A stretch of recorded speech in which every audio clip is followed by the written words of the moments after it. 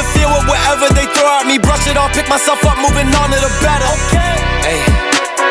Ain't no errors, baby, it's a new era. I wake up early, feeling rich like I'm Kesha. I get to the paper, boy. Extra, extra.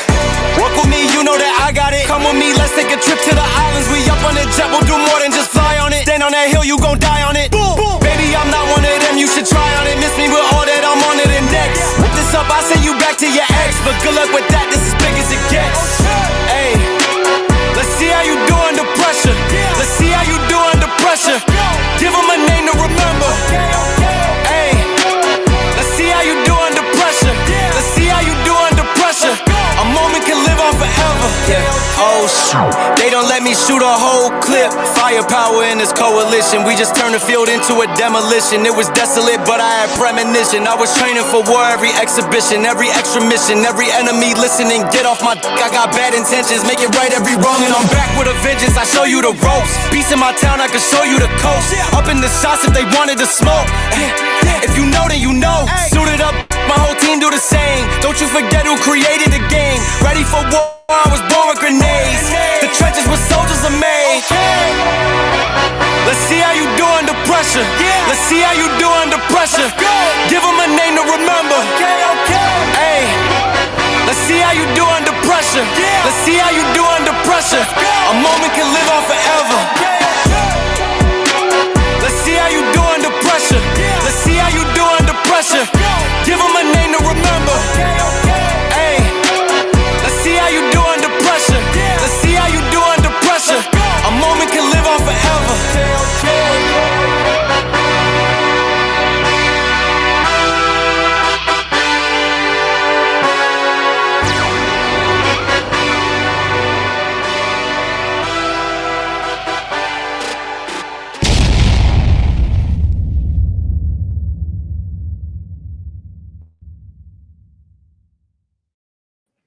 Yo, what's good, bro? What's going on? Nothing much, man. About to check out what some of these migrants doing. It's gonna be some mess. You know it's about to be some mess. It's about to be some mess, and it's about to be messy. You know what I'm saying? It's about to be messy. Bro, what you think about that situation with them folks taking over that apartment building? That's crazy. I can't believe that the government or nobody's done anything about it yet. That's really what got me baffled. Yeah, that's wild, bro. That's wild. Like that's why, like, when I was talking about that stuff, I couldn't believe like they hadn't brought in the National Guard yet or something. Right. Crazy. Yeah, you know what I'm saying? Like, that's wild, bro. So shout out to everybody that's in the building early, man. We got Brooklyn Queen. Shout out to Brooklyn Queen. What's good with it, Brooklyn Queen? We got AB Promotions in the building. Shout out to my man AB Promotions. And we got Miss Niecy in the house. What's good with it, Miss Niecy? Yo, AB and Miss Niecy, make sure that y'all leave comments after the video so I can wrench y'all up over here. You know what I'm saying? So yeah, man, we got a couple videos lined up for y'all. This is gonna be good. Y'all know what it is, man. We about to be just having a good time roasting this and looking at how crazy it is and trying to figure out, do we want to stay in the United States or do we want to become passport bros? The passport side might be looking kind of good. We invaded by passport bros for real. That's why I call them the undocumented bros. That is it. These is like the ultimate passport bros though. Right. Yeah, they really gained the system. They ain't gotta pay nothing. They just do whatever. Man, that's crazy, bro. Crazy. Yo, you didn't see that stream that I did last night, but one of the things that the U.S. Department of Homeland Security has said about Tren De Aragua is that one of the things that they specialize in is like manipulating the appearance of like migrants to be able to sneak in through the migrants. So remember, like when we was talking about like how they just be believing what the people say at the border, and like it ain't no guarantee that if you look at a group of people that it's actually a family, like it could just be a woman and some random child, but it's like a Tren De Aragua a Tren De Aragua member that's just hosted within that group of people looking like a family, but it's not, it's just a disguise. Yeah, man, like that's one of their specialties. So how we know that all them Venezuelans, like, it's just not a fake family setup, and when they leave, they just separate, or, you know what I'm saying, delete the woman and the kids and then go about their business and start gangbanging once they get here. Right, we really don't know because Biden and them were so stupid. They just let everybody just come in just willy-nilly. Yeah, facts. I don't know. Like it's like I feel like we should send send all of them back. But I know most of the people ain't. I mean, all the people aren't on that, but still. Yeah, they're not even talking about sending people back, bro. They talking about a pathway to citizenship, which with that pathway to citizenship, that basically means that they just gonna let them stay. Yeah, you heard about Canada saying that they're about to send a bunch of people back.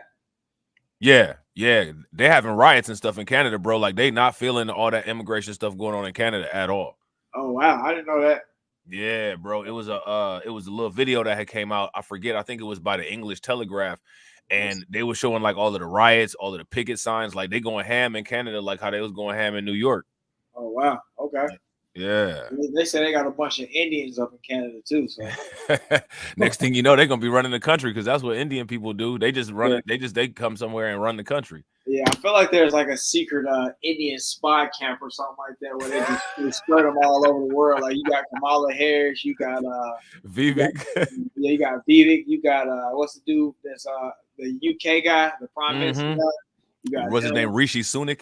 Yeah, the Sunak dude. Yeah, then you got a bunch of guys that are CEOs that are Indian and stuff. It's just it's interesting. People better peep game. You know what I'm saying? Peep game. They better peep game. All right. Speaking of peeping game, let's peep this video real quick. Let me know where you want me to stop it at. All right, bet. These are illegal Venezuelan immigrants, part of the Tren De Aragua gang, breaking into an apartment complex or Colorado. At least that's going by now. They're ready. They'll try to wipe your windows and then come rob you. I see that bullet hole in my bedroom window. Huh? That's a bullet hole right there. We've been terrorized. Gunshots, the trash piling up. Every time we try to go to bed at night, we have to keep it like this so nobody can kick in the door. Besides this incident caught on camera, is Aurora in flames right now? Have Venezuelan gangsters conquered the entire city? And are the Hells Angels actually on their way to enact vigilante justice on this gang while the police sit by and do nothing? This Venezuelan gang has indeed taken over at least some of the buildings. You're saying at least 2 of the 3. And what I just heard from you is you don't know how they ended up there. And you even made a suggestion that they could have been sent there. How are you the mayor of the city and like you don't know what's going on in the city? You're incompetent. He just sitting up there looking incompetent like Elmer Fudd. Yeah, really, it's not even incompetent. I think it's willful ignorance. Like I think that means he should really not be in there. He shouldn't be in office because he's corrupt. Right. Yeah. Big facts, bro. That's crazy. Like that's just wild. Like he shouldn't get a second term, if you ask me. Oh no, not at all. They need to vote everybody who has something to do with this. They need to vote them out. Yeah, facts. Super facts, bro. Yeah, I guess we're part of all of that too, because whoever we have in our state, we need to get rid of them as well. Yeah, I agree. All right, bro, let's get it. Yo, shout out to everybody that's watching, man. We appreciate y'all. If y'all haven't hit the like button yet, make sure y'all hit the like button. If y'all haven't shared, take a moment, share, and also tag somebody that's interested in this type of stuff in your share. Besides this incident caught on camera, is Aurora in flames right now? Have Venezuelan gangsters conquered the entire city? And are the Hells Angels actually on their way to enact vigilante justice on this gang while the police sit by and do nothing? This Venezuelan gang has indeed taken over at least some of the buildings. You're saying at least 2 of the 3. And what I just heard from you is you don't know how they ended up there. And you even made a suggestion that they could have been sent there. But what we're learning out here is that gang members have not taken over this complex. The city of Aurora is contradicting itself on the extent of Venezuelan gang activity in that city. The mayor told Fox News this week the gang is collecting rent at a troubled apartment complex. The interim police chief in a video press release says that's not happening. In an attempt to clear confusion and figure out myself what is and what is not fake news, I pulled up there myself to find out. Fist up, guns down. You see that? Fist up, guns down. United we stand, divided we fall. Stop the gun violence. We're in it. We have all these ominous posters indicating some mass violence out here. We sure we don't want to roll up the window and film through it? So the surrounding neighborhoods, I'm sure, have a lot of opinions on what's going on here, and probably a lot of the negative attention that has been brought. Also, there's why did he say, do y'all want to pull up? Do y'all want to roll the window up? Because the window ain't about to stop a bullet. Right. I don't know why he said that. Yeah. Right. Like the window ain't pulling up the window ain't gonna stop a bullet, but okay, bro. You know what I'm saying? Do you, family? All right, let's get it. All right. single source of media here. Everything on Twitter is telling me we're going to show up to a war zone in this apartment complex. I doubt that's going to be the case. So I hopped out of the car and walked straight up to the apartment complex with no clue what was going on and with hopes of not getting shot with a scoped rifle. Is it true that gangs have taken over this apartment complex or no? Tren De Aragua? No sé, hermano. Okay, No okay. sé. ¿Es peligrosa aquí o no? Sí, sí. ¿Por qué? Like, pop, pop, pop. Sí, muchos plomo, sí, pero no, o sea, no Criminales. puedo hablar más de lo que puedo decir porque también es mi seguridad de mi persona. Are most of the people that live here from Venezuela? Yes. Okay. Yes. That dude he talking to right there, a shot caller. He looked like it. Yeah, He looked like he's he shot definitely caller, bro. was. Yeah. Yeah, I want to ask you about some of the questions that you're asking me. Right. Right. He got some of the new migrant shoes on. You see the migrant shoes on? Man, the migrant, them, you know what I'm saying? The migrant foot 5,000s. Right. Yeah. He got some. They got him some new shoes. He just picked some migrant type of shoes, so they lame. But he picked. They new. Them bad boys fresh out the box. They fresh That's out the wild. box, for real. And he's sitting there smoking a fresh Newport. Right. He got a new designer little dog right here too. He got a designer dog and some new shoes on for the money. Right. All right, let's get it. All right. Yo fui uno de los primeros que llegó aquí a los edificios. ¿Bien? El principio fue bien, pero después que cambiaron la administración de los edificios, todo se volvió nada. Todo cambió. Los edificios no sirven. No good, los apartamentos. No bueno aquí. No good. Oh, interesante. Pregunta. ¿Es Tren de Aragua aquí? No. Okay. Fake news? Also news? Okay, gracias. ¿Es Tren de Aragua aquí o no? No. ¿Peligrosa aquí lately? No. ¿Es cierto que las pandillas se han apoderado de este complejo de apartamentos o no? No sé, porque yo vivo trabajando, yo vengo al trabajo y a dormir. ¿Cuántos años vive aquí? ¿Meses? 3 meses. Okay, ¿de dónde eres? Venezuela. Okay, I'm sure that'll be a common story out here. We are not hearing any confirmed gang activity. Does that get shot out here, by the way, guys? Okay, have you heard about like the gang activity and that sort of thing? No, I hear gunshots all the time down there. Gunshots all the time? The apartment somewhere over here, the 2 people died in. Okay. 2 people were shot apparently. Is it safe out here? During the day mostly. I don't like to travel around through the neighborhood at night or around dusk.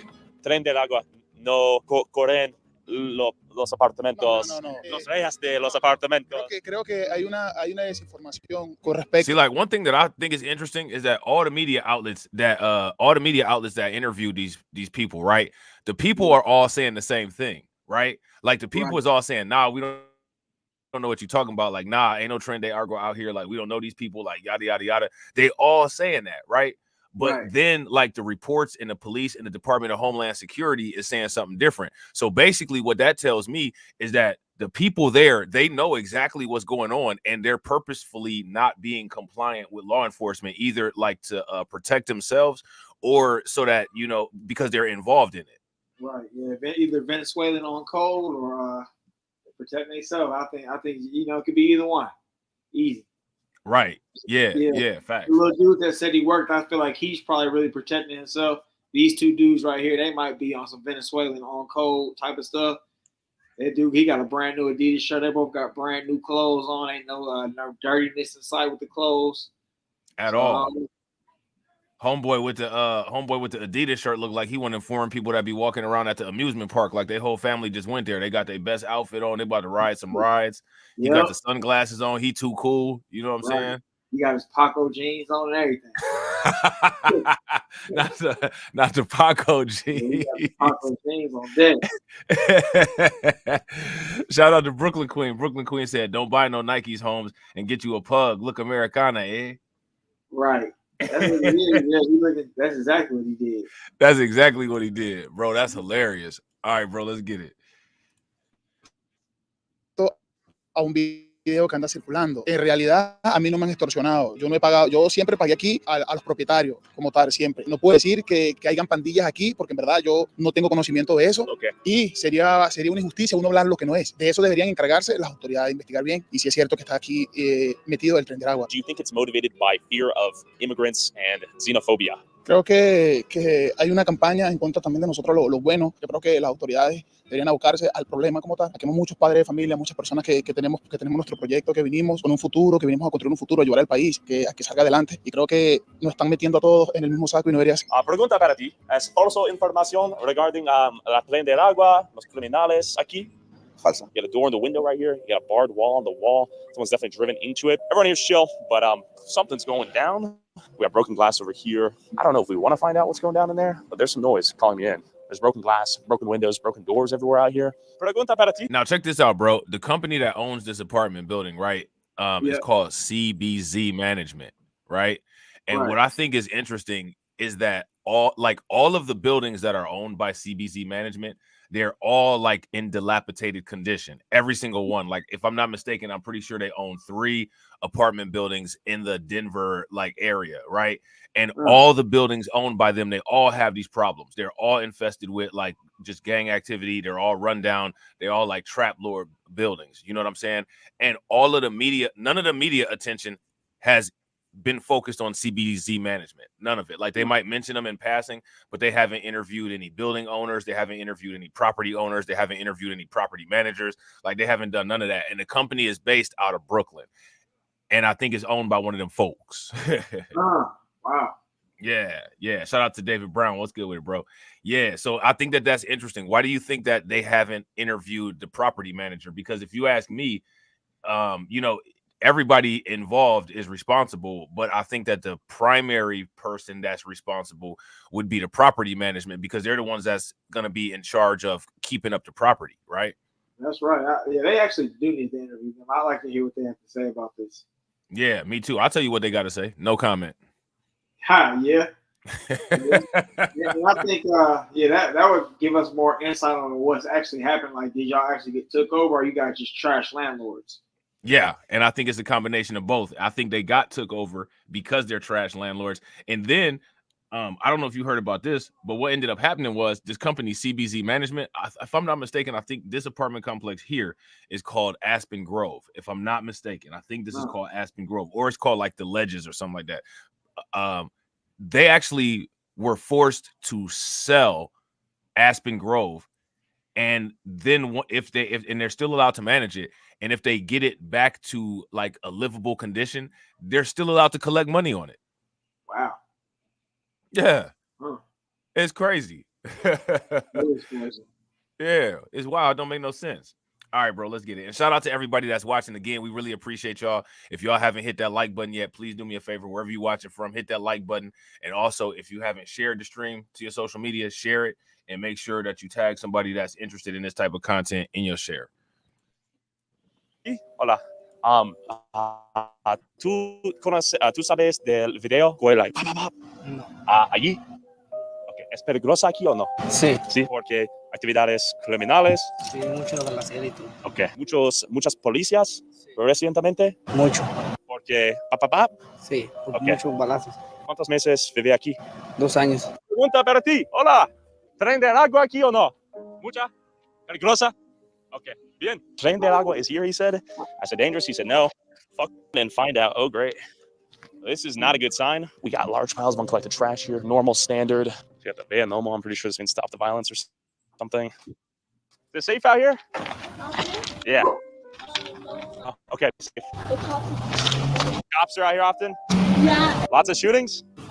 Shootings last night? All right, be safe. Is it fake news? Sí, es que acá nosotros vivimos, trabajamos y, o sea, llegamos del trabajo y para la casa nos acostamos temprano. ¿Cuántos años? Shout out to David Brown. David Brown brings up an interesting point. David Brown said it's always a workaround for them folks. If y'all agree in the comment section, give me a thumbs up. If y'all disagree, give me a thumbs down. What you think about that, Grind? It's always a workaround for them folks. I agree. They get away with everything. They always got away. Yeah. And when they when they come and like just completely trash a place or just make it completely unlivable, the mainstream media gets on code to basically push the narrative and try to substantiate the narrative that somehow it's not their fault. Right. It's very much their fault. They're just part of this as the Tren De Aragua people. Yeah, I would agree, because again, they could comply with, like, they live in a sanctuary city. So like if they went and told the police about all of the negative stuff that Tren De Aragua was doing, it's not like they're gonna get in trouble because they had a sanctuary city protection. Like they're not gonna get deported. You know what I'm saying? Yep. So it's just kind of wild that they do that. You know what I'm saying?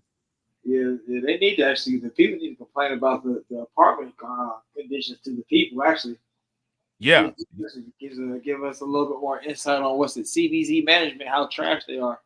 yeah, They really deserve to own any of this. yeah. I agree. Big facts, bro.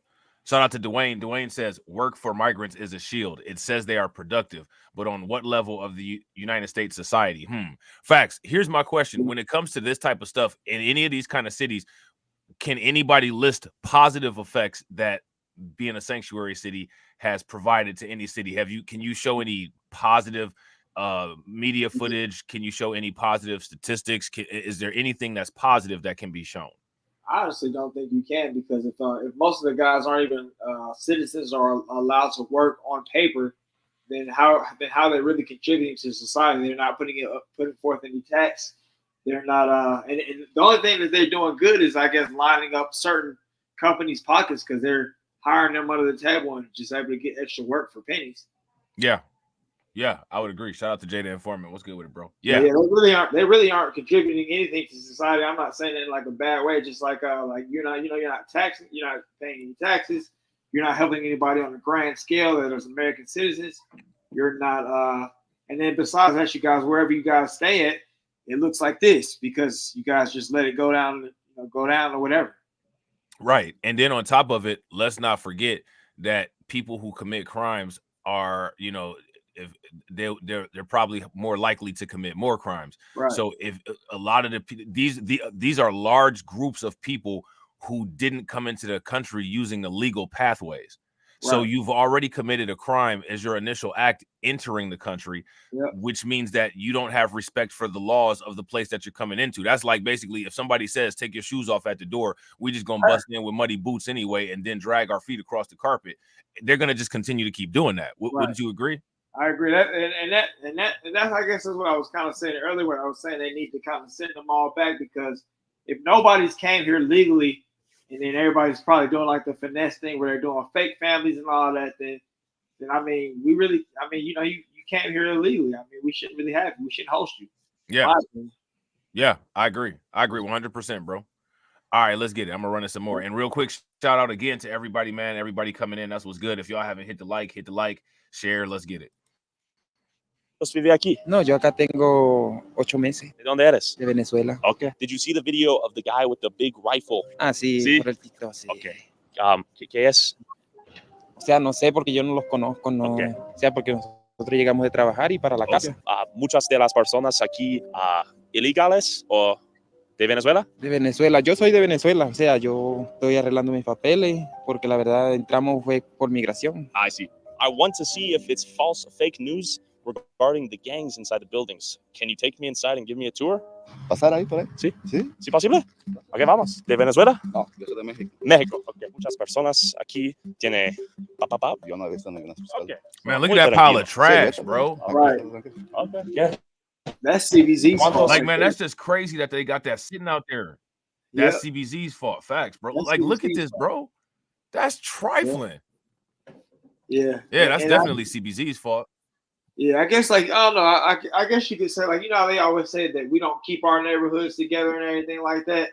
But it's like to a degree, I think these two kind of correlate, because it's like they don't put any taxes towards our neighborhoods. They just let them just go in shambles. Like CBZ's not putting any money into this complex, and it's just like we see what it looks like.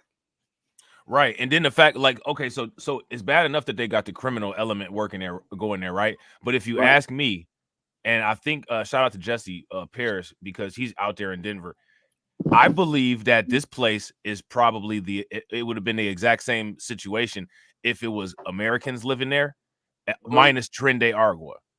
And the reason why is because it's one of those slumlord type places. I guarantee you they never answer maintenance calls. They never fix anything. Everything is just messed up and dilapidated. And it kind of gets a bad appearance because it's one of those rich slumlord type property owners that lives in New York City. He knows what kind of people are living there. He looks down on the people that are living there. So he's like, I'm not going to take care of this place anyway. And it just makes it look worse and worse and worse. And because these people live there, it's going to be a reflection on them.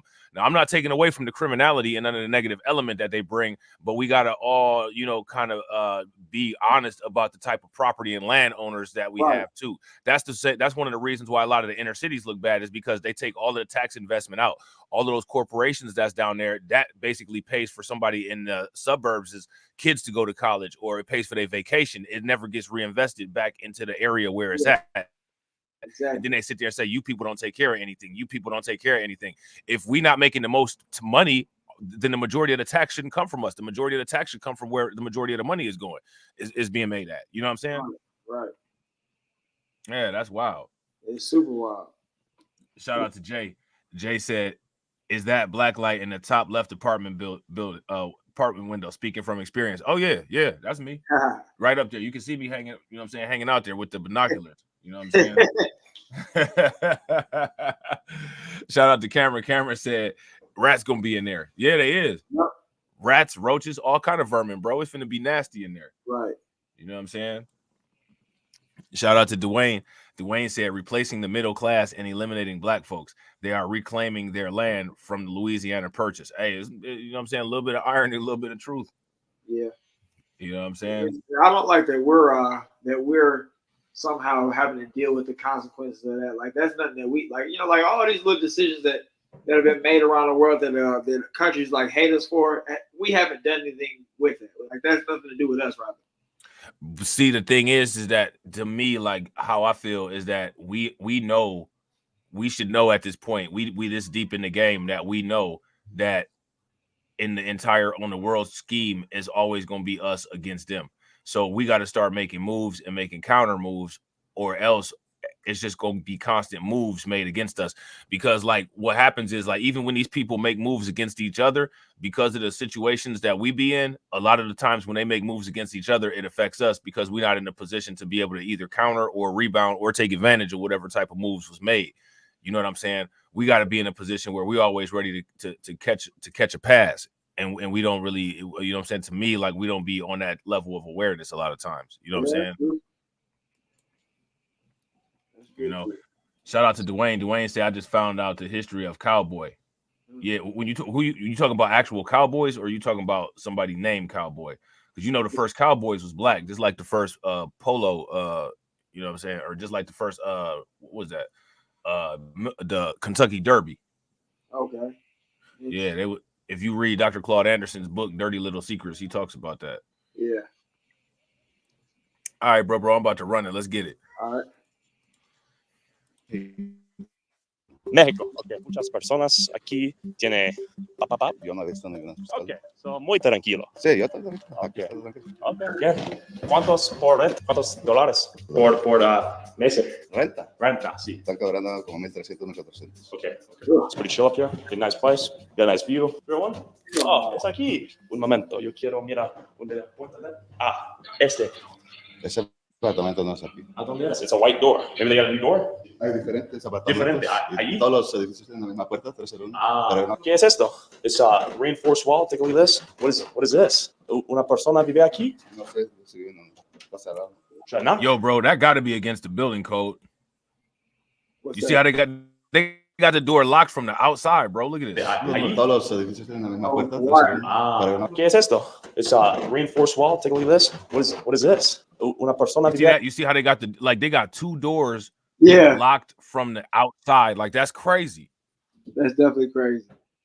Yeah, and they should be paying like 13 to 14. They should be 700 at the most. Bro, it shouldn't even be no 700, bro. That should be like $35 a month with some Colorado Metropolitan Housing Authority vouchers. Right, just all Section 8, just everybody. Yeah, a whole Section 8 bill. Yep.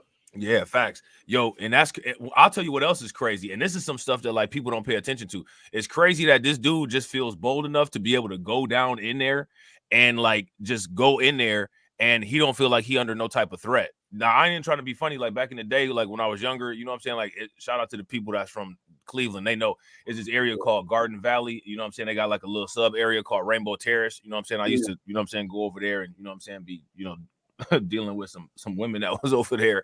You know what I'm saying? But like, it would be just like, it would be lit at all times of day. Like I would pop up over there, like after I left the club, they used to have this club called the Millennium. I would pop up over there like 2, 3 o'clock in the morning, you know what I'm saying, for some little after hours, you know what I'm saying, kicking it type stuff. And it would be popping over there, like popping in the parking lot, bro, at like 2, 3 o'clock in the morning. You know what I'm saying? Like you could tell that this is a bad area like that, and like they ain't doing nothing with it. Yeah, that's the Anglo comfortability. Like they don't really have no type of feeling, like they don't feel threats the same, I guess. And at the same time, I guess he kind of feels like if something were to happen, you know, he would be avenged. Yeah, I guess. Bro, I knew the people over there, and it was people from, like, I got family in Cleveland, all up and through Cleveland. So I wouldn't, like, you know, I wouldn't worry. And it was people from my school that knew people that was over there in them projects, so I wasn't tripping. And like I knew the people that I was going over there to see, so I wasn't tripping. But I still used to be on high guard going over there. I'd be watching my back, I'd be looking over my shoulder. You know what I'm saying? Bro, this dude don't know none of these people. He just walking up in there, and then he just asking questions like show where's the mafia boss? I want to see the boss. Like, where's the boss? Like, where's Tren De Aragua boss? Like, are you crazy? Right. That's like going to Mexico, sit up there talking about somebody take me to El Chapo. Like, what? He got some white ones talking about some. Yeah, I want to see the boss.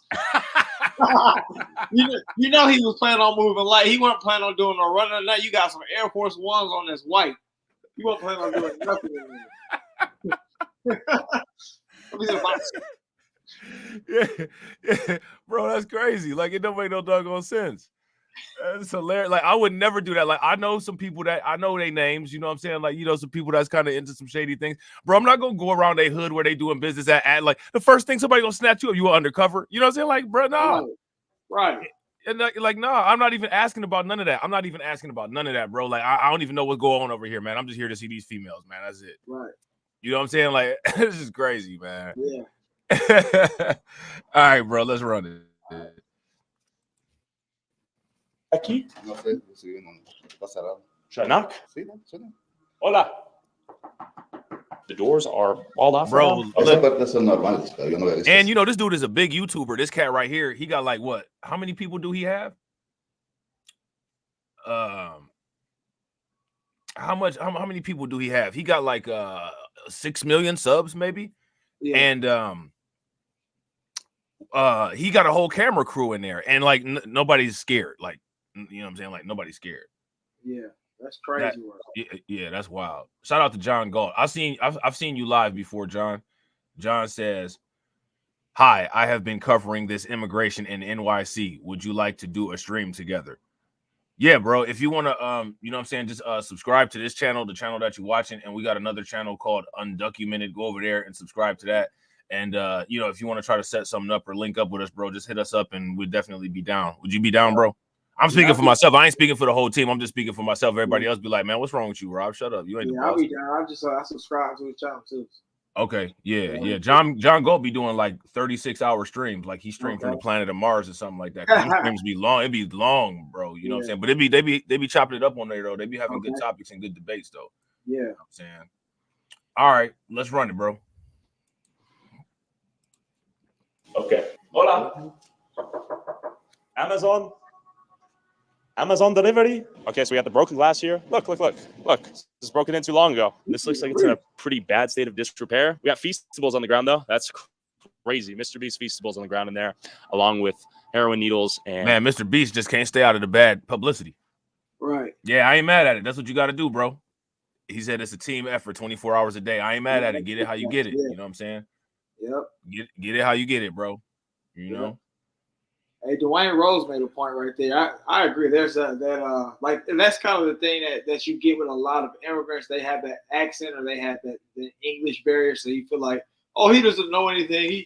They're not as up to speed on the world's topics. You know, we kind of like, I think a lot of people kind of look at them like, what's the New York governor thinks of how black people don't know a thing about computers? Oh, Kathy Hochul. Yeah, like that's how I think everybody like. You don't know about Chinese spies. Yeah, right. Like we don't think that they could be like harmful or like they're not up to speed on stuff. But realistically, it's just they're just speaking another language. They have an elaborate network of logistics that they use to move people back and forth into and out of the countries that they're from. You got to remember, a lot of these people are coming from a country where the prison, the Caracas prison failed. Mm-hmm. You know what I mean? Shout out to Torian. What's good with it, bro? The Caracas prison failed, and the Caracas prison had gotten completely taken over. And one thing that's interesting is that it seems like they get to a place and take it over. They got to that prison and took it over. They got to these apartment complexes and took them over. You know what I'm saying? And another thing is they use the CBD app, the CBD app from the United States government. They have a lot of understanding of the intricate inner workings of the government and our immigration process as well, to be able to use workarounds and to be able to use sidestep methods to get here. That's why I was watching this video last night, and it was talking about how a lot of the people that live on the border in Southern California, they find a lot of passports and a lot of identification document discarded right before people get to the border, so they could get over with the catch and release and be undocumented when they get here, so that they can get released into the United States. So they basically undocument themselves prior to coming to the United States because they don't want to be identified. You know what I'm saying? Right. Yeah. Yeah, that's crazy. Yeah, that's definitely crazy. That's wild, bro. Shout out to Dwayne. Dwayne said they pretend they are passive and subservient like Asians. W people can't tell the same. What do you guys think about that? I agree. I think when it comes to Asians and all the other people, like, you know, people like I guess like black people, we're starting to wake up a lot more now, and some of us have already knew. But I think we look at them like how people look at military and policemen, like you thought, oh, you're a prim and proper, clean person. There's no way you could be this bad, I guess, undisciplined type of person that you are. But realistically, they're just regular people. Yeah, regular people that have had a lot of societal backing that really kind of don't invest that societal backing back into society. You know? You know what I'm saying? Yep. Shout out to Leonard. Leonard says, I know a lot of Mexicanos that ain't feeling the invasion. I was like, whoa, for real? I had actually talked about this in the stream that I did last night. You know that you're in 2024 because in 2024, the idea of a quote unquote illegal is not even associated with Mexicans anymore. Right. Nobody even says anything about like illegal Mexicans or anything like that anymore. Like that's not even thought about. Like people say stuff about other people now. You know what I'm saying? And now it's just like basically like just it's just like a basic, like a big group of what you call like quote unquote undocumented people. And these undocumented people, it could be anybody. It could be people that look like us. Could be people that look like, you know, Asians. Could be people that look like anybody. Anybody could be undocumented at this point. Yeah. Yeah, that's what I was saying. I was like, that's why this little Mexican dude is so happy to show around the apartments and all that, because he's one of the Mexicans that ain't feeling it. Right, he's snitching. He's pushing bad too. Yeah, they hear. Actually wrong. Actually wrong. Facts. Super facts. Shout out to y'all, man. We appreciate y'all being here. If y'all haven't hit the like button yet, make sure y'all hit that like button. If y'all haven't shared, make sure y'all share. All right, let's get it. And fentanyl foil and trash. This is quite the experience. Oh boy, broken stools here, beers all over the place, family inside, a lot of Modelo's out here. So that looks fully boarded up right there. Like it looks like someone's reinforced their door. Hey, maybe a new door for. And speaking of which, like, let's talk about the money, right? Because you could talk about the money based on any type of little products that you see sitting around. Modelo is not cheap beer. Like you go into the store and you supposed to be cheap and not having no money, you gonna get you a box of Natty Light, natural light, bro, instead of getting you a thing of Modelo. Right? Am I lying? I don't drink, so I don't even know the I guess the levels of beer. Shout out to the people in the comment section. I know some of y'all some lushes in the comment section. You know what I'm saying? Yeah. And y'all can back up what I'm saying. Modelo, Dos Equis, Corona, some Mexican beer, some cerveza it's kind of expensive in comparison to like some American beer.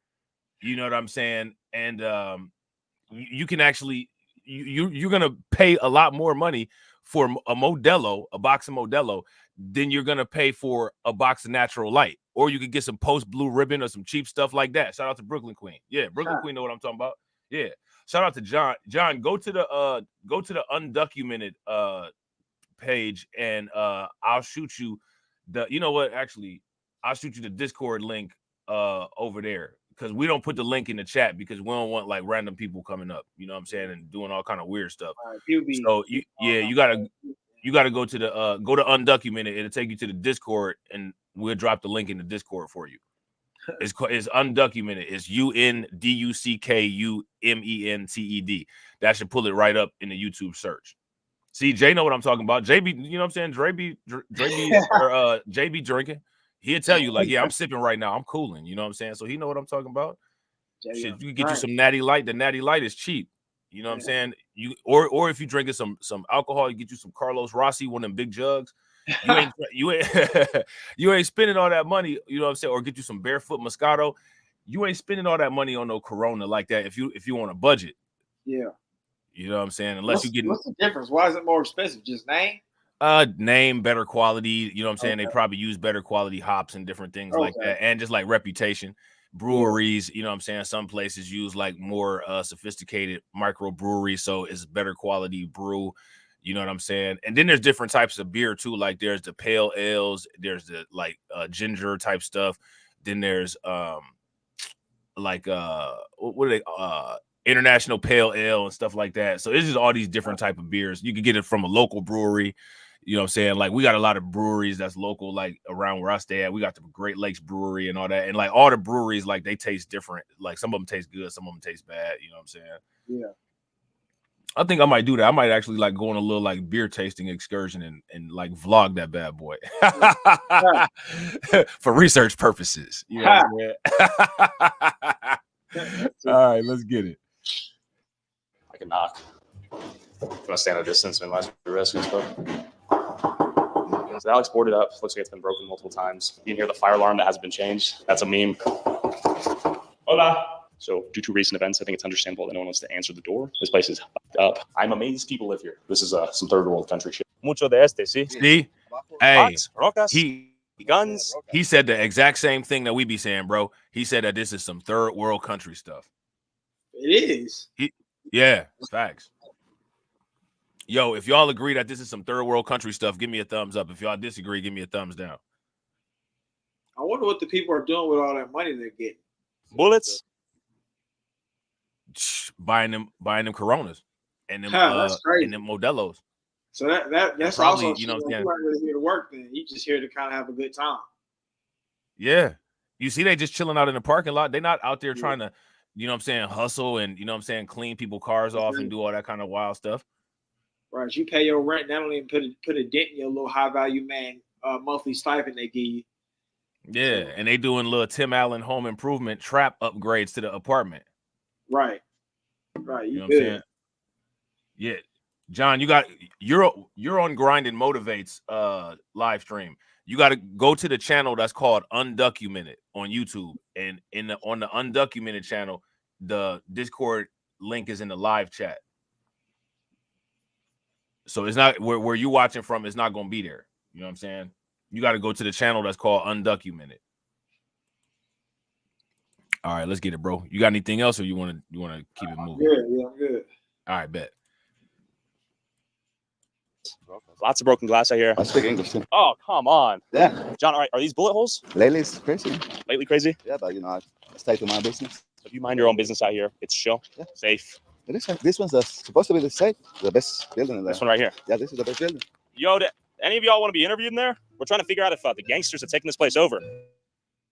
I'm looking right. You probably see that bullet hole in my. See, that's that right there, that boldness right there. That's what I'm talking about. Like, ain't nobody about to do that, bro. Somebody that's a normal person is gonna like, oh, I'm about to bounce. Yeah, you wouldn't even be talking like that. That's really that's the angle talk. Yeah. Hey, I see you guys are wrapping a body up to tossing the dumpster. Want to explain what you're doing step by step for this YouTube video? Like, are you serious? You guys doing some of the cartel stuff? that's exactly how they be talking. Like, you know, like some of them that don't really understand that they're doing too much or saying too much. Like they don't understand social cues. They be like, yeah, you are. Yeah, I guess you're doing that grape drink, huh, Jamal? I think that's a funny joke or something. That's hilarious, bro. That's funny as heck. Yeah. That's funny as heck. Shout out to Forrest. What's good with it, bro? Okay, so John is over on the Undocumented channel. Do you see the link? It should be pinned in the chat, bro, for the Discord. Hold on real quick. I'm about to I'm gonna just put a fresh one in the comment section just in case. I'm gonna run this real quick, Grind, while I'm doing this. That cool? So what now? I'm a run this while I'm getting this Discord link. That's cool. Yeah. All right, bet. My bedroom window, huh? That's bullet hole right there. You got a wasp nest right next to it too. Yeah, it's a bullet hole right there. Okay, so how often do you hear bullets out here? Probably like every 2 days. Damn, that's pretty shitty, yeah. Hell yeah. I mean, it's not too bad. Most time I'll be at work, so I don't really have to deal with a lot of them. You ever been hit with a straight bullet out here? Nah, not yet. How much is it to rent an apartment out here? Here, shit, it's like 14. Actually, straight on the inside. And this one, the other ones look like the trenches. Yeah. I heard you have the best building out here. Yeah, it's pretty much the best one yet. The other ones they look trash. They fucking it up though. Who's fucking it up? Like the Venezuelans. Okay. hey, that dude funny. He's very funny. He's hilarious down there. Right. It's like he ain't even telling, but at the same time he's giving us good information. Right. You know what I'm saying? That's the Hood News Network right there. Yep, exactly. White dude, he making a spot hop. This dude giving good information and dodging the questions in a good way. Right. Yeah. He said they messed it up. I believe they are partly making it worse than it already was. It probably was like just a little bit messed up. It was still like not taken care of by CBZ, but now it's like extra messed up, like third world messed up. Like what we see here on the screen. Hilarious. That is hilarious. Yeah. Hold on real quick, man. Let's see. Hey, have you noticed that they've kind of started to yellow mark most illegal immigrant videos? My videos always get yellow marked, so I don't know the difference between. Yeah, I guess it's becoming a kind of a sensitive topic for the government now, because like if you're saying like they're illegal or you're saying something that's that you don't feel is good about them, then they hit you with a yellow mark, even if you're not saying anything that's actually like really bad. Like they just yellow mark you. I've noticed that. Yeah. I didn't. I haven't noticed that because, like I said, so many of my videos get yellow $sign that I can't tell which one is getting yellow $sign for what. Yeah. But I'll tell you what, though, one thing that I can say is that I've been getting more approvals lately. Okay. It just takes longer. Like what I end up doing is I'll leave my video on members only until they approve it, and then once it gets approved, you know what I'm saying, then I'll once it gets approved, then I'll release it. You know what I'm saying? Yeah. That sounds right. Yeah. All right, bro, let's run it. All right. What percentage? Cool though. Like I ain't got no problem with them, but like clean your shit up, you know what I mean? Yeah. Why do you think they're so dirty with all this stuff? I just think where they come from. Maybe they just don't give a fuck because they're in a whole different new place, so they ain't got to pay for nothing. Everything free given, you know what I mean? Do you have beef with them that they're not paying anything, and you're like, yo, I'm paying $1,400 a month? Hey, look, see, he on his DJ Vlad trying to cause beef right there, and then like as soon as they leave, they'll watch this video and be like, yeah, so you say you have a problem with us making money, yes, you know what I'm saying? Like, right. He trying to start his little DJ Vlad beef, like, you know what I'm saying? Exactly. He didn't ask none of the Venezuelan residents, do y'all have problems with the people doing this or the people acting like this? Right. But then when he interviewing a black dude, the first question that he asked is like, you know, do you have some type of internal problem with these people because of what they doing? Like, you know what I'm saying? You peep the game.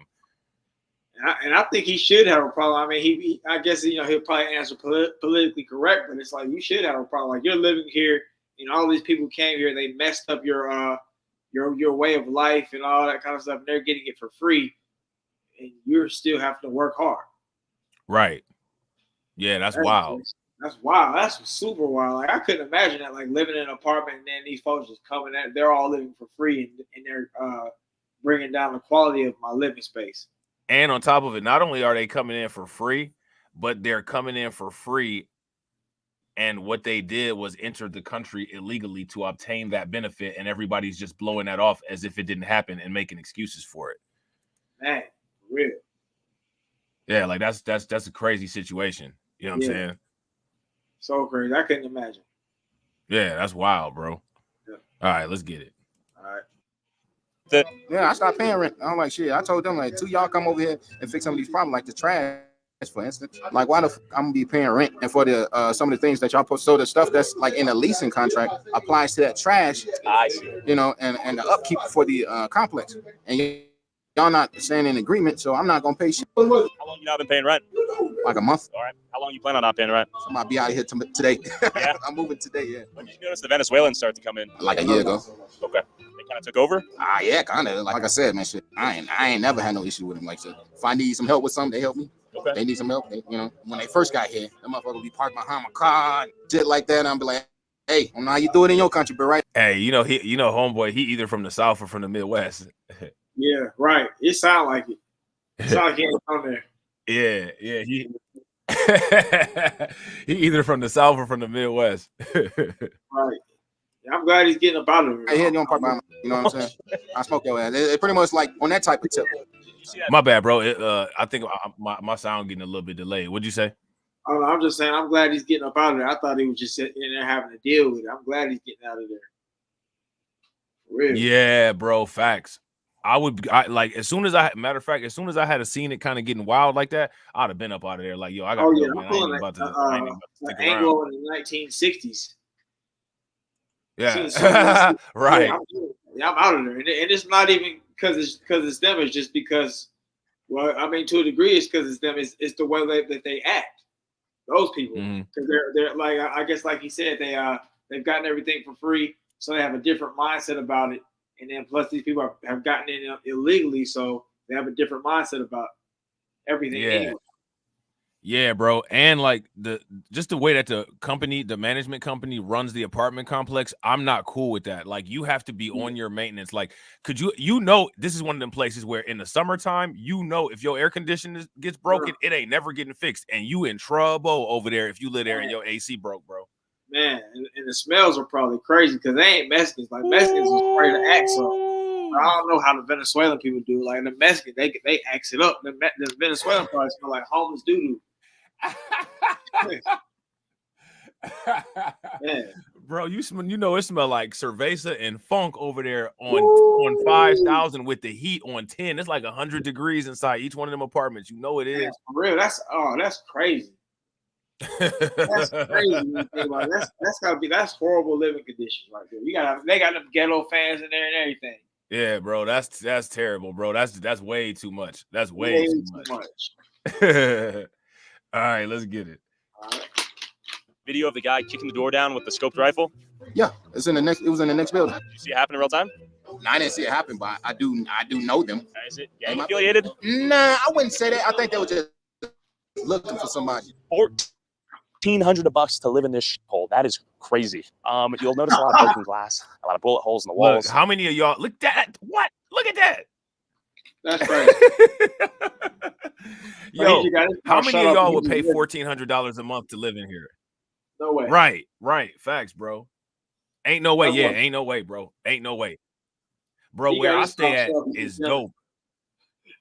And I'm not paying nowhere near that. You know what I'm saying? So we got John Galt that just pulled up. Shout out to John Galt. What's going on, bro? What's up, John? Hey, what's going on, man? Give me 1 second. I gotta grab a beer if you don't mind. Is it a Corona? Nah, man. I heard you guys talk about beer and shit. What kind of beer you about to drink? I'm on a budget, man. Miller Lite, bro. Hey, ain't nothing wrong with it. Give me 1 second, man. I'll be right back. Yeah, do your thing, bro. Shout out to DeAndre enforcing the likes. Make sure y'all throw some likes and some flames in the chat for DeAndre. And absolutely, DeAndre, hit that like button, share the video, subscribe to the channel, and consider becoming a member. Big facts. Make sure y'all do that. All right, let's go, bro. We about to run this. John, how we do it is we run the videos. If you want us to stop somewhere so you can say something or make a comment, you know what I'm saying? Just let us know. I'll stop the video and the floor will be yours, all right? Yeah, no, I'll go on mute, man. Let you play it, all right? All right, for sure, bro. How are you? I'm doing good. We're doing like a little bit of an independent news report on what's going on out here. Would you guys want to share anything? We've been terrorized. Tell me about it. That's kind of what we're trying to understand. Gunshots, the trash piling up. I saw that. So when did the Venezuelans come in here? That's a new thing, right? I don't know. Hold on, we got to take a look at that monumental trash pile. That's crazy. That was wild. Hold on real quick. You'll notice a lot of broken glass. Yeah. A lot of bullet holes. Yeah, in the that's walls. crazy, bro. How are you? I'm doing good. We're doing like a little bit of an independent news report on what's going on out here. Would you guys want to share anything? We've been terrorized. Tell me about it. That's kind of what we're trying to understand. Gunshots, the trash piling up. Look at that. That's so crazy. Look at that. There's no way anybody should be paying rent. Yeah, it's an actual landfill. Yeah, look at the two dumpsters. This is how much trash there is. Look at this. Think about this, because I don't think like when you first look at this picture, I don't think like that this jumps out. The two blue boxes are the dumpsters. Look at the mountains of trash along the fence. Well, I don't see anything necessarily that crazy about it. I'm a landlord, and this, what do you expect a landlord to do? These people have taken over his building. Should he keep paying for commercial trash pickup? No.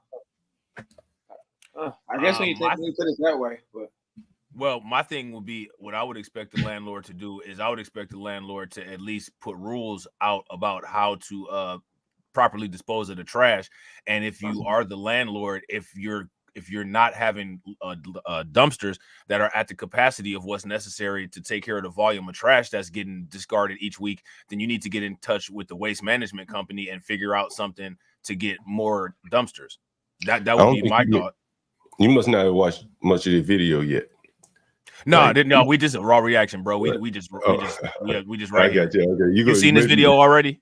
Yeah. Like I said, I'm a landlord, so this man, like when you see more of the video, we'll probably talk about it a little bit. I think it all come together. Yeah, for sure. All right, bro. Did anybody else got anything to say? You got anything else to say, Grind? Nope. John, anything else? Nah, I'm good. I'm on mute. Okay. All right, bet. I'm about to run the video, bro.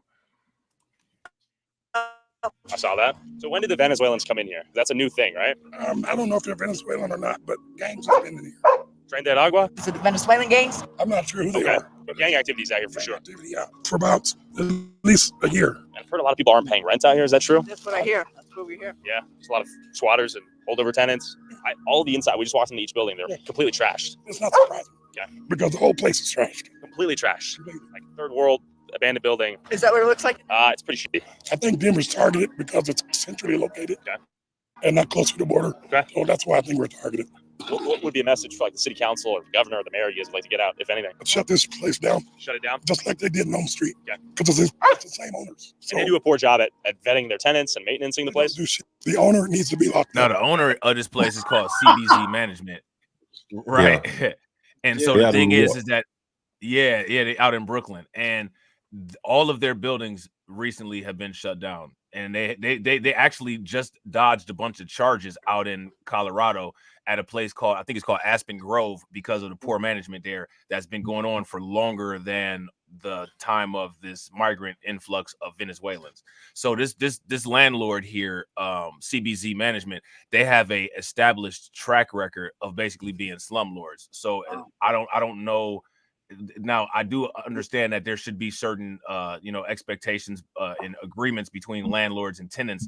However, clearly CBZ has a documented track record of being negligent. You know what I'm saying? I'm going to push back a little bit on that, if you don't mind. Yeah, go ahead. There's been documentation where the the ownership, not the management company, reached out to Aurora City Council, the mayor, manager, and you can hear these people saying, well, he's an out-of-town owner. He's this, he's that, he's a slumlord.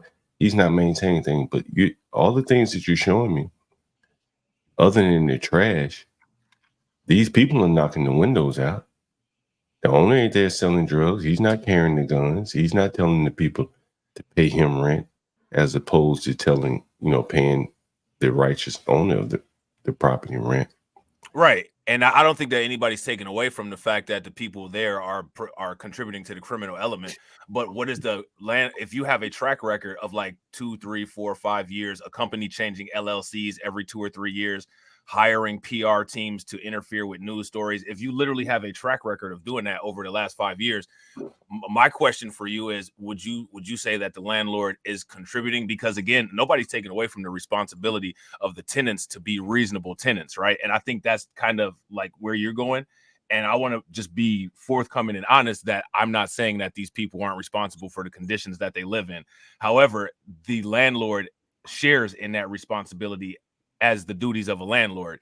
And if you're already in the process of being charged, now mind you, everything that you said was true. They reached out to Aurora, they talked to the mayor, right? But now mind you, those things only occurred, and there's only documented evidence of those things occurring since the Venezuelan migrant influx. Mind you, CBZ Management has a track record going beyond the Venezuelan migrant influx of bad management. So my question would be, yes, I would agree that when things became dire and the situation became acute, absolutely, CBZ started to become proactive, if there's a such thing as starting to become proactive.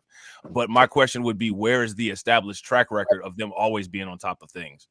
Well, I think the established track record was, people don't just move somewhere and pay rent. I think the rent was $1,400, something like that. That's a pretty considerable amount of rent for a 1 or 2 bedroom apartment. It had to be at least decent to their eye. I think I read that they started taking a bunch of Venezuelan migrants, and that likely. Now, would you say as a landlord, would you say that that's a high risk? Is that a high risk customer group? In today's America, hell yeah. Yeah. So when you deal with a high risk group, a lot of negativity comes with the possibilities of that risk not paying out. Right. I think it's a lot higher. The same now. thing as if you go to a casino. Mm-hmm. I think it's a lot higher. I think by back in normal days, and when it was normal, we'd have professional renters. I'm in DC. We'd have professional renters. I live in New York too. I got a couple of issues with tenants right now, but they're not criminal. They're not gangster. This is a totally different situation now when you're dealing with people who will enforce the law and the government is backed out. If you look at the Aurora Police Department, they've had 7 police chiefs in 5 years.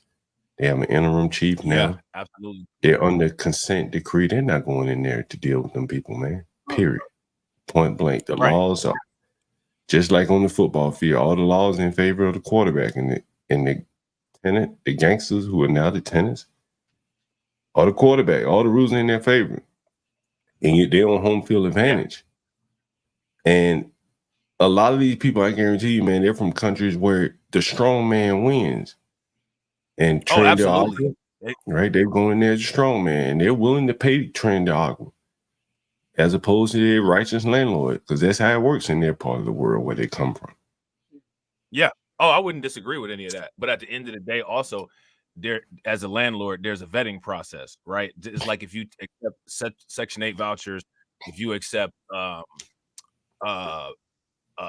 housing, Metropolitan Housing Authority money, you know that you're getting that money because that population comes with a higher risk.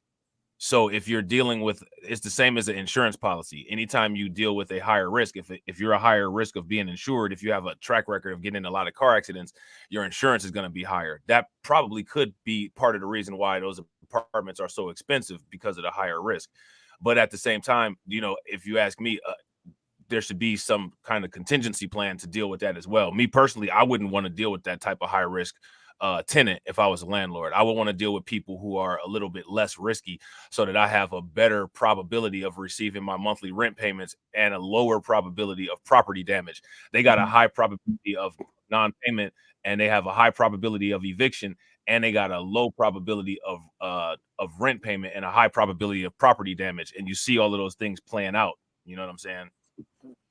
Well, that's why the rents are so high. Yeah, I would agree. I primarily rent in the ghetto. I primarily rent in the ghetto. And I've had people that, want to strong arm, try to damn near take my whole house. I'm not surprised, bro. It's just not the American ethos to where he could convince other people not to pay rent, but he couldn't convince the people to pay him rent. But then these people, they can convince other people to pay them rent. And it goes back to what you said about and it goes back to what you said about where they're used to being at, because they got people walking around now with long guns and AR-15s and AK-47s in the hallway. It's going to be more likely that they're going to give up the money to them than somebody coming in that's dressed nice for professional business to say, I'm here for my monthly payment. You know what I mean? It's just the cultural differences that aren't compatible. And see, there was a middleman. There was this company, they're out in New York, Brooklyn, where I live, and they have a management company that manages the property. So it's corporate owned property, stuff like that. So they are not going to be the ones even coming on site. It's going to be, a third party. Those people are not going to do that. They're not going to go for a commission, you know, whatever they're getting paid to go into these ghettos like that. They're not going to do it. That's for the police to do. They'd have to have a police escort. Right. No, I would agree. But I so mean, here you know, would all the maintenance, bro. Like you Here- try to send somebody in there for maintenance, a toilet or something. Nobody's going in there. Oh, Those yeah, people walk out absolutely. with guns. Like Yeah, the no, I management agree. can't even go in there. You Yeah, know? there's a I've had safety people issue tell there, me don't come absolutely. in and do work. Like I've had people come in, like try to take my houses, man, or take a house they living in. It need work. If I try to go in there and do some work, they won't let you in. But if I try to go to court and get them evicted, well, you got to do the work before you can get them evicted. So it's like Yeah. a feedback, you know, like how do you get out of this cycle, you know? So And see, and my thing would be, I couldn't answer that, and that's a great question, right? To me, like that's something that landlords should get together and try to work on, as far as like, you know, advocating to put together some more favorable eviction practices in the revised codes of the state that each one is in, respectively. But what I would do on my end to try to not come in contact with that situation is mitigate the risk by trying to rent to lower risk tenants. Now, the problem is that when it comes to dealing with these populations, the government likes to give a lot of stipends for facilitating these programs. Like, you know, you get like for employers, you can hire high risk employees, people that got bad credit reports, low income people under the poverty line, and you get certain tax benefits, right? I'm sure they get some type of stipend, or, you know, they probably get some type of program from the government to be favorable towards renting to these people, because the government knows that they have an issue with these people and they have to try to integrate them into society. So they give an incentive to a landlord or to a renter to provide a place for these people to stay. Now, a lot of times those people see that as a benefit or some easy cash, and they say, yeah, give me that $50,000 grant and I will, you know, rent to these people. And then when that risk comes back to bite, that's when you have the value judgment of, was this $50,000 worth this $200,000 worth of damage and this $50,000 in coding violations that I received because I took this high risk tenant, and this high risk tenant turned my apartment into a trap house. Yeah, you know, I want to go back to that trash, and thought just came to my mind. Yeah, go ahead, bro.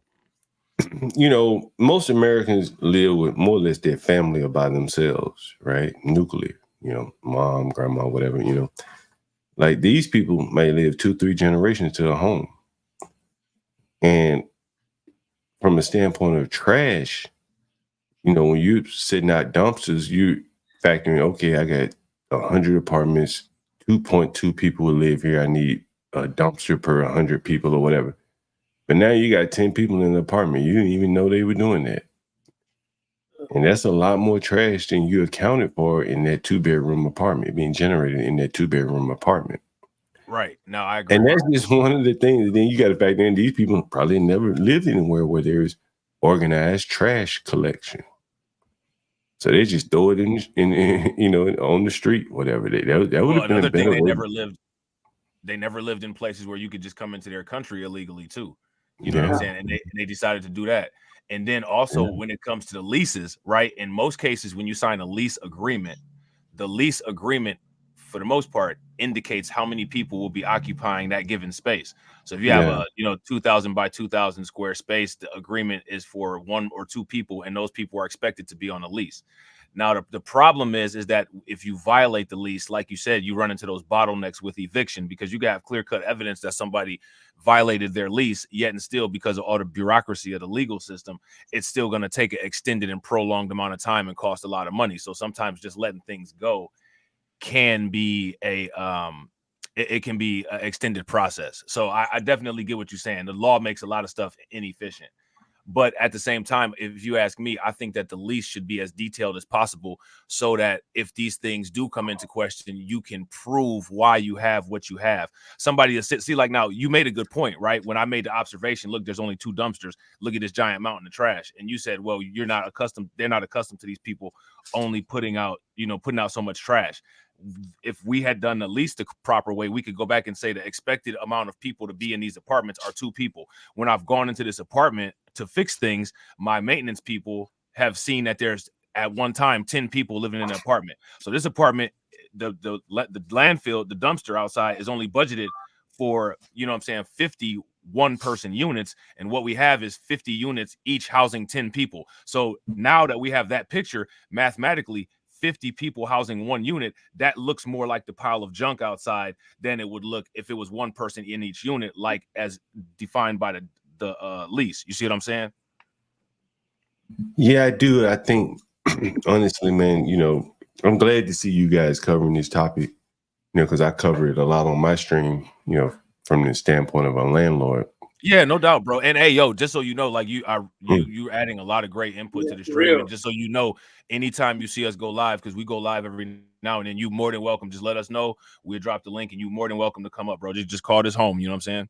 Yeah, I make sure I subscribe and make sure the alerts on. You have to tell your audience, man, like if you just subscribe, the alerts don't come on. You have to pull down the drop down, then I think select all or whatever it is. Select all, yeah. So the bell is solid, yeah. Yeah, you'll see the bell thing right there. Yeah. You know, I've streamed a lot. I've made an effort to go to several of the migrant shelters in New York City. I went to the Royal Hotel, the Roosevelt. Shit, I was headed to the bus station. It bumped into another shelter directly across from Madison Square Garden. Can you believe that? And you know, I just think that the average American, even you guys that, you know, are very awake to these type of things, you don't know the depth of how, like, the rules, the policies, the help that they're giving these people to supplant. Oh, bro, you are absolutely right. You are absolutely right. Absolutely right. Yeah. Yeah, at the Roosevelt, as a matter of fact, like the Roosevelt in Manhattan, that used to be a 5-star hotel with some chefs, and they get to stay there for free. Yeah, the Roosevelt. I used to work, man, bro. Listen, I used to work a block from the Roosevelt at 45th and Madison. The Roosevelt is in, you know, right there by Grand Central Station. That's very, very high end. Everywhere they live, more or less, is high end. If you're in New York, I mean, they're at the Row Hotel, which is right around the corner from Times Square, man. You know, to live there with the way that they're living, you know, you're probably talking $10 million, you know, with security and stuff like that. Yeah. Again, I tell you, they live across the street from Madison Square Garden. Just imagine how expensive that must be to live bro, there. they're going to turn the Barclays into a migrant shelter. Watch. Well, you know, the thing is, you know, I live not far from the Barclays in Brooklyn, and you know, that's a very gentrified, high-end area. So if you were to look at the map and where the migrants are outside of the hotels, they're mostly way outside of the way. I went to the Clinton Hill. It's all on my channel. You can see it. I went to the Clinton Hill migrant shelter. Most people, if you've ever been in Brooklyn, you're like, hey, that's a nice neighborhood. But they put the migrant shelter in an industrial area. I bet you the average Brooklynite has never been to that street. Well, they have 4,000 to 8,000 migrants, 4,000 to 8,000, upwards of 8,000. I mean, they got families, Africans. There was 3 murders down there, and a black man who's working for the city killed a migrant down there. Yeah, you're talking about the guy at the park. Right. I was there, man. I got footage of that park and everything if you want to see what it looks like down there. And this guy was working. And you can't help but see the unfairness, man, that if you're poor. He got hit with a hate crime. There probably was some hate there. There probably was some hate. Yeah. Because if you live in Brooklyn, man, you know, the average black person living in Brooklyn is living probably in a room no bigger than a damn shoebox. And he probably piled in with his mama, grandma, maybe sleeping on the couch or floor or in a housing project or something. And here these migrants are being come in and living better than he will ever live in his life. And on top of it, in that particular situation that you're talking about, that migrant was actually making that guy's job a lot harder than it was supposed to be, because there's not supposed to be anybody residing or sleeping at the park that he was assigned to clean up. And that migrant kept coming back there, and the migrant actually like rose up on him twice in a row, if I'm not mistaken. Like the migrant was aggressive with him. Yeah. And we're seeing, you know, and like he was there to clean up after the migrant. And the migrants are making messes. I got pictures of all this shit. Video. You can see how messy they are. Yeah. You know what I mean? And he killed one of them. And you're going to see a whole hell of a lot more than, in my opinion, like these two groups of people, two lower class people, when they brought into contact with each other, there will be conflict. And I think the blacks are going to have a hard time dealing with seeing, themselves being replaced like that. Yeah, I mean, I wouldn't disagree. I wouldn't disagree with that at all. You know what I'm saying? And I think I think that we're in the beginning stages of seeing that play out as of right now, with people giving their opinions and having discussions like this online. And ultimately, at some point, it'll always devolve into a confrontation if there's people in proximity of each other. You know what I'm saying? So, it just, it's all about how people evolve and how people are able to deal with these things as confronted with them. And that will be the determining factor of how people weather the storm, if you ask me. You know what I'm saying? Yeah, man, that's wild, bro. That's wild. I gotta definitely go on your channel and check out some of that footage that you got.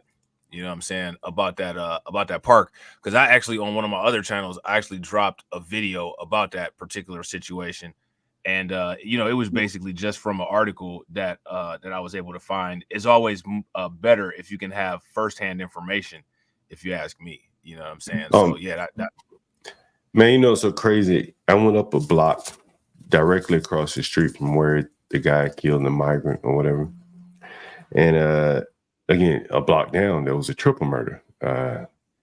And so I was talking to a liberal white guy and just asking him about it. And congratulations for surviving. And he was like, the liberal white guy was like, and this really gets to the crux of what the problem is that he was okay with the migrants being there, but he just thought it was too many. He's okay with the migrants because, like, he probably has enough affluency to where that problem wouldn't be something that he was a affects block him up directly. No, he was a block up from them, directly across the street from the park where the man killed the migrant.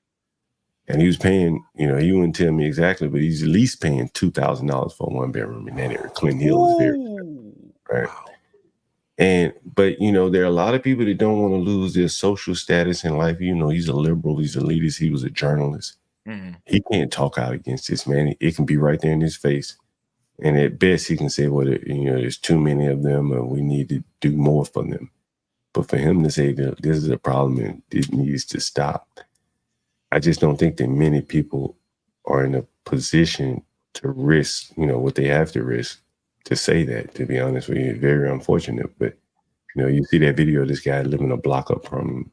He's spraying down his sidewalk, probably from the shit and piss that and trash, that they've thrown up and down the street. And he's making excuses for them. Now here go. Yeah, that's wild. What's he doing? What's he doing to help with the situation? Like, so if he feels that there's excuses that should be made, all of those excuses that he's making, each of those would be interventions that he, with his liberal ideology, could do to improve the problems, to make those problems non-existent. So is he incorporating any of his own recommended intervention? The one thing, and I have this video interview on my stream, and when I talk to him, you can't see him because he didn't want to be on camera. But one of the things, and it's kind of the problem with America again, is that his biggest issue was that the big corporations are getting paid from housing the migrants. And that's true. They own the buildings that the migrants live in. They own the hotels. That's true. I don't know how you deal with that, from his perspective. But I think from the down on the level where everyone lives, you have to make those people uncomfortable, honestly. You know what I'm saying? Like, you can't hire them and do business with them, and you can't elect people that will cater to them. Yeah. That's the only way I see out of that, Yeah, I would agree with all of that you just said. Absolutely. And we know who's catering to them. If you talk about pathways to citizenship versus border security, it's obvious where the catering is versus where the problem solving is. If you ask me, border security is a problem solving issue, and pathways to citizenship is a catering issue, because we already have existent pathways to citizenship, and people are running the red light and going the wrong way on the lanes of the road of the quote unquote pathways to citizenship. So if we already have pathways to citizenship and people aren't taking those pathways to citizenship, if you're saying you're going to make more easily adoptable pathways to citizenship, you're basically catering to people who want to take the illegal route. Border security means that you're putting the focus on securing the country, which is what should be happening. The border security is something that it will benefit every single person in the United States, because with a secure border, you're securing us here in the United States.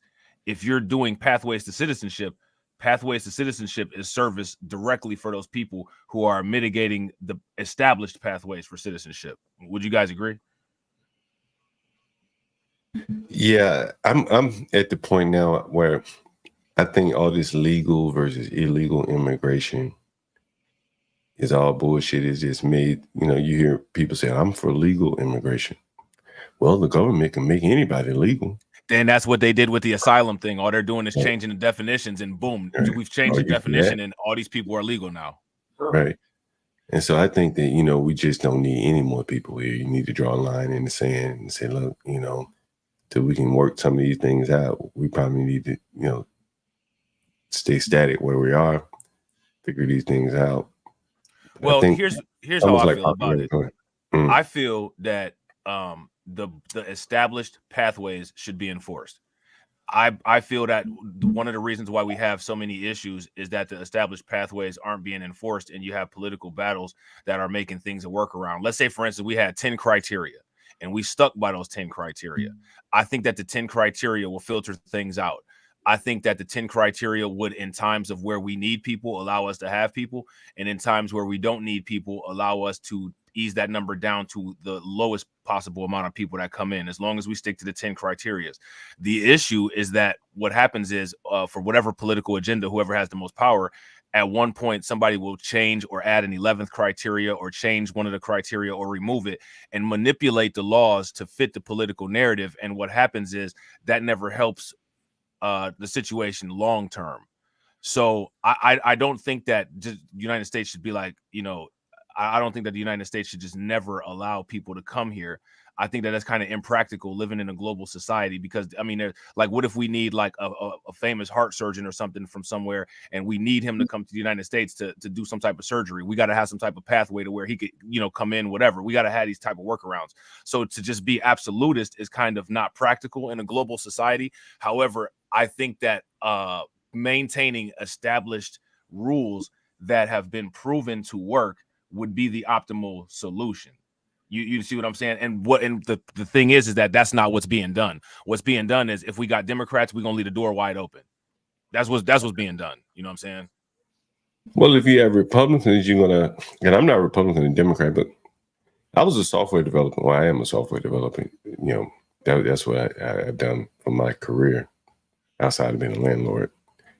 And I've seen the way the companies bring in all the Indians and misuse the H-1B visa laws and basically make wage slaves out of these people, and lower the salaries for Americans at the same time. Yep. And again, do we need Indian software developers? They're not even the best of the breed.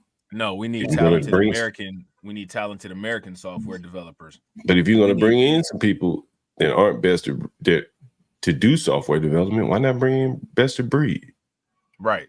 Absolutely. That's what I'm saying. Like, and see, that's why in my example, mine was, we need the top heart surgeon in the world, and he's located XY here. Not we need just, a budget surgeon, some MD to come over. No, we need the top guy, and we need to make a pathway for this top guy, because we need him to come over to save this particular person that society can't function without. You see what I'm saying? What you're talking about is a quantitative easing situation where people can get cheap labor and drive down the cost of American labor, which is an abuse and a workaround, which is not them using the rules in an optimal way. You see what I'm saying?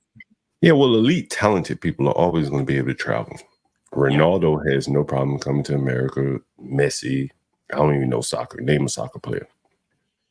A tennis player, unless it's the vaccine requirements, they can come here easily. A heart surgeon will have no problem coming, particularly if someone wealthy is bringing him in. Or he could go, or other person can go to him. But down on the level where, you know, people like us live, we're being destroyed by this. Like, culturally, it's not a good fit. Forget about economics. Just the culture alone is not a good fit. You know, I tell you, I had a situation kind of like with this Aurora, Colorado. Luckily, it didn't turn out as bad. This was years ago. And I ran into a Spanish couple, and the woman ran out and left the man, and he brought in a bunch of Mexican-looking West Side plaid shirt wearing, Dickie wearing, gangster-looking Hispanics. He brought in Joker from Next Friday. Right, and they had a barbershop. They brought a barber chair in my house. You know, they were cutting hair and shit. I can't speak to these people. I don't know who the hell they are. And, you know, luckily they left in peace. But they could have easily just taken my house. I couldn't have intimidated 4 people that don't even speak the same language that I speak or reason with them at all. And so I think that that cultural, you know, divide is probably worse than the economic divide. Yeah, I would actually agree. Absolutely. Great insight. You know what I'm saying? Yeah. And so I guess my question for both you and Grind would be, do you all feel that there is an optimal way for people to deal with this? Like, what would be the best situation to position yourself to where you can have the minimum effects of this affect you negatively? Like the government or just a person in general? Just a person in general, a family. Say, for instance, you're raising a family and you see this as a problem that could be a potential on the horizon. How can you position yourself to have this had the least impact on you? You know, I talk about this a lot on my channel. I'll let you go, my man. You go right ahead. I've been talking a bit. I don't know. I guess I guess you probably would have to live in your own, like a house or something like that, in order to avoid something like a general place where apartment where people can just be at. And then I guess you'd have to have some protection. And I guess you have to vote for the right candidates, I guess, that would be against this type of stuff. That's all I can really think of right now. Just this real surface level kind of caveman stuff. Just like, you know, just protect yourself and try to stay away from these people and vote the right people. You know, I think, you know, for the people that are looking at this and they can see what's going on, the biggest solution probably is, you know, to form like small and, you know, form networks of people that, you know, that you have synergies with. Because in some sense, you're talking about language now. You said networks and synergies, man. And everybody that watches my channel knows that that's what I be talking about is the business context of things. But shout out to you, bro, for the networks and synergies. Facts. Go ahead. Yeah. So, you know, on my channel, you know, which is probably similar to yours, this is my first time watching your channel. You know, we have guys and they have all different races and they come on, and there's one guy in particular. He looked up a business in the not necessarily the hood, but it was in Baltimore, right? Most people don't want to do business in Baltimore. And he's a Korean guy, so he talks all the time about how Koreans run businesses. And, you know, I've often expressed, like, I live in Brooklyn part-time, and I see, like, all these Yemeni run bodegas in the ghetto, man. They had their children working in these ghettos. And I've always been amazed by that because I'm from Alabama, you know, like, damn, how do they do this? And so the Korean guy, he just happens to come on my stream, and he's a good contributor. And he just talks about it. He explained it. And so one day he looked up a business in Baltimore, and he did an analysis of the business. It was for sale. And so we just called the business owner. There was a phone number on the link, and everything he had said basically was true. You know, like, it's probably a Korean business owner. His son's probably inherited the business, don't want to do it because he's now in, you know, something more worthwhile, banking or medical or something like that.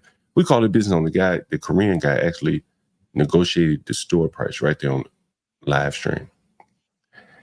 And I couldn't have done that myself. I'm in real estate, but if I wanted to go in the store, I don't know anything about store business. And there are a lot of people on my channel that may want to do these types of things. And I think that these are much easier things to do and control your neighborhood than go out and ask a bank to help you start a startup with $5 million or to go off to college and hope it all works out. Many of the people that go to college, I don't even think they need to go. And most of them I probably agree going just to be wholeheartedly, bored. bro. Right. Education in the United States, the way that education is marketed to people is the biggest scam in the world, especially seeing how we have an economy that's more on the global side of things. So there's not a huge manufacturing base where people would be able to use raw skills in a lot of these places anyway. I always encourage people to try to I call it paycheck slavery. I encourage people to go the route of self-sufficiency and the route of taking control of your own destiny through business ownership, or like you said, networks, or creating some type of sustainable revenue model that's independent of someone else writing or paying a paycheck. And so the guy was talking about the business. And again, we called the owner, negotiated. He talked down the price and everything. Then he said, man, I wouldn't even buy the business. I'd just go straight to the landlord and strong arm his ass up out of there. And for most people who are in the business, they may have found it, who aren't in the business, they may have found it to be objectionable, but that's the way the world works. And many people have never seen that side of business before.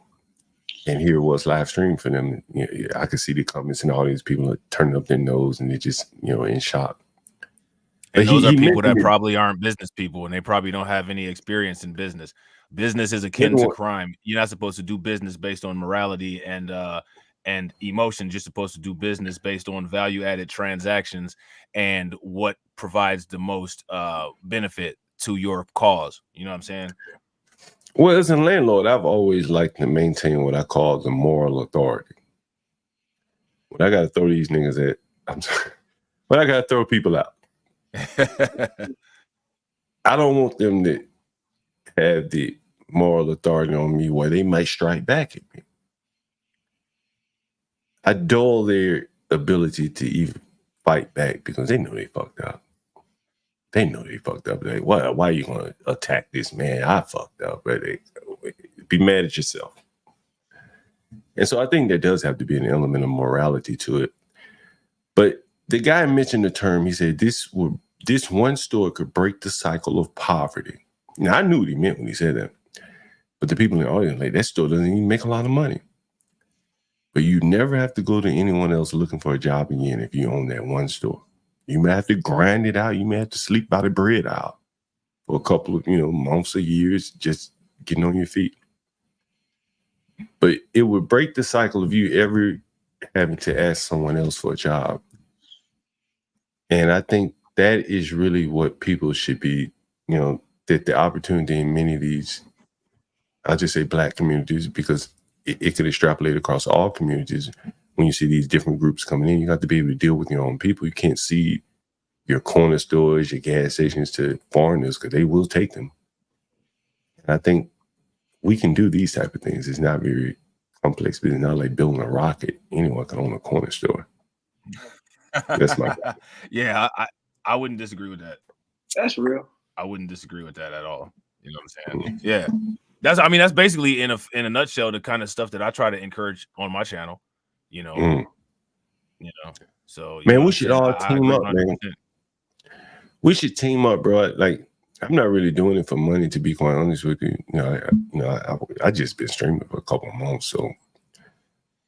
But I have some ideas that I think, I have a lot of people on my stream that, I got demonetized or something. I don't even know. I ain't even give a shit, but so many people were like, you need to get back, you have to appeal or something. I was like, man, I'm not doing this shit. Like, it's just too much work. I'd rather shut the stream, bro. You gotta practice. Right. Listen. I gotta call you out real quick. Right. Right. I want to hear your opinion, yeah. Because I don't know much about streaming, so you tell me. You got to practice what you preach. So now in the situation, you said that people can have this store and the store can change the course of poverty, right? And I agree with that statement. Mm-hmm. You should look at YouTube the exact same way. Mm-hmm. So get that appeal and get paid. Get them ducats. You see how we got these ducks all over the channel? It's about getting ducats. I feel like I can get paid. I have a lot of Airbnbs, right? I'm actually at one of the larger Airbnb hosts in DC, in terms of numbers. Yeah, that's what's good, bro. But like, I don't like paying the middleman, man. Like, I got the dope. I don't need nobody else to sell my shit to get a cut. Listen, that type of animosity towards the middleman is what made Sam Walton a billionaire. So go for it. You know, like, and I'm just speaking in terms of Airbnb as an example, because I see you may have some members in the audience that drive for Uber, and I'm a software developer, and I see how the middleman involving the middleman, they're just going to take more and more, pay you less and less, right? While you do more and more. That's the way it works. Yeah. When the middleman, right? So if Airbnb is that way, you think about Google. I mean, YouTube shit, they pay you every 30 days and something like that, right? Every 30 days, something like that. They hold on to that money and get that last drop of interest before they drop the money. Man. You out here working and they killing on the float. Somebody send you a super chat today, and 30 days later, you just not getting the $1.60 off $2. And on top of it, you gotta manage it down to the actual hustle. So check this out. You've gotten paid, right? I got this. Let's say, for instance, you get a super chat. I got a super chat today. I'm not able to touch that money as if it's in a risk-free account, which means that I'm losing any investment income on that money that I could get that day. Google has that money. They have custody of that money, and they have it in an account somewhere, getting interest on it. And then once you get the money, instead of getting the interest, you have to pay negative interest because they take 30%. That's the float. That's the float that they make. The 30 days that they hold the money. Yeah. That's the float. But if someone sent you a Cash App, you get it right now. Right then. Right? Yep. 100% of it. Right? And, I think that a lot of YouTubers are approaching it a way, to be quite honest with you.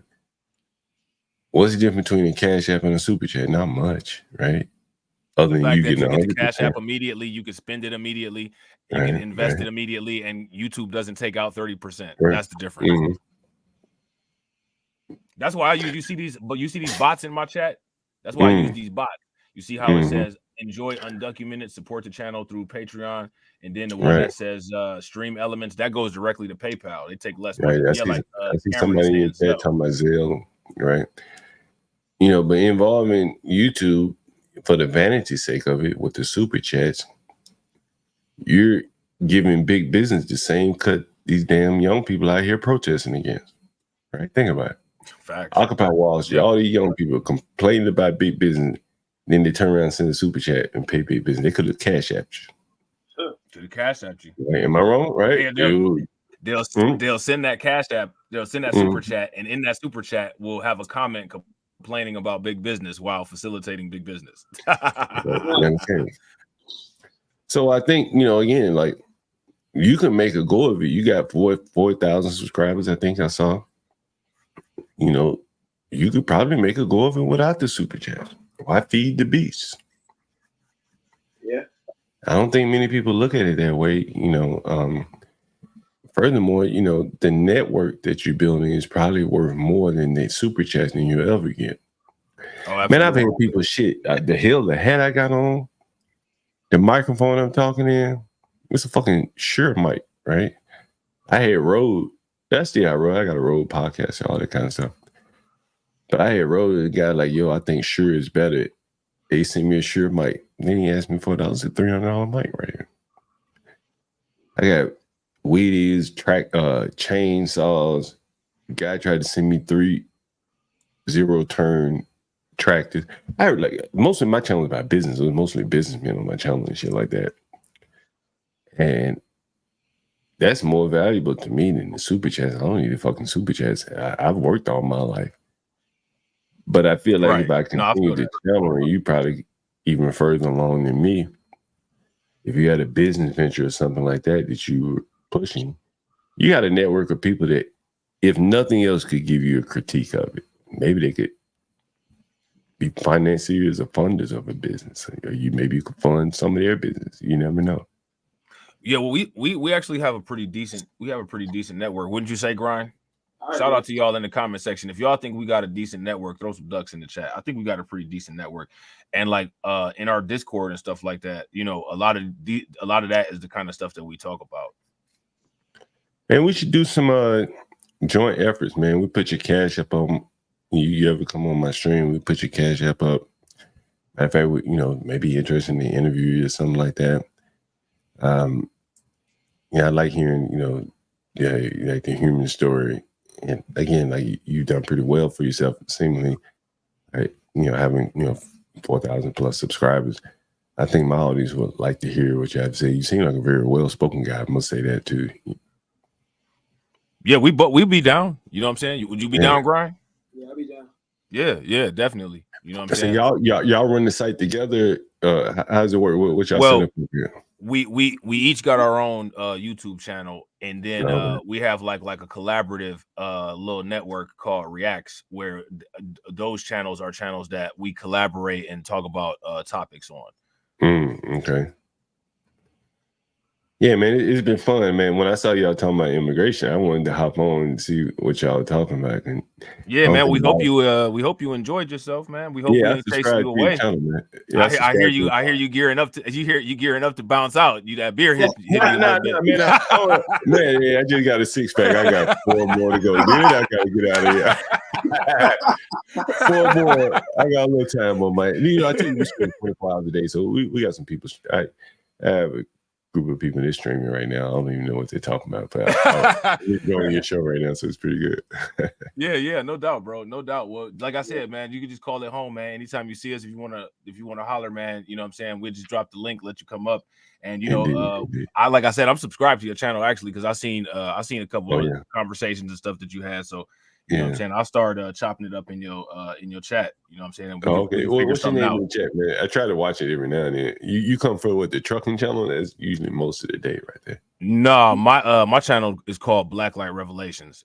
Now, I mean, you come from when you were in my channel, what was it like the truck? We do overnight trucking for the most part, like I think actually you was talking about it was either some landlord tenant issues or it was the migrant crisis.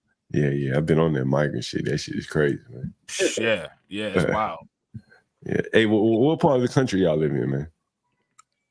I live in Ohio. Oh, man, it's a lot of Ohio streamers out here. Because ain't nothing to do in Ohio, ain't no jobs. You either getting higher on YouTube. What about you, my man? You in Ohio too? I'm in Georgia. I'm in Atlanta. I'm from Alabama originally, right off I-20. Yeah, I know exactly. Yep. I used to go in and out of Atlanta all the time. Yep. I don't really like Atlanta though. What do you think? I mean, I'm born and raised here, so I mean, of course, I like it. I think it's the best place for Black people. It's like a very superficial city, It's like you see people driving around in cars, you know they probably can't afford. It's just something about. That's true. Yeah, that's true. Very superficial. Yeah. I think it's all the transplant stuff. I blame them. You think so? That's what it is, yeah. It could be. You blame the transplants. It ain't us. It's all the new people that's coming in. A lot of New Yorkers coming down there. Yep. I actually went to a bar down there. I think it was BQE or something. They even named it bar at the train station or something, Yeah, I know what that is. They got good food. I don't know about I think I just had drinks, but he made no better. What they drinks? I ain't been there. I've been there, but I ate or nothing in there, so I don't know. You Grind like them Wingstop wings though. That's more his speed. Oh man, Wingstop is trash. Yeah, I think I agree with Cameron Jones there in your chat. You're like, it's an adolescent city there. I'm old enough to remember when Atlanta was kind of like trying to figure out who it was, and they allowed the Freaknik. And as I look back on them, I'm like, damn, what kind of stupid ass city would allow some shit like that? Man. Yeah. And then they had that. They started to try to align themselves with stripper, and they wanted to be like the strip club city. I'm like, who want to be known as a strip club city? And then it was a rap. You remember the Jermaine Dupri, Billboard, Welcome to Atlanta. It's just, they kind of seem to want to brand themselves around things that probably weren't, the best fit or whatever. Huh. Yeah, I gotta agree. It's kind of wild, man. It's kind of wild. Shout out to Cameron. Cameron said he stay out there too, but he from Philly originally, so he one of them people that's a transplant. That's like that's what. Yeah, Cameron, you one of the transplants, bro.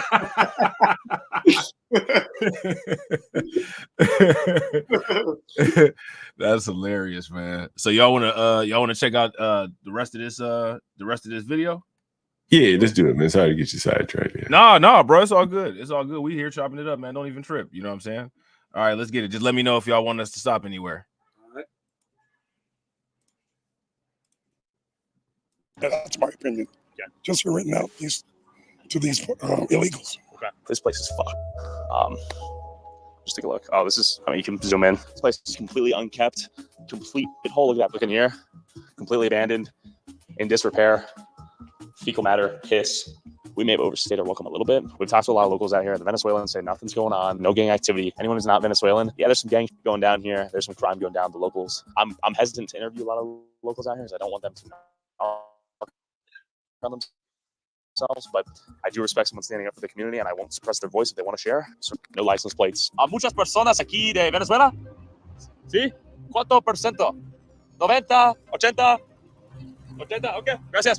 I mean, according to him, it's a Venezuelan community. This is little Venezuela, selling flowers on the street.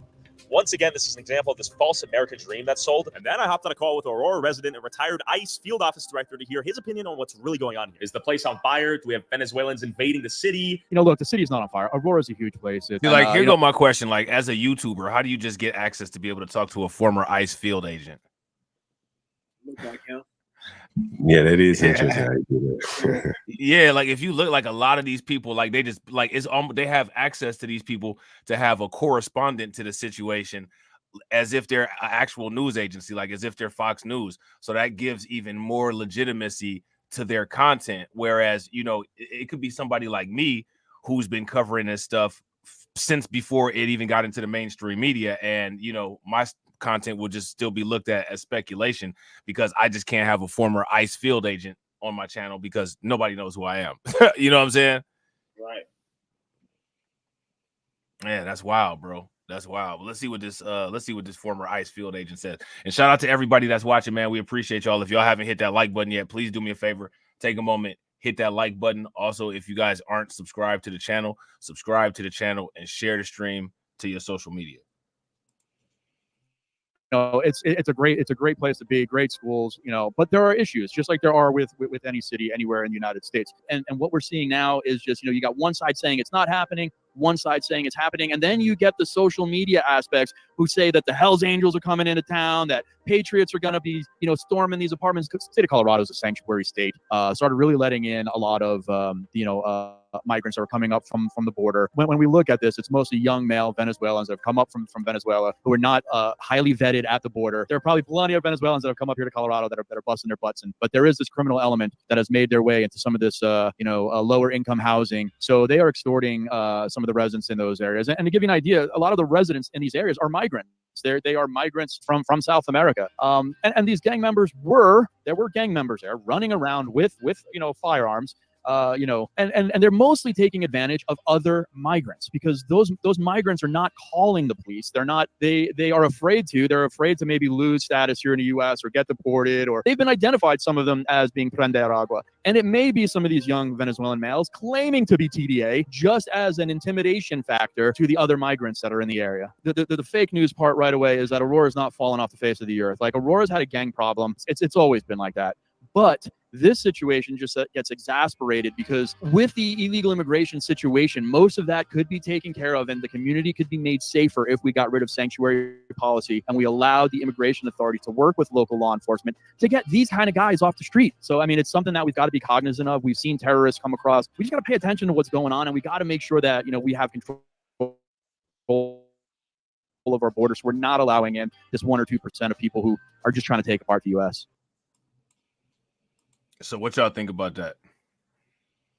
What you think about that, bro? Shout out to John. John said, y'all boring. We out. Yeah, that's crazy. Yeah. That's crazy, bro. Definitely crazy. What do you think is going to look like in November? Who do you think is going to win the election?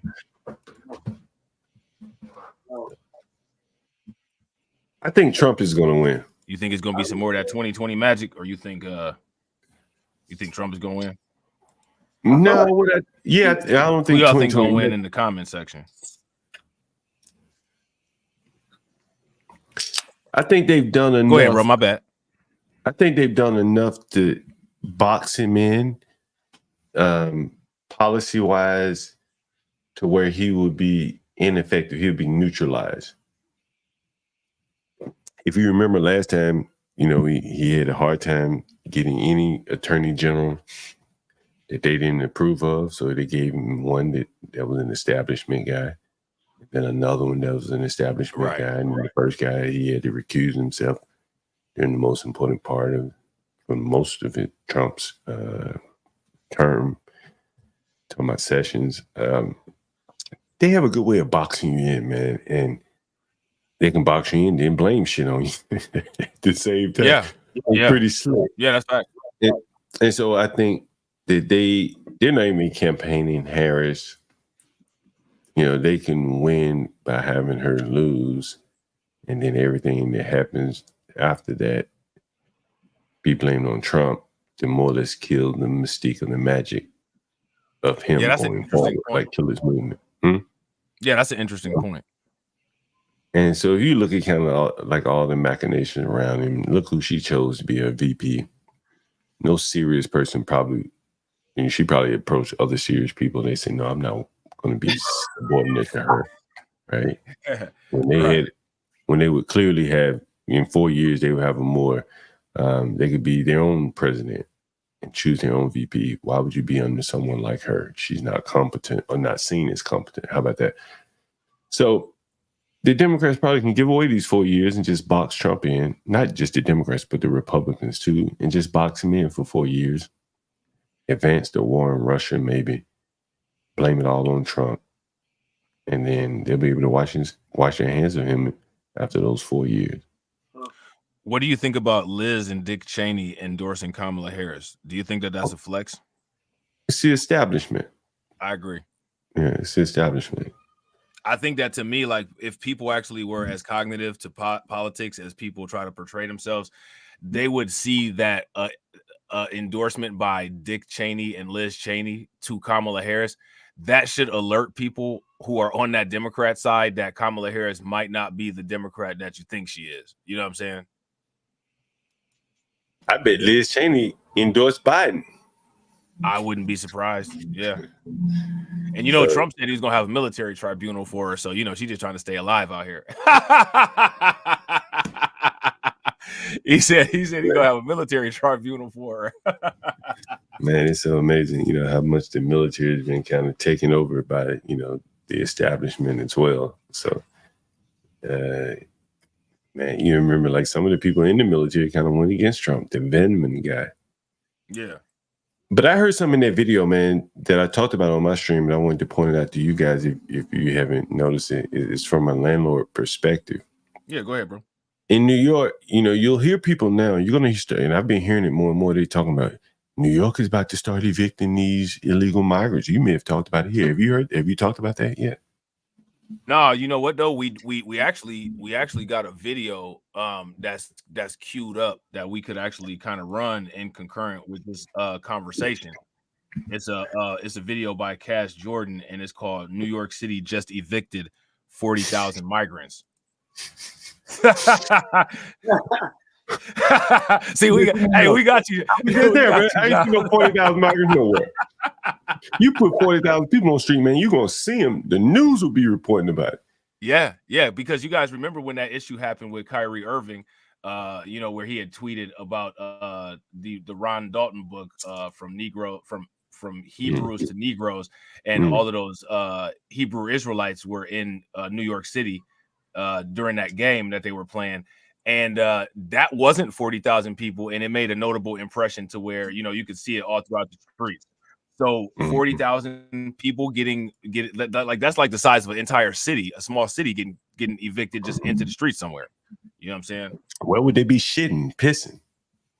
All in the street. You'd have breakouts of cholera. You got 40,000 people start shitting outside, pissing outside. Right? Yeah. It's bullshit. It's fake. I was just there. Right? And motherfuckers ain't outside. They inside in the hotels. Right? Yeah, those hotels are big too. Like the Roosevelt, huge. The Row Hotel, man. I stream from that shit. That shit go way up in the air, man. Probably 25 floors. Wow. The Stewart, you know, it's in Clinton Hill. It's a brand new apartment building, brand new, man. Right, big building, man, big. You know, but man, so here's what it is, man. You heard the guy talk about housing, blah blah blah. You hear these people talking about they about to evict the 40,000 people. They lying or they mouthing propaganda. Here's what's going to happen. New York City just opened up their Section 8 waiting list after 15 years. Why did they do that? Just take a wild guess to intake all these people. Well, but if there's a waiting list, wouldn't they be at the end of the list? They can manipulate the waiting list. That's true. You know, the go to the front of the line loophole is I'm homeless. I'm homeless. This is what do they call that? What is that? There's some type of provision where every person that's in New York right to be housed or something like that, the right to be housed. Yeah. You know what's so crazy about that shit? If you'd have asked the average New Yorker about that shit 2 years ago, they'd be like, what? It's a right to be housed? I'm about to go take advantage of that. Exactly. They pulled that shit out their pocket when they needed it. When they needed it. That's a lot of laws, bro. It's a lot of laws. That's why, you know, people got to, you know. Now, one of the things you're going to start hearing about is this one-shot rule. You're probably going to hear about it in the next article. Now, a lot of New Yorkers do know about that shit.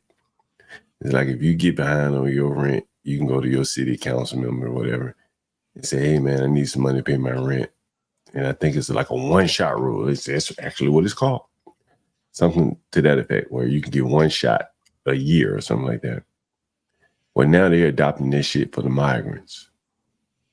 See, now, let me ask you this question. When it comes to those rules and all of that stuff that's made for New York City, the way that they got into those issues is that in the original rendition of those laws, they didn't specify that stuff is for New Yorkers who are American citizens. They just said it's for anybody, and anybody allowed them that legal loophole to where some crafty lawyer could just say, well, there's no definition on who anybody is, so anybody just means everybody, when the implication of when the law was first created was to be implied for native New York American citizens. You know what I'm saying? Yeah. You know, there's a thing in New York called it. So anyway, let me rephrase it. Let me back up. So New York just recently reopened their Section 8 waiting list. Coincidence, I guess. Now they're offering the migrants $4,000 for moving. If they go find a private home, they'll give them $4,000 to move. The average American doesn't spend $4,000 to move. Not the average poor person. Maybe a rich person does. But the average poor person, they move themselves. Right? They may go rent a truck. That's about the extent of what they pay. But the government is now going to pay these migrants $4,000. You know, there are going to be loopholes where the landlord is going to get a bunch of it. But the bigger loophole is going to be now they're going to be eligible for Section 8. And by the fact that they're homeless in like emergency situation because they're a strain on the federal government or the state government, they're going to move to the front of the list. They're going to leapfrog the blacks. And part of the reason why they'll be successful in doing that and why the waiting list has been closed so long is that really no one wants to rent to the blacks on Section 8, particularly not in New York. So you close the list to more or less kind of massage away a problem that isn't about the waiting list. It's about nobody ever wants to rent to these people. But people will rent to the migrants. I guarantee you there's one African and they had 30 migrants in a shelter. In a cellar. Did you cover that story? Yep. Wasn't that was in the Bronx? It was in the Bronx, wasn't it? He did one in the Bronx and one in Queens, I think. Yeah. In the Bronx, he took over a library. Wow. In the Queens, he had those people in cellars. If I had done that, bro, I'd be in prison right now. In prison, bro. Right? With a bunch of associated charges, human trafficking and everything else. New York go hard as hell on housing violations. And he violated all kind of damn laws. Nor did he pay any taxes on this shit. See, you charging them people $300 per person to live in bunk beds in a cellar. That's crazy. No windows, no water. You know, there's a prime environment for tuberculosis or something. Yeah, real talk. And then they dressed him up, put a suit on him, and he went and rented a house in our neighborhood. Somebody like your neighborhood and mine. Said he was going to pack the house out full of people. Well, he'll end up getting Section 8 vouchers, and he'll be able to deal with his own people. Now the Section 8 voucher waiting list is open up, and they're going to be giving him money. Yeah. To let them he was move in. Senegalese, wasn't he? And he was primarily housing Senegalese people. Right? Yeah. He said, those are my people. That's what he said. He said that on what Pix 5 NY or something like that. Yeah. Mm-hmm. Right. So if he just told you how he feel about his people, then, you know, you better act accordingly. I agree. Because he's not going to rent to you. He's not looking to rent to you. Right. So that takes some of the supply at the market. Right. Yep. And if you take supply at the market, then what does that do to the price? It's increase. Simple economics. I like that. I like that economics. Yeah. You know what I'm saying? Yeah. Facts. Big facts, bro. All right, let's run this video, man. Let me know when y'all want us to stop or not. Also, shout out to everybody that's watching, man. We appreciate y'all. I think this is a great stream. Shout out to John for coming through and dropping us his thoughts. You know what I'm saying? Definitely a great contribution. You know what I'm saying? So smash the like button, hit the bell. And also, you know, y'all should go check his channel out too. So if one of the mods could drop the link to his channel in our chat, that'd be great. What happens if they kick you out of here? I don't know, because I don't have a family here and I'm out with my baby. And the father, he knows I'm pregnant and he's leaving. A spokesperson for the mayor's office. The mayor said he didn't want to do it, but our shelter system is now so crowded, even families are getting kicked out. And although tens of thousands of people will soon be homeless, the city says it's got no choice but to evict them. New York City now has permission to start bringing down the number of people at shelters by imposing a 60-day limit. Right, that move impacts thousands of migrant families staying at these facilities, including the controversial one on Randall's Island. The city says that many of these migrants aren't able to find a new place to live, whether that's with family or friends. The advocates say they are very concerned that this will lead to an uptick in street homelessness. Do you have any family here? Anything No. So you'd be by yourself? Yeah, it's difficult for me because my baby is too little. The number of asylum seekers being housed is shrinking. City Hall says limits on shelter stays are being strongly enforced. I don't call them eviction notices. I call them time limits. It's not financially sustainable, and it's just not the right things to do. People should not be in shelters their entire lives. The move comes after officials promised to crack down on illegal tent encampments in Randall's Island Park, many set up by migrants whose time at the city-run shelter has expired. Shelters have always been designed to be a temporary stopgap until families can get on their feet. But without inclusive and supportive housing solutions, our shelter system will remain overburdened and our families will continue to fall through the cracks. So the same families invited into the New York City shelter system are now being invited to leave. But even though the city has spent over $5 billion on housing since this crisis began, what these forced evictions of families tell us is that absolutely zero people have benefited from this humanitarian crisis, except whoever got the $5 billion. Yet as bus after bus from the southern Well, there's that. And you, John, have you been paying attention to the situation going on in Chicago as far as the migrant crisis? You heard about that company called Favorite Healthcare. If I'm not mistaken, I think they received $200 million in uncontested contract from the city of Chicago. Yeah, I ain't surprised about it. Yeah, I haven't heard of them. But again, the fraud is the same everywhere in New York. They're just different companies, but it's the same scheme, you know. Yeah. I'm gonna tell you what though. Have you? I'm gonna tell you what though. You see all this that trouble Eric Adams going through. Yeah. Have you been paying attention to that? FBI all over him, right? Yep. And you remember he ran his mouth to Biden, whining about the immigrant rights. You remember that, right? Now there was someone real connected to him, and you can Google his name. I can't remember his name, but he was wanting the cut of that migrant money. He was like, "When my cut, when my crumbs." He actually said, "When my crumbs." Right? What? Who was that? If you Google him, if you Google "Where are my crumbs" and Eric Adams, you'll find the guy. Oh, we definitely about to check that out. Right. And what I'm saying to you is that a lot of these blacks that have been put in charge of these city governments have basically committed treason against their fellow man. That's my opinion. For money. And if you look at who own those hotels and things like that, the Pakistani government owned the Roosevelt Hotel. Did you know that?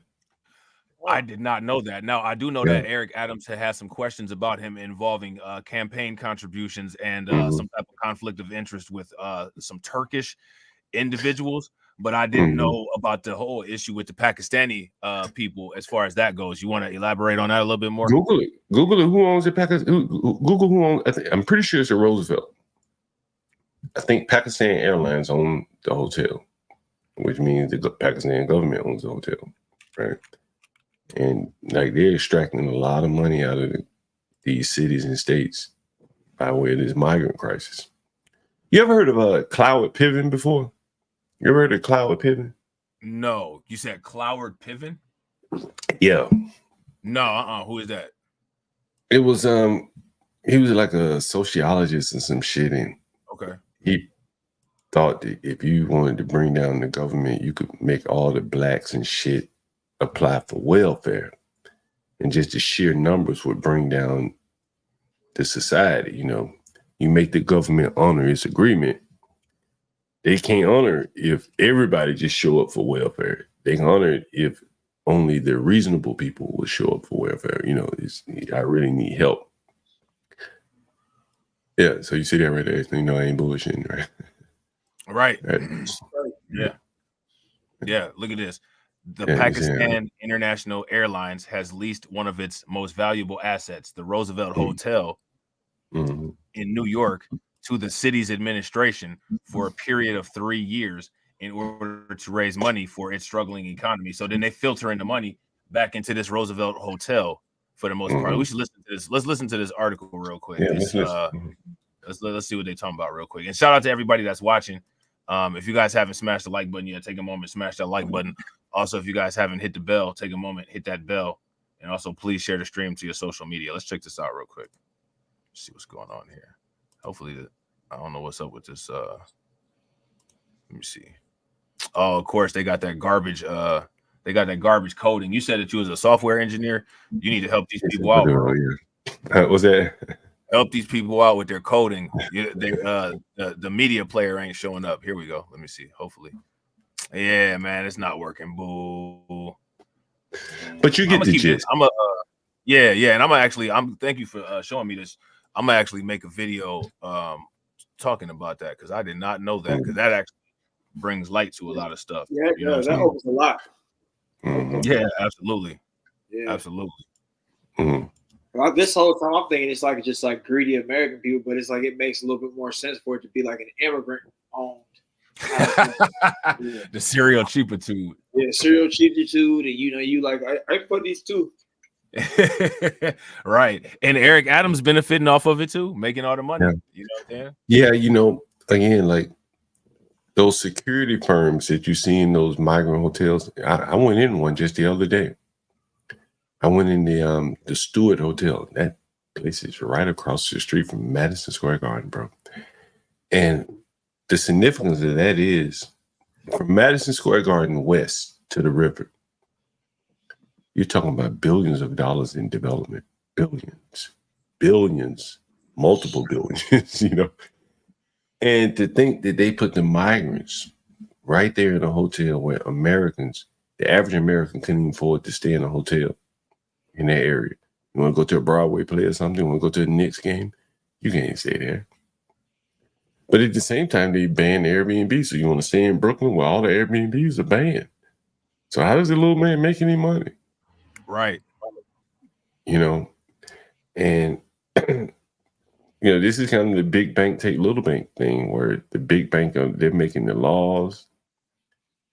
They're subordinating the people by bringing in these people in, you know, more or less the underclass that would be largely the overclass to our underclass with less demands. We don't have as high a standard of living. Have you been hearing about how New York, is it New York? Well, there's several states. They're all going to roll it out at some point. Giving money to people to buy houses. Chicago. Have you heard about this shit? I've heard about the stuff in California as far as like giving the quote unquote, you know, people certain money and financial benefits to quote unquote buy houses. And then, you know, Kamala Harris, she has a policy that's kind of modeled off of that policy that she's advertising to Americans with the fine print where it says it's for first generation home buyers. So we basically know who that's being targeted to, right? Yeah, first generation home buyer. That's true. You know, you mentioned Kamala, man, and I've talked about me being a software developer for years. And you remember those planes that were dropping out of the air over in the third world? I think Malaysia, some shit like that. Oh yeah, I think one just dropped out of the air in Brazil. The one just spiraled out of control and fell down like a bird running into a window. It may have been something else, but the ones that dropped out of there a few years ago, it was like Boeing Max or some shit. Was it Boeing Max? I can't remember what it was, but anyway. And she was curious to me as a software developer. Like, but they got to talking about like more or less like when you log into StreamYard or whatever, right? The default options is that your mic or your camera is on. That makes sense. You can turn it off. But if you just click enter studio, the mic and the camera is going to be on. Does that make sense? Right. Yeah, it's always on because you have once you go into StreamYards, like how when you go into StreamYards, it's always on, and then you have to make the effort to turn it off. You know but behind the scenes, someone had to code that shit to make it always on or make it always off, right? It ain't happenstance. That's someone making a deliberate coding decision to make the camera on and make the user turn it off if they want to turn it off. Does that make sense? That makes sense, right? Yep, that makes sense. No. You good. You make right. sense. I'm just muting and unmuting. They could have the option where the camera's always off, and then you got to turn it on, right? They could do that. Yeah. But in this case, they leave it on and make you turn it off. So when those planes start crashing out of the air, I was fascinated because if it's not an engine, which is hardware, then it's got to be software. I said, oh, well, software, then that's my neck of the woods.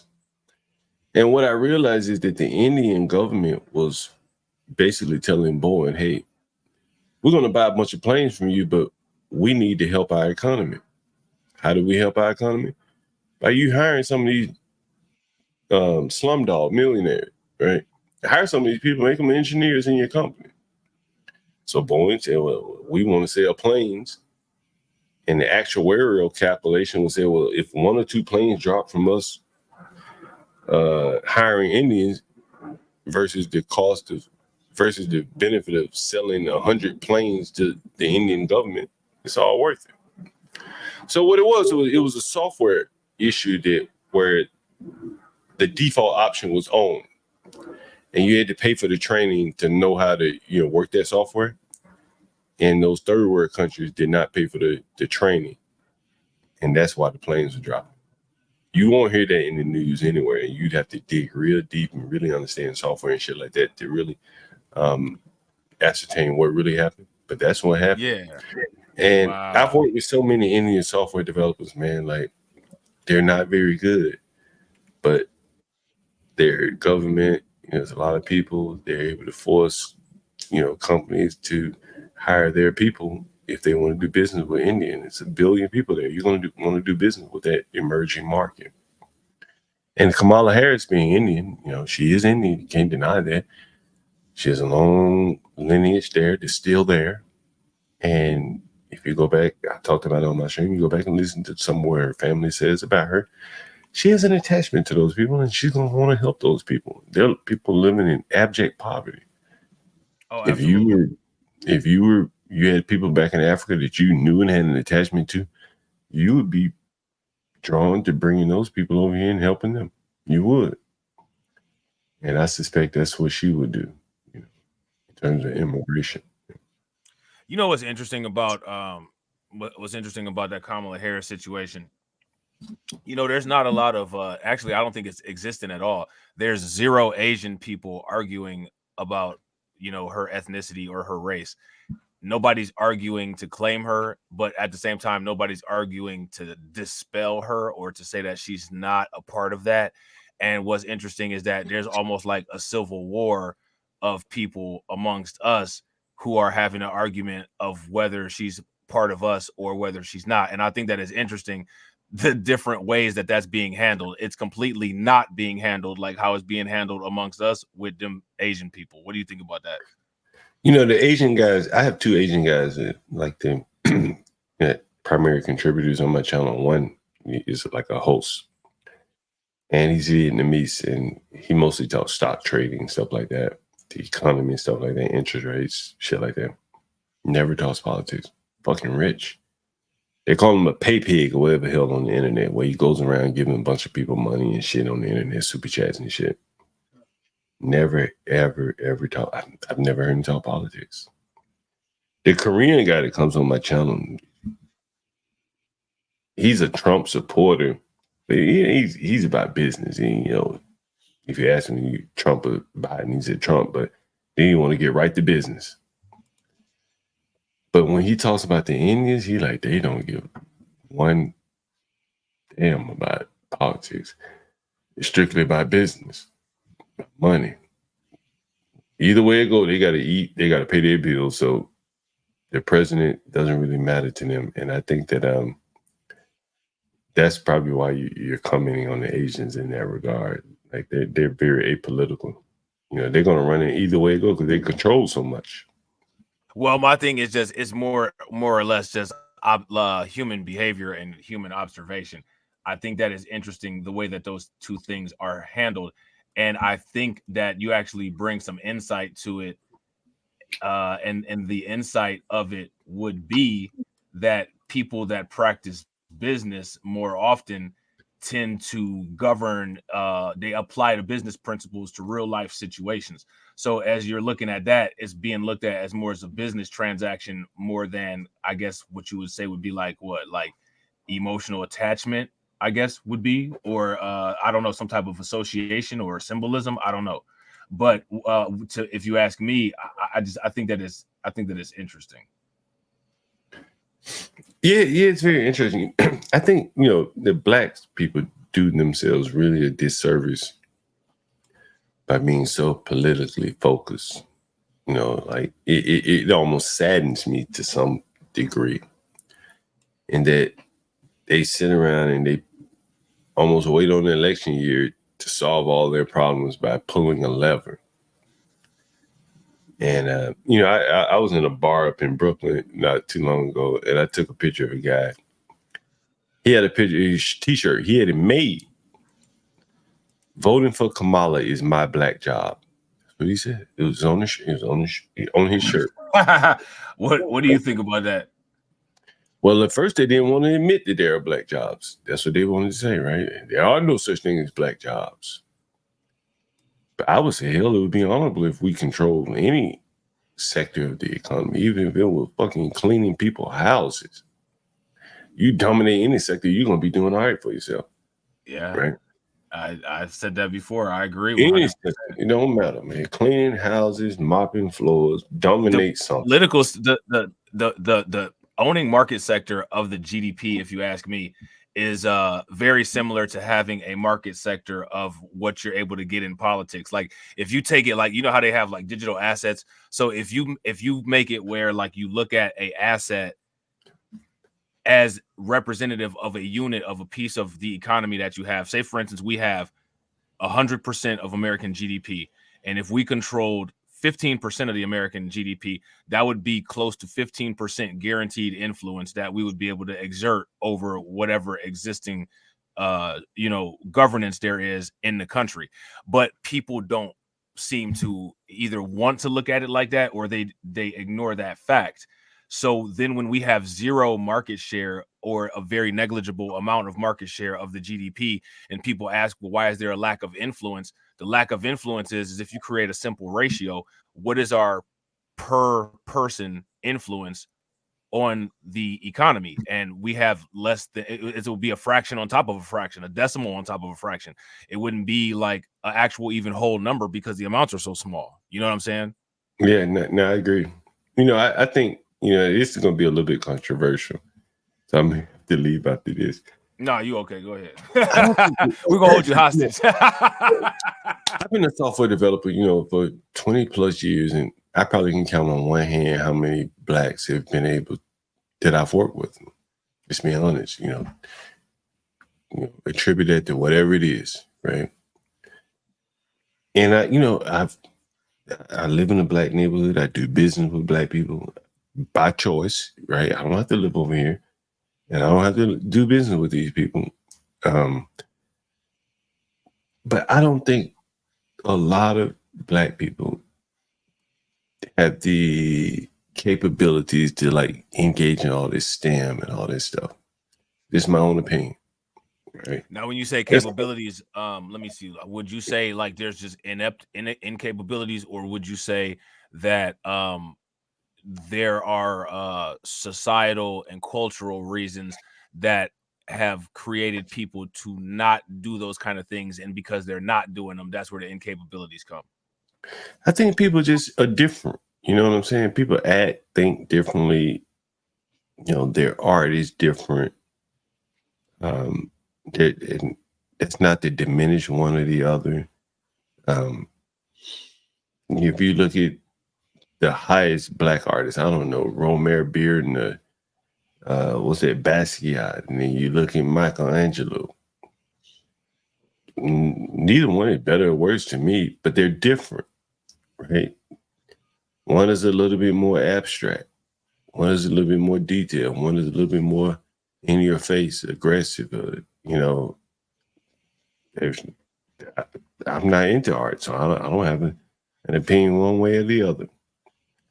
But in software, that shit's like art, like fine art.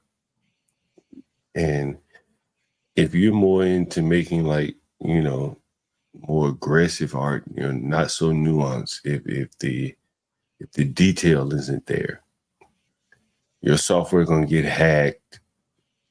You're gonna have spaghetti code. It's just not gonna be scalable. Now, this is gonna be controversial. Yeah. But on like, and this is gonna get real abstract. But in my opinion, art is actually mathematical detail that's been standardized by acceptable ranges of human observation, and people really don't know that what they're doing as far as coming up with artistic parameters is coming up with mathematical parameters that aren't called mathematical parameters because of the inefficiency of human emotion. And the reason and examples of that I'll use is, you mentioned Michelangelo. A lot of those quote unquote Renaissance artists and a lot of other artists, as well as, ancient artists from ancient civilizations, what's considered artistic things that they created are things that are all based on the Fibonacci ratio and the golden ratio and repetitious patterns of 3, 6, and 9, which are all, mathematical and multiples and of a ratio of pi over phi over Fibonacci, right? So based on these ratios, the ratios give a rounded estimate of what people find as quote unquote beautiful versus what's not, or what people find as quote unquote perfect. Like I think if I'm not mistaken, one of the artists that you might be referencing, Leonardo da Vinci, I think he had a test where he was supposed to draw a quote unquote perfect circle, which would be like, for the most part, 360 degrees, just basically lines that are a circle, like what a compass would draw. And all of those things are based on what would be considered as quote unquote geometric perfection. And geometric perfection based on the parameters of what the mathematical definitions of those given shapes are. However, everybody doesn't have an advanced understanding of math, and society is based on repetition of what people tell people is right versus what people tell people is wrong. So diluted over time, that becomes a loose idea of beauty when you can actually assign a mathematical correlation to what the beauty is specifically designed for. Like, even in terms of beauty, when people talk about beauty, they talk about quote unquote facial symmetry. Well, we know what symmetry is. It's when things are the exact same over a reflecting line. This is a geometrical property. You see what I'm saying? Mm-hmm. So I think that people, like a robot, artificial intelligence, would call art just a set of definitions or a prompt, like they do with the AI art. But as a human, because of the inefficiency of human emotion, we actually believe that we have some type of influence or determination over what quote unquote is beautiful versus what's not, when actually it's pre-programmed based on the mathematical parameters that we're programmed with. You know, there's a guy, Keith Lee, this restaurant reviewer. He came to DC and he went to a lot of black restaurants and blah, blah, blah. And he had a lot of criticism for the restaurants. You know, some of them I've been to, some of them I haven't. But one of the things he was criticizing more of what I noticed was just the food didn't look all that presentable. One thing, it's kind of hard to make soul food that's presentable. That mac and cheese comes out looking good, but as soon as you take a scoop out, it starts to look not so good, not so presentable. You eat with your eyes. Right. Right. And if you think about, let's say something as simple as a croissant, man, it's just complex to make. Right.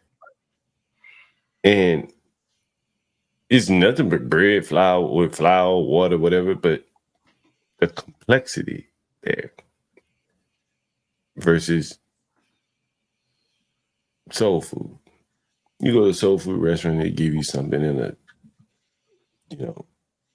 styrofoam plate. You go to a cafe, French cafe, it's a nice little croissant, all presentable.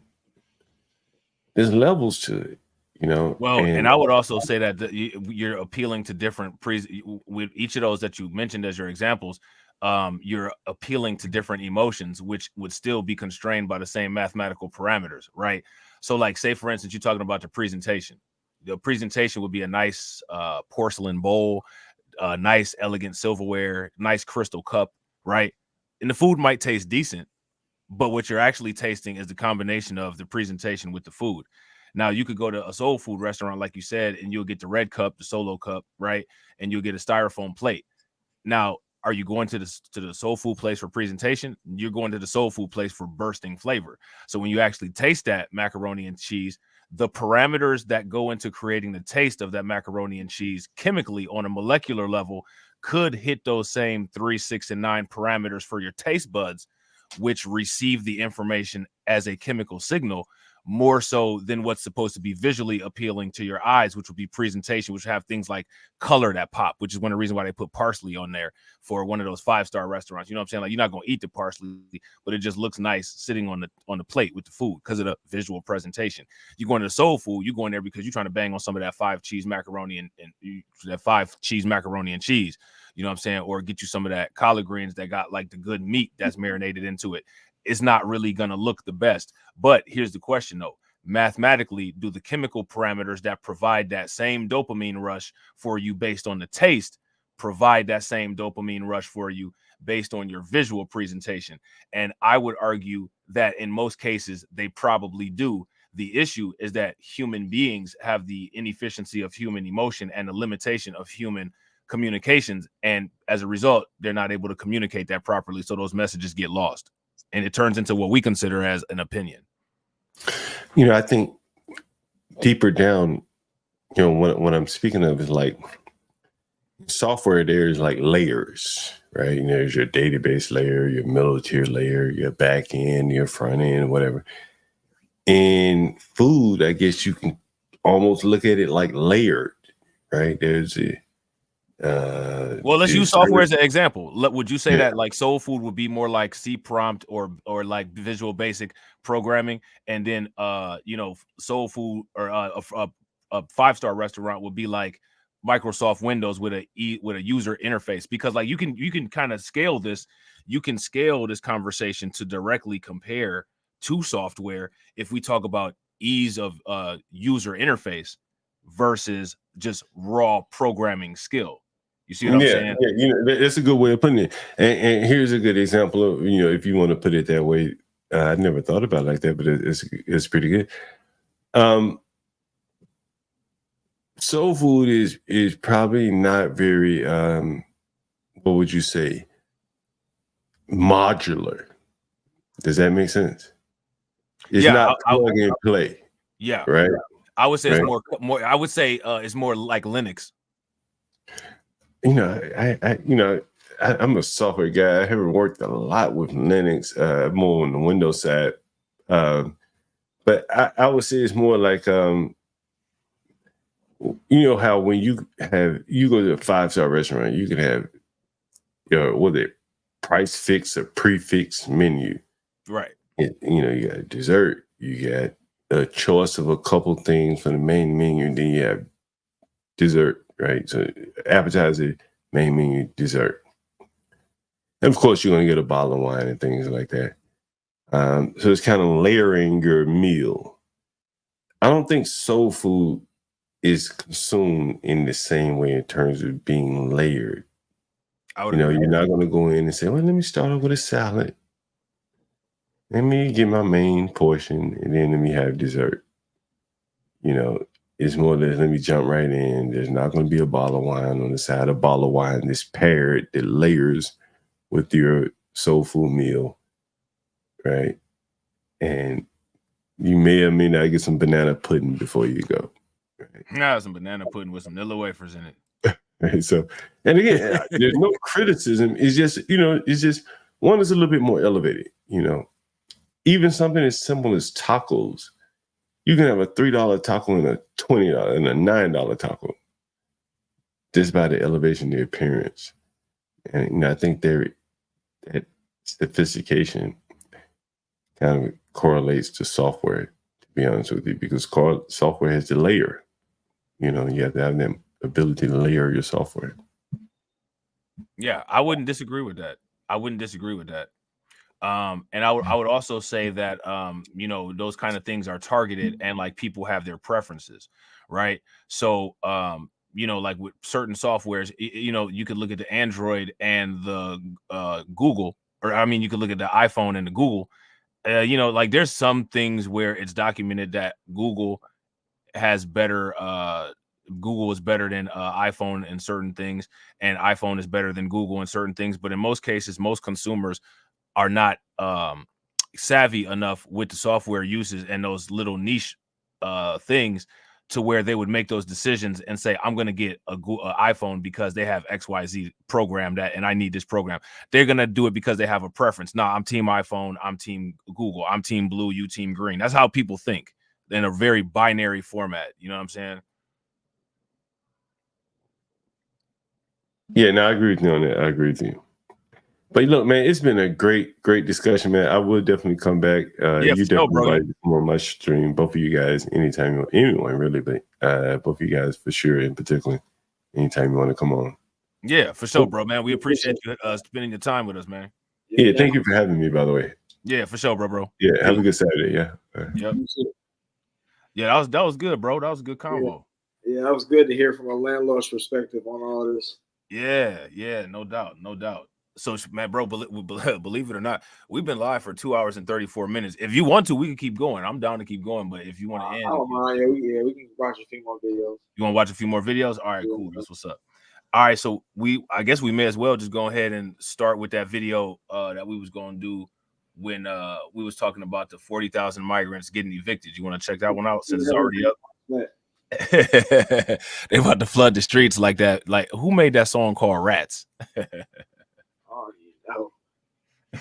So, shout out to Black Free Thinker. Black Free Thinker said, is there a link?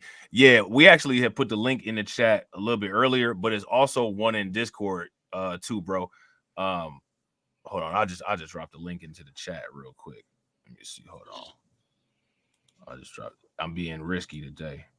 Now when something happened, I don't have nobody to blame except for myself. You know what I'm saying?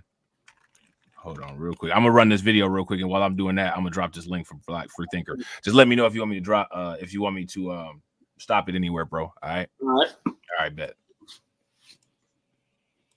Border arrived in New York, we heard from many of our elected officials how great the asylum crisis would be for everyone involved. We were told people fleeing poverty would have fantastic new lives here in America. We were told new workers were on their way, which would benefit local businesses facing employee shortages. And we were told that New York City would thrive and flourish like never before as we welcomed the next generation of New Yorkers. But none of that has turned out to be true, and everyone has been lied to about this asylum crisis, including the very people it's named after. Because all those jobs we were told awaited the 100,000 people who've come through New York seeking asylum never materialized. And if you visit any shelter in town, you'll see the sad results of mass unemployment that still plague many asylum seekers who were promised a better future. Yet even those with work authorization can't get meaningful jobs in New York City's economy that would allow them to rent $5,000 apartments, and sadly, many folks now find themselves stuck permanently at the bottom of the city's economy. Which brings us to the real reason why the city is now evicting everyone from its shelters, including families with children, because the asylum crisis has backfired, not just on the people who are now homeless, but also on the city itself. Because although everyone getting evicted from these shelters moved in with the best of intentions, New York was not able to deliver on them, and the city has been stuck providing perpetual assistance to 50,000 families on a monthly basis for over a year. But because of this controversial new eviction plan, luxury hotels like the one down the street here are going to be cleared out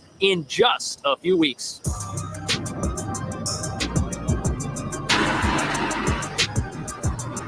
Shout out to Black Free Thinker said to the brother's channel, I don't have the link available with me right now. His name is John Galt. I don't know if he's in the chat right now. Urban Landlord is the name. The Urban Landlord is the name. Okay, Yeah, bet, because I was yeah. actually trying to tag him in the description box. Yeah, filter it on when you search it. Filter it as the channel, and then you'll see him. You'll see a picture of him. Oh, okay, bet. All right, so yeah, so his channel is called Urban Landlord. So yo, could the mods put the link to his channel in the chat? And yo, Black Free Thinker, make sure you leave a comment after the video so I can wrench you up, because I was just in there wrenching people up when I had the thing open when I was trying to find John's channel. But I closed it out already, and I'm lazy. So make sure you leave a comment. All right. All right, bro. I'm about to run it. All right. So this building right here, it's the Row Hotel, a former luxury hotel right here in Manhattan by Times Square. It's got about 1,000 rooms, and cleared out might be the wrong word to use with respect to what's going to happen here, because hundreds of people a week still come to New York City. But that's the problem, because in order to make room for them, the city has to kick out the people it's currently housing, and now that includes families. And for a very long time, the city did everything in its power to avoid having to do this. But critics say this is going to be a gigantic I told you so moment for the asylum crisis in an election year. This new rule will soon apply to about 30,000 parents and children who are living in shelters all throughout New York City. Means they will be working with these families up until those 60 days to figure out next plans for them. So, as you're about to see, this is proof to some that the entire asylum crisis has failed. Because not only is it now making people homeless, these are the same folks we were told would always be taken care of, and we were told wouldn't need to be cared for forever because they were going to come here and get jobs and plug right into the city's economy. But as you can tell from the piles of unused delivery bikes in front of pretty much every shelter in town, that hasn't exactly happened. And to understand how hard this failure is hitting families, you've got to realize that the sudden approval of this new eviction plan is a real shock to folks who haven't just been living in shelters like the Row Hotel or the Roosevelt Hotel for over a year. No, they didn't just move in. They moved in and met with an army of city officials and humanitarian activists that promised them that they were going to be completely taken care of and that their best days were ahead of them. But now we know that's not true. Yet ever since this crisis started, when folks get off a bus at the bus terminal, they are ushered over to the Roosevelt Hotel, which is another luxury facility doubling as both a shelter and a welcome center where asylees can immediately meet with caseworkers to file their asylum paperwork, request work authorization, and get a shelter placement. Yet it now appears that after getting people moved into a shelter and their kids placed in school, all of the help kind of stopped. There was a lot of help on day one, but on subsequent days, people have just kind of been in limbo, waiting in these facilities for things to happen, like job placements, for example. And when we now look at the fact that thousands of people will soon be evicted, losing their shelter placements, many critics say that by doing this, the city unknowingly created a 65,000 strong shelter population who've been trapped in these places with no way out ever since they arrived. While at the exact same time, humanitarians are now saying that the rug is being pulled out from underneath their feet. Now, immigration advocates say this change does little to help migrant families and that it will be leaving them scrambling to find a new place to stay, especially as the new school year starts. But the city says steps like this one are necessary. So these advocates that these new sudden changes not helping people that are upset about this. They're the same folks that have been telling us since day one that the city didn't have enough asylum seekers and that the city had plenty of resources to take care of everybody and that nobody was going to run into the types of situations we're seeing today. And even though New York is one of the largest sanctuary cities in America, it's also one of the most expensive cities in America. And even though it's possible to house people in luxury hotels for over a year now at this point, nobody seems to want to admit that that doesn't really help them get plugged into the city once it's time for them to leave. And even though many say the city's been extremely compassionate housing so many people for such a very long period of time, this entire crisis has turned out to be nothing more than a gigantic trap for those very same people who were being housed under the impression that things were going to get better in the future, not worse. And even though the city's maintained since the very beginning how great this whole situation was for everyone involved, it hasn't been great for the asylum seekers, which is very strange because from the very beginning, it's funny to watch people act like they understand this completely. And they see how doing this kind of stuff can be harmful for people, but then they'll turn around and act like they're completely ignorant as to why situations are the way that they are with Black people. I think that shows a lot of hypocrisy about those particular people, and that people should stand in it, and that people should stop giving grace to the ignorance of the rest of America and actually start taking America to task for America's own ignorance. As you sit there and sympathize with these people, and this has only been done to them for less than 10 years, and we've had it done to us ever since the civil rights movement. And these clowns, these pathetic subhumans, sit there and act like they don't understand that.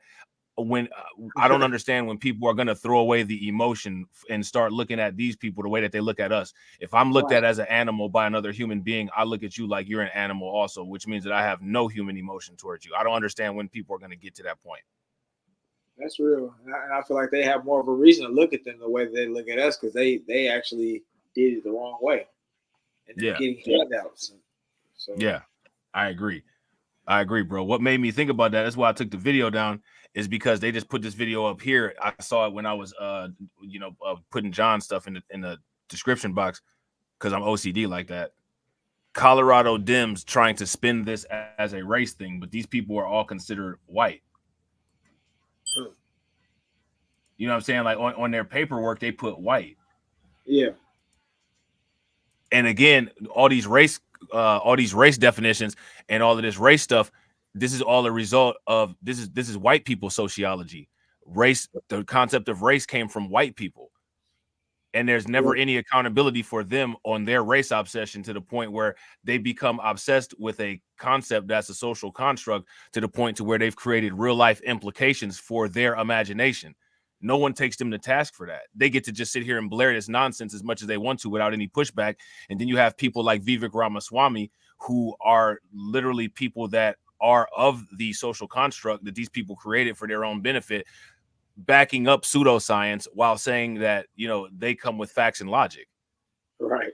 It should not be allowed anymore. And this is one of the reasons why when I say this kind of stuff, most of my critique is critique towards how we handle these things versus the critique of how these people conduct themselves, because until we are properly handling these things, we're facilitating them being allowed to handle themselves the way that they do.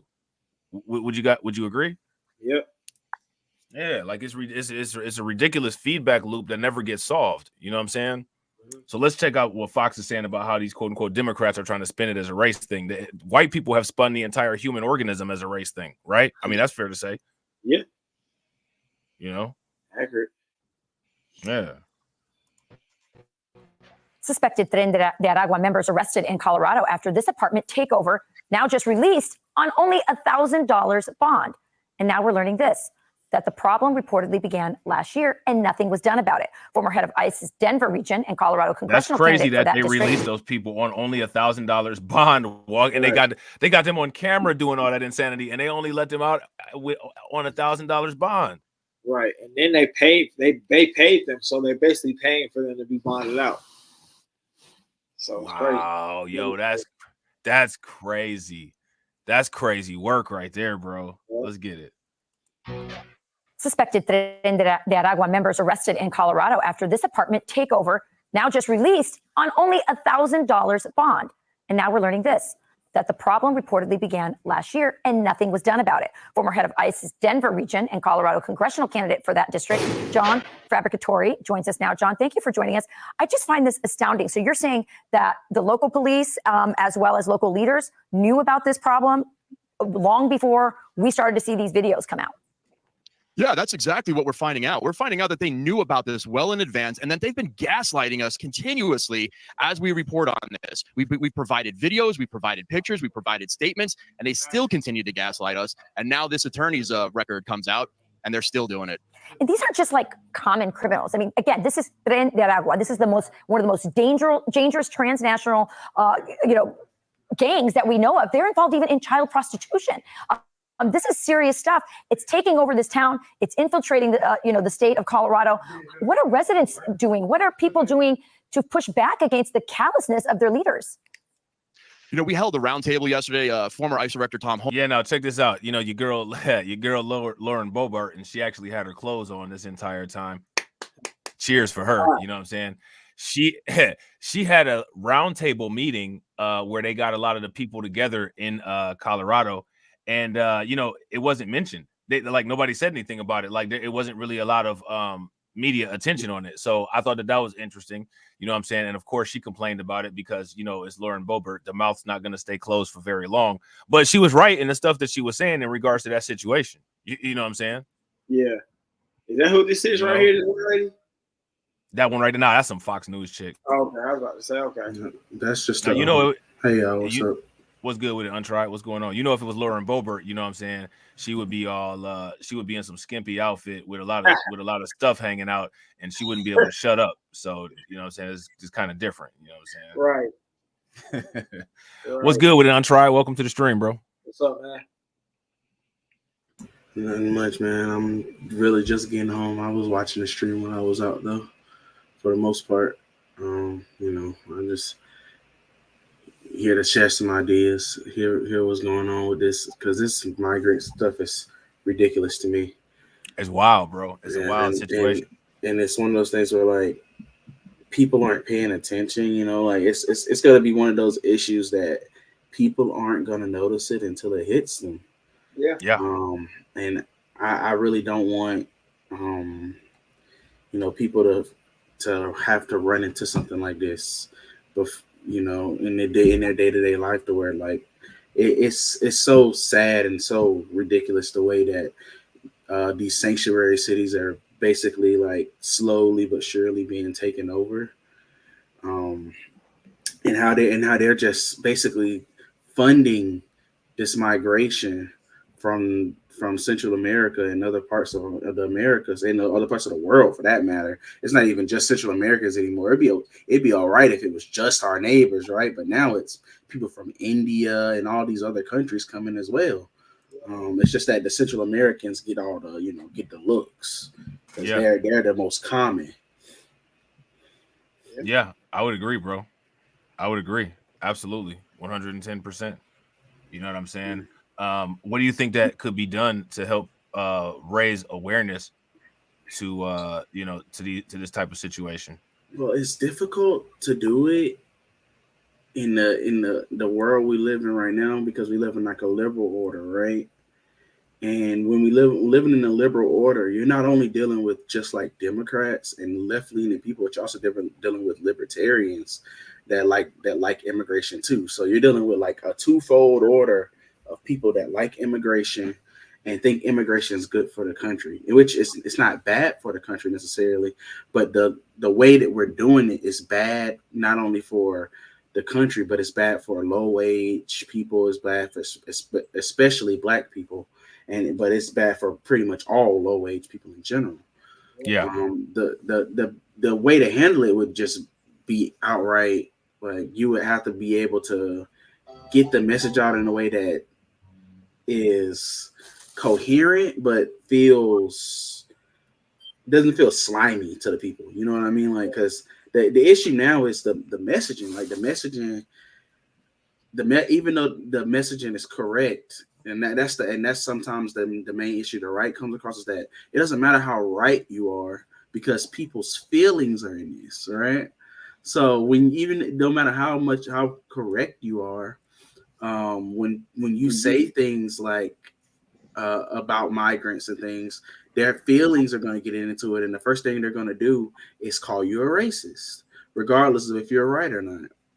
So it's about messaging, and that's the thing that I've been racking my brain about is how do we create the messaging, and I think that targeting it in the way that Trump's doing, but a little bit better than him, in a way that, like, hey, this is bad for Black people. Well, it's going to help a little, but, you know, also they don't necessarily always care about Black people when you start bringing up other groups. Right. I think that the only thing that the only thing that bringing up helping Black people does is bring Black people's attention to it, because other groups of people are only, for the most part, at least based on how they behave and how they conduct themselves and what they're proud of, the way that they speak, they're only interested in exploiting and harming Black people. Right. And I think that, honestly, one of the biggest detriments and the saddest thing about that is that it seems like a lot of us are in denial of that. it's almost like it hurts people's feelings to hear people say like no one cares about us, which if you ask me, there's no reason why anybody should. Like we shouldn't be assigned to care about other people the same way other people shouldn't be assigned to care about me. Like the person next door, their phone and electricity could be on the verge of getting disconnected in the next 2 minutes. I don't care, for one, because I don't know, and for two, because it's not my problem. I got my own bills to pay. I don't think that it's outside the realms of somebody's rights to conduct themselves like that. However, I feel that we live in a situation where so many people are so detached from actual reality.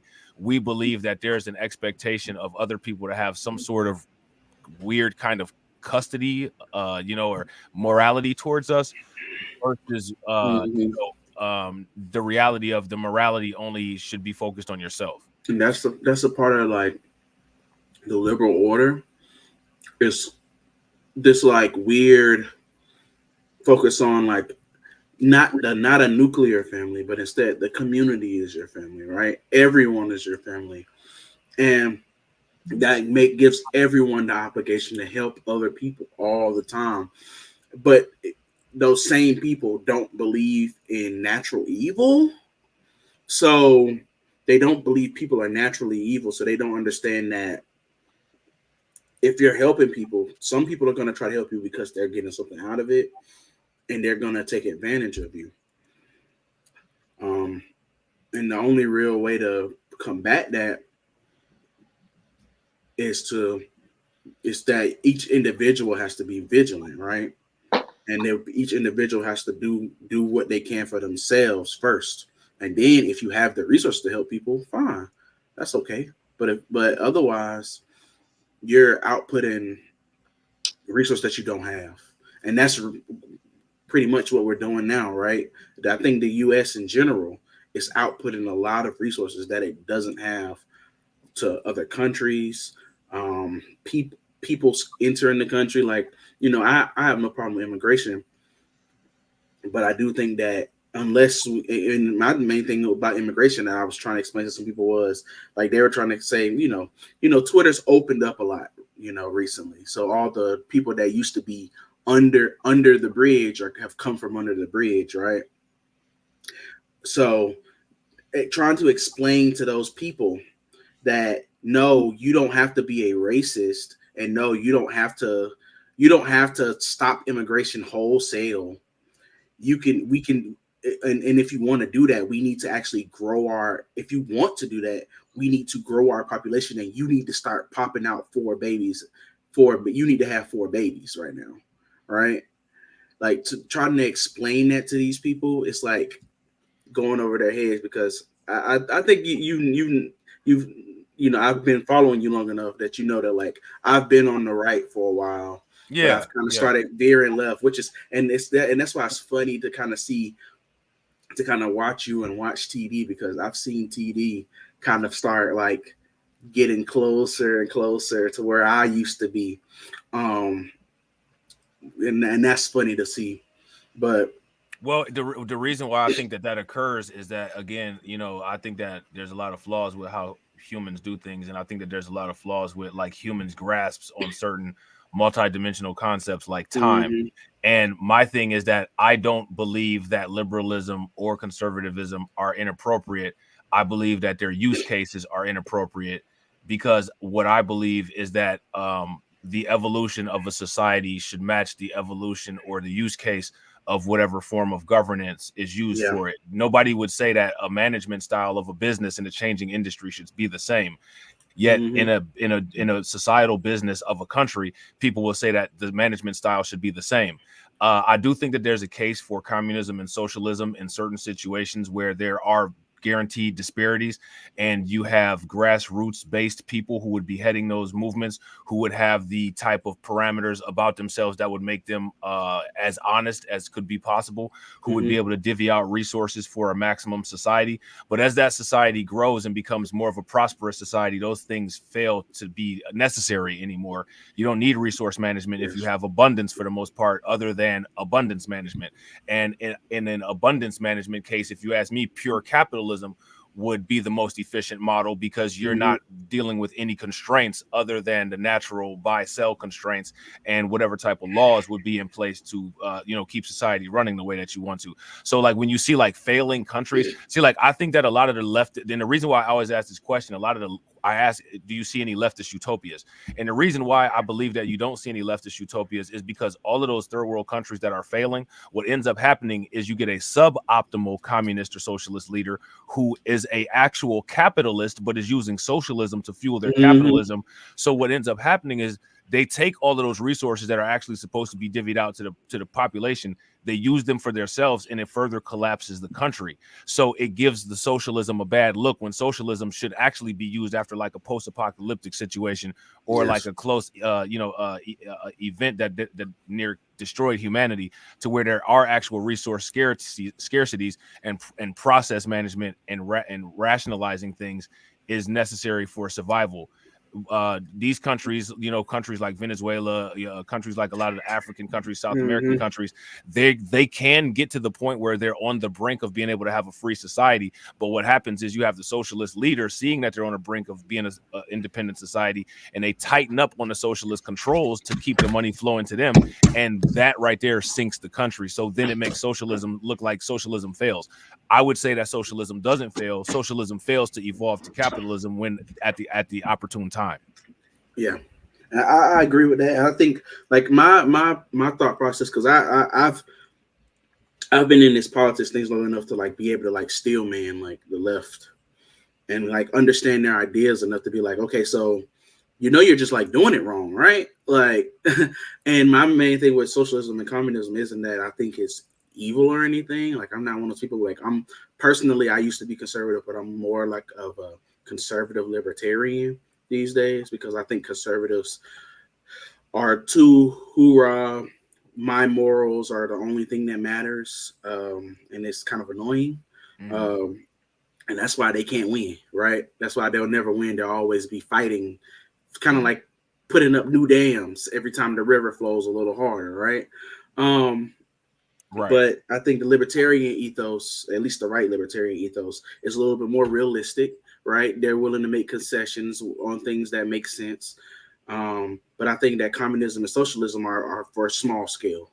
I think that in a community, right, in your local community, communism, socialism will probably work. The issue is that your community has to have the resources for communism and socialism. That's why New York can give money to immigrants and it not be and it go under the radar, right?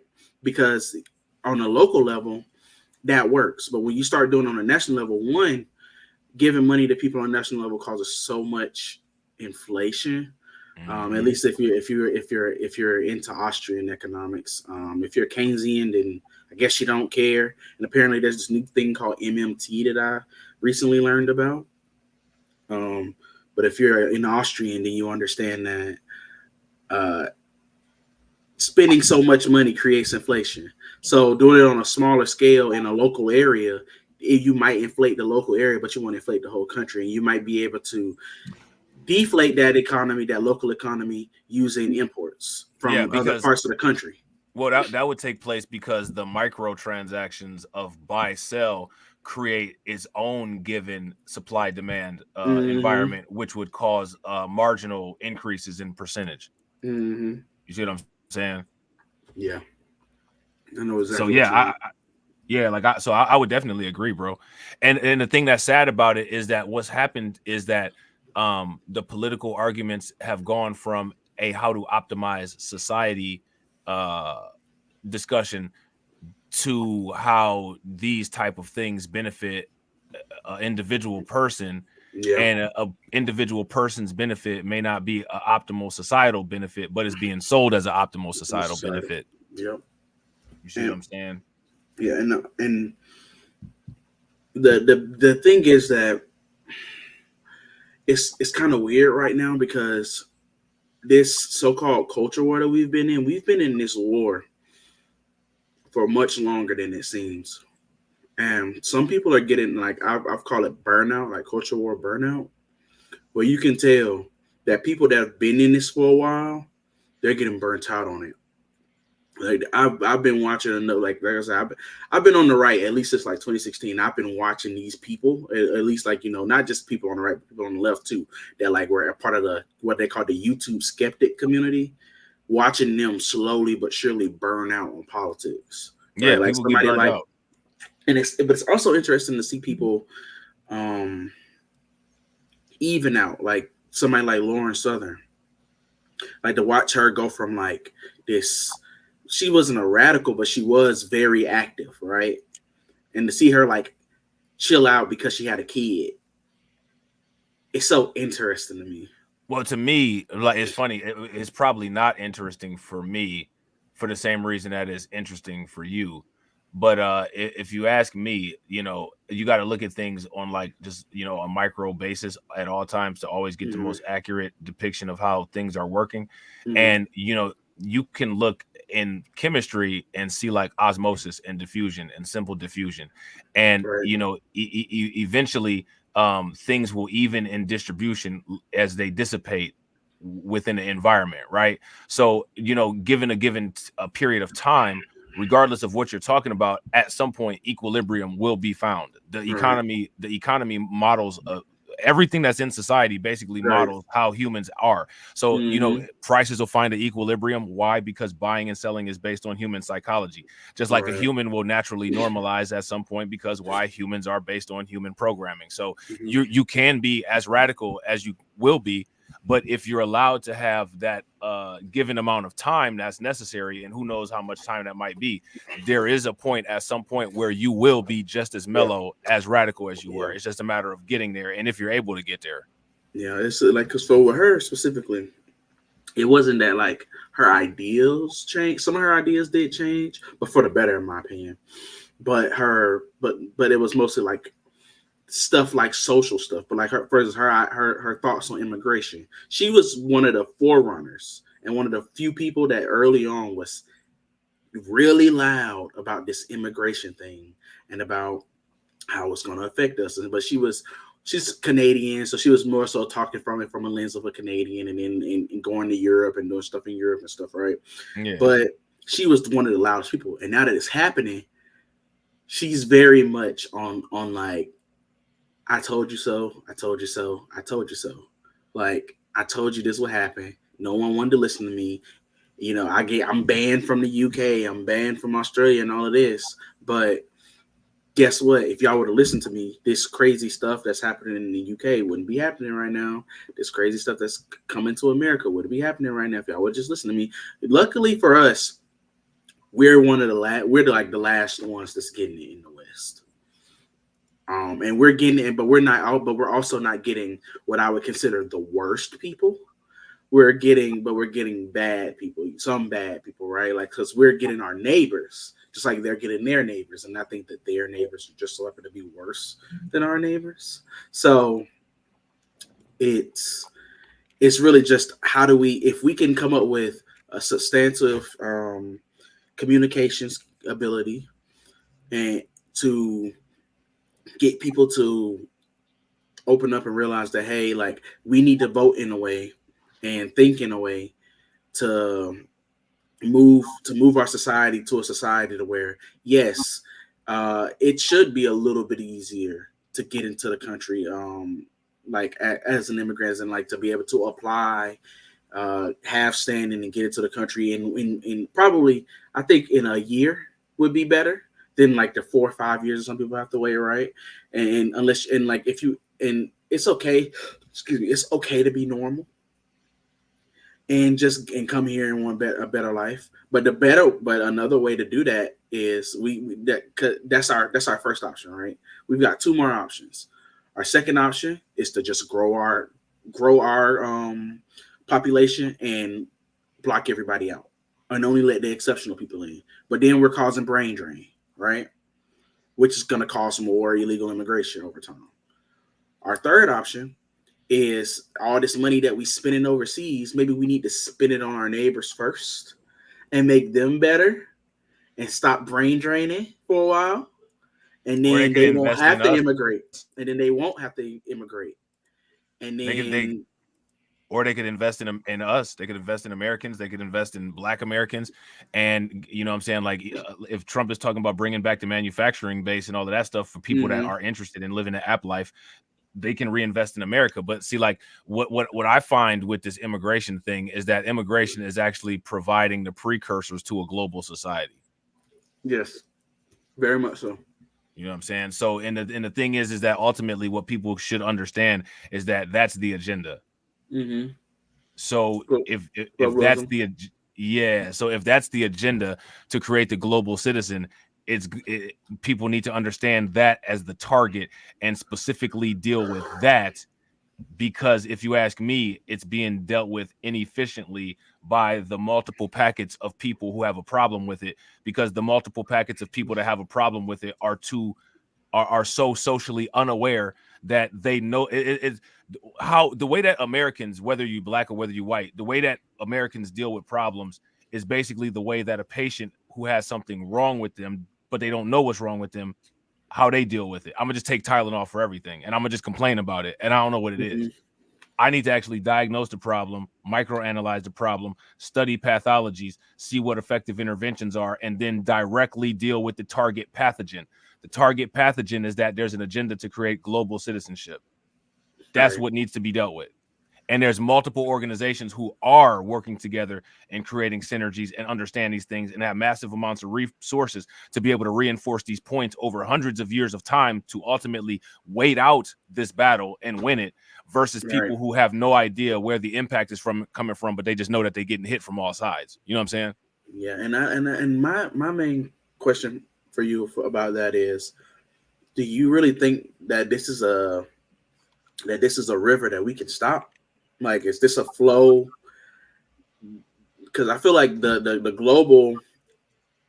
global citizen thing is like eternal for humans. You know what I mean? Like, I feel like that's been forever. Like, think of all the greatest conquerors on the planet, right? That's all they've ever wanted, is to essentially create global citizens, for at least for what part of the world they understood, right? So what that would tell me is that in a universe of a given or finite amount of information, a recurrent information set keeps appearing. Yeah. And so what that would tell me. Go ahead. I'm sorry. No, go ahead. I've heard the phrase like history doesn't repeat itself. It just kind of it just has like a similar rhythm, you know. And I feel like that's kind of what's happening there. Well, my question would be, what's the root cause of this data set that keeps occurring? What's the cause of it? Because the thing is that it has to be coming from somewhere. There has to be a point of origin.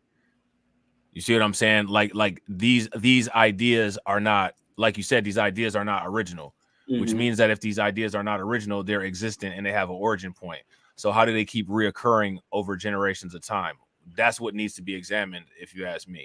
And I think that what's interesting about it is that people are examining these things, but these things have been manipulated to the point where people are looking directly at the story being told and are not seeing it. You know what I'm saying? Right. But to me, one of the root causes is just human nature. Like you know, like we like the left likes to talk about corporate greed and stuff like that, right? Like, and you know, people like to say, well, corporations then all of a sudden get greedy, right? Well, here's a question though, before you go into that, is human nature as we witness it now, is human nature actually human nature, or are we witnessing human nature based on societal engineering and organization?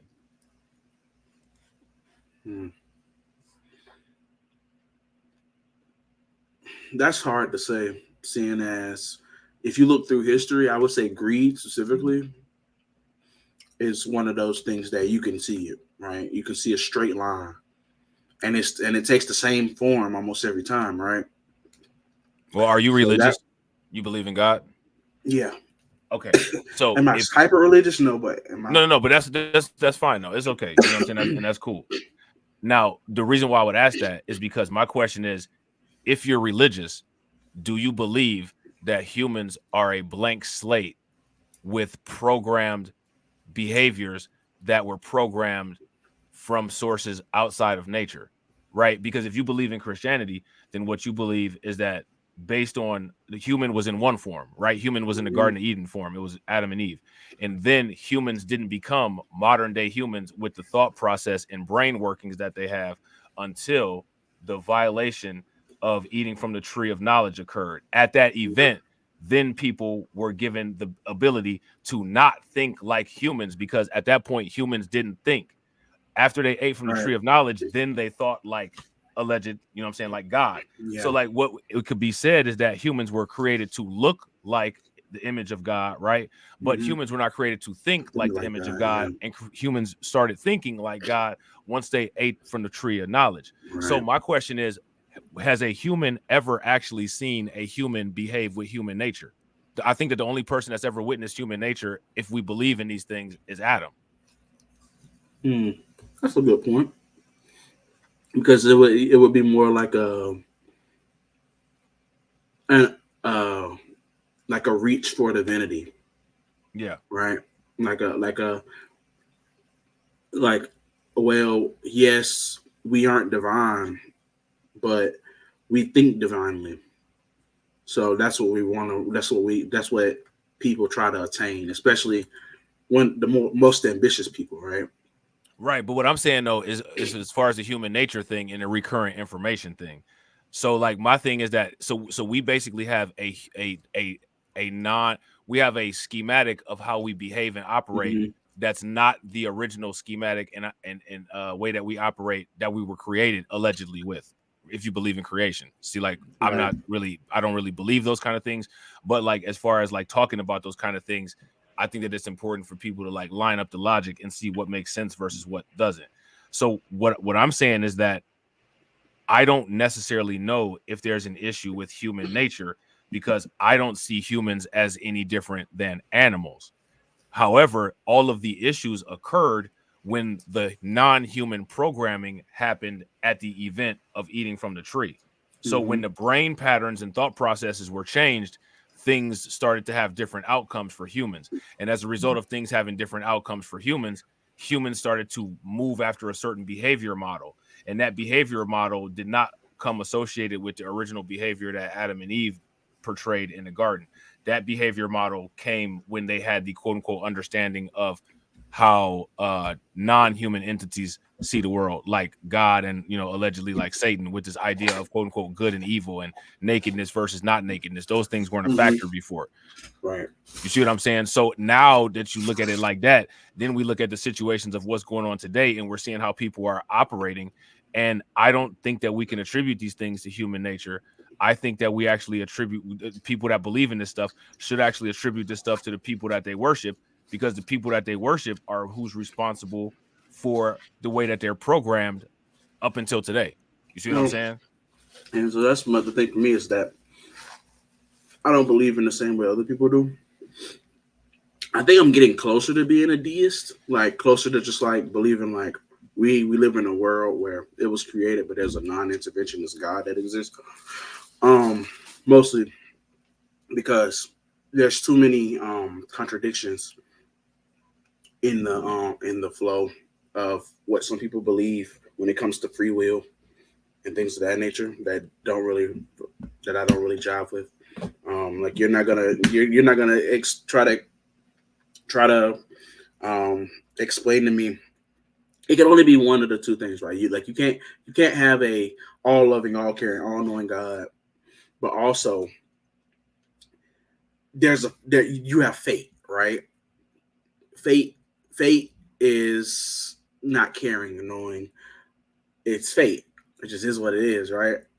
When especially expressing free will as a form of love, then you can't remove that love when you feel like it, right? So the core of my belief is a little bit more different than everybody else's, but I do still understand your point that that change would be a fundamental like change in what quote unquote human nature would be, right?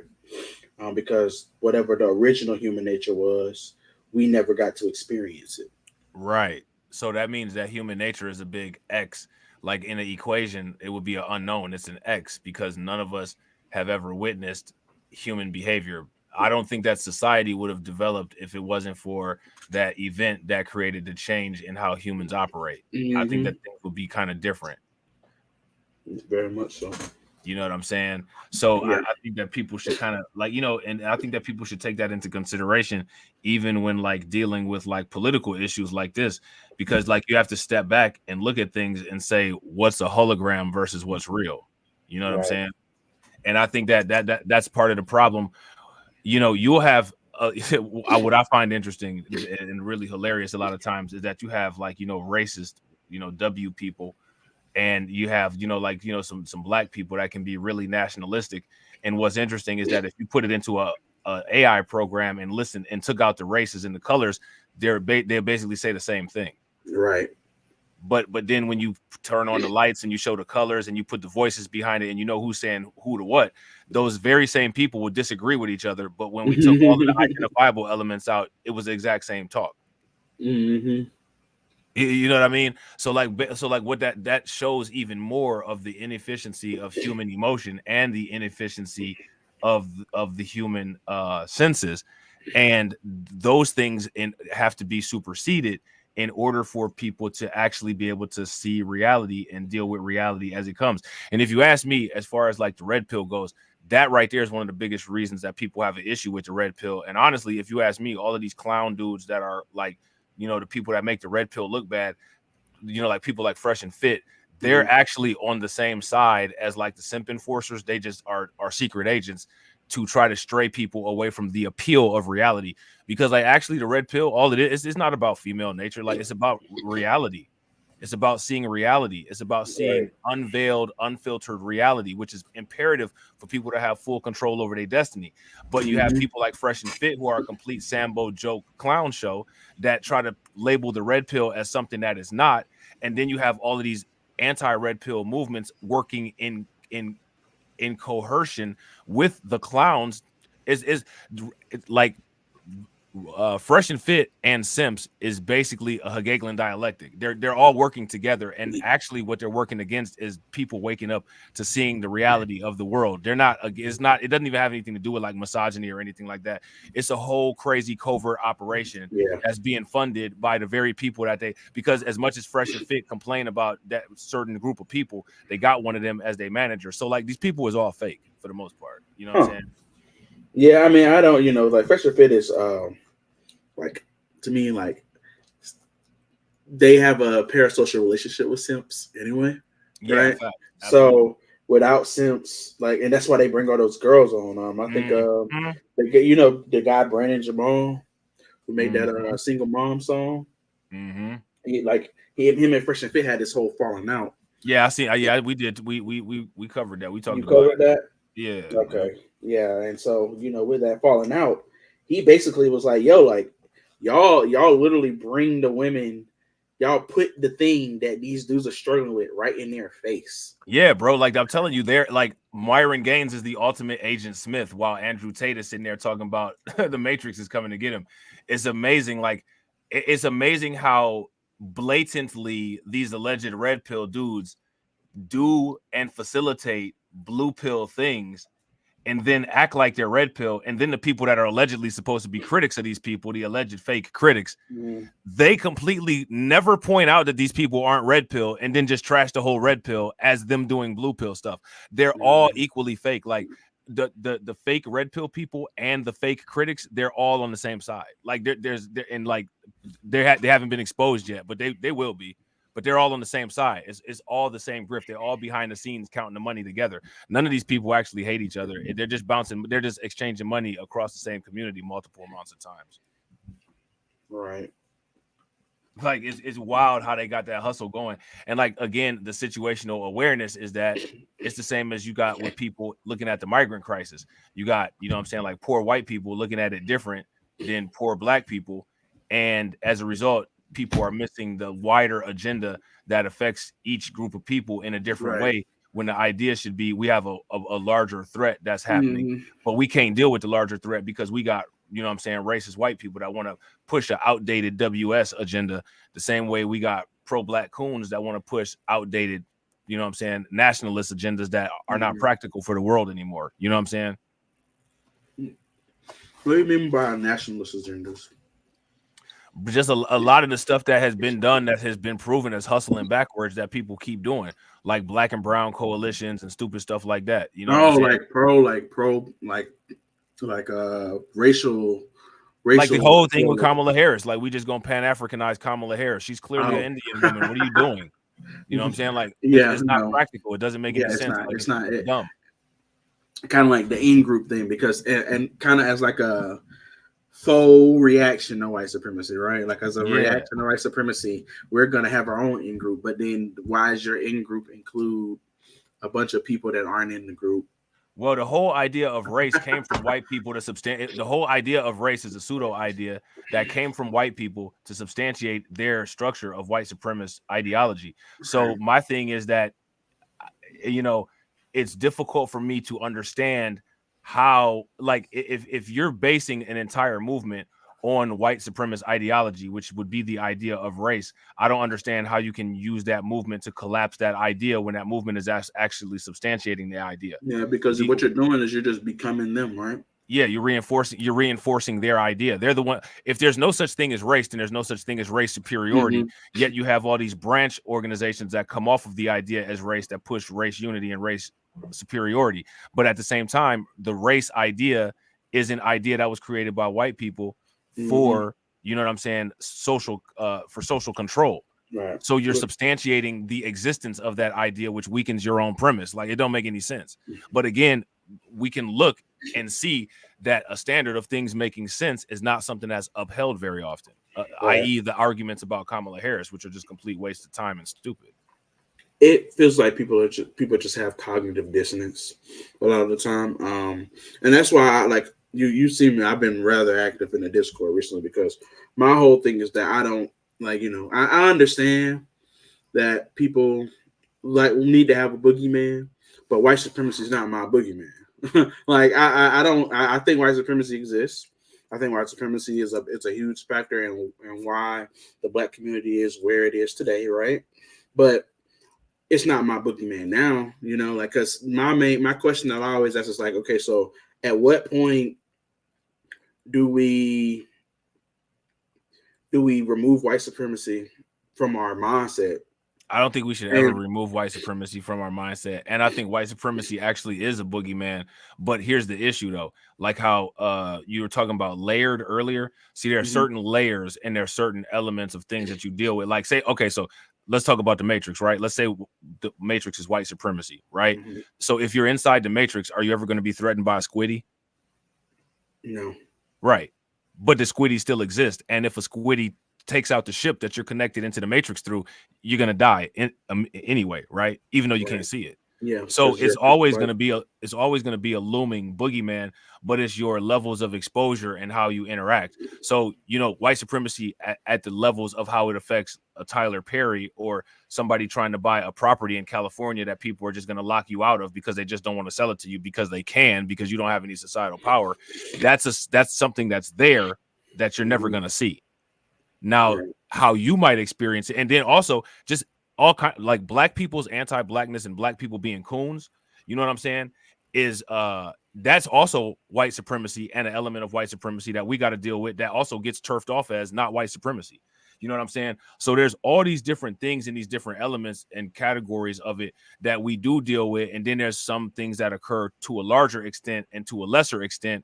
And what I think is going on is that because of where people fall today in society, a lot of what people see is like the lesser extent stuff, and people are brushing off the lesser extent stuff as a societal improvement when that's not actually the case. The case is that if society was progressing as we some problems we haven't even come in contact with, right? Like, say for instance, me, you, and Grind was about to buy like 50% of a state's real estate. Yeah. You think that there would be problems that we've never seen before? Yeah, they wouldn't allow it because of what? Right. Why? Because we've never seen those things. We've never got there yet. It's the same thing as, like, you know, you can play a video game and you get to that part in the video game and you be like, yo, this stage is easy up into here. And then all of a sudden you got this unbeatable boss that comes. And it's like, yo, it's going to take me another year to figure out how to beat this dude. I didn't even know this dude existed. Well, that's because you never got that far in the game. And what I'm saying is that the way that we be moving in the world is that we playing Super Mario Brothers and we only on level 4-3, and it's still a whole nother 8 levels in a castle we got to beat that we ain't even got to, that we don't even know that's out there. You see what I'm saying? Mm-hmm. So to brush it off and say King Koopa's not a threat because you only dealing with the Hammer Brothers is kind of naive. Yeah, I understand that concept. But I do think that I do agree that you have a point, and I think that people should understand that that can also be a strength, because if you're worried about Bowser and Bowser's not a threat, all you got to do is step on a Goomba, step on a damn Goomba.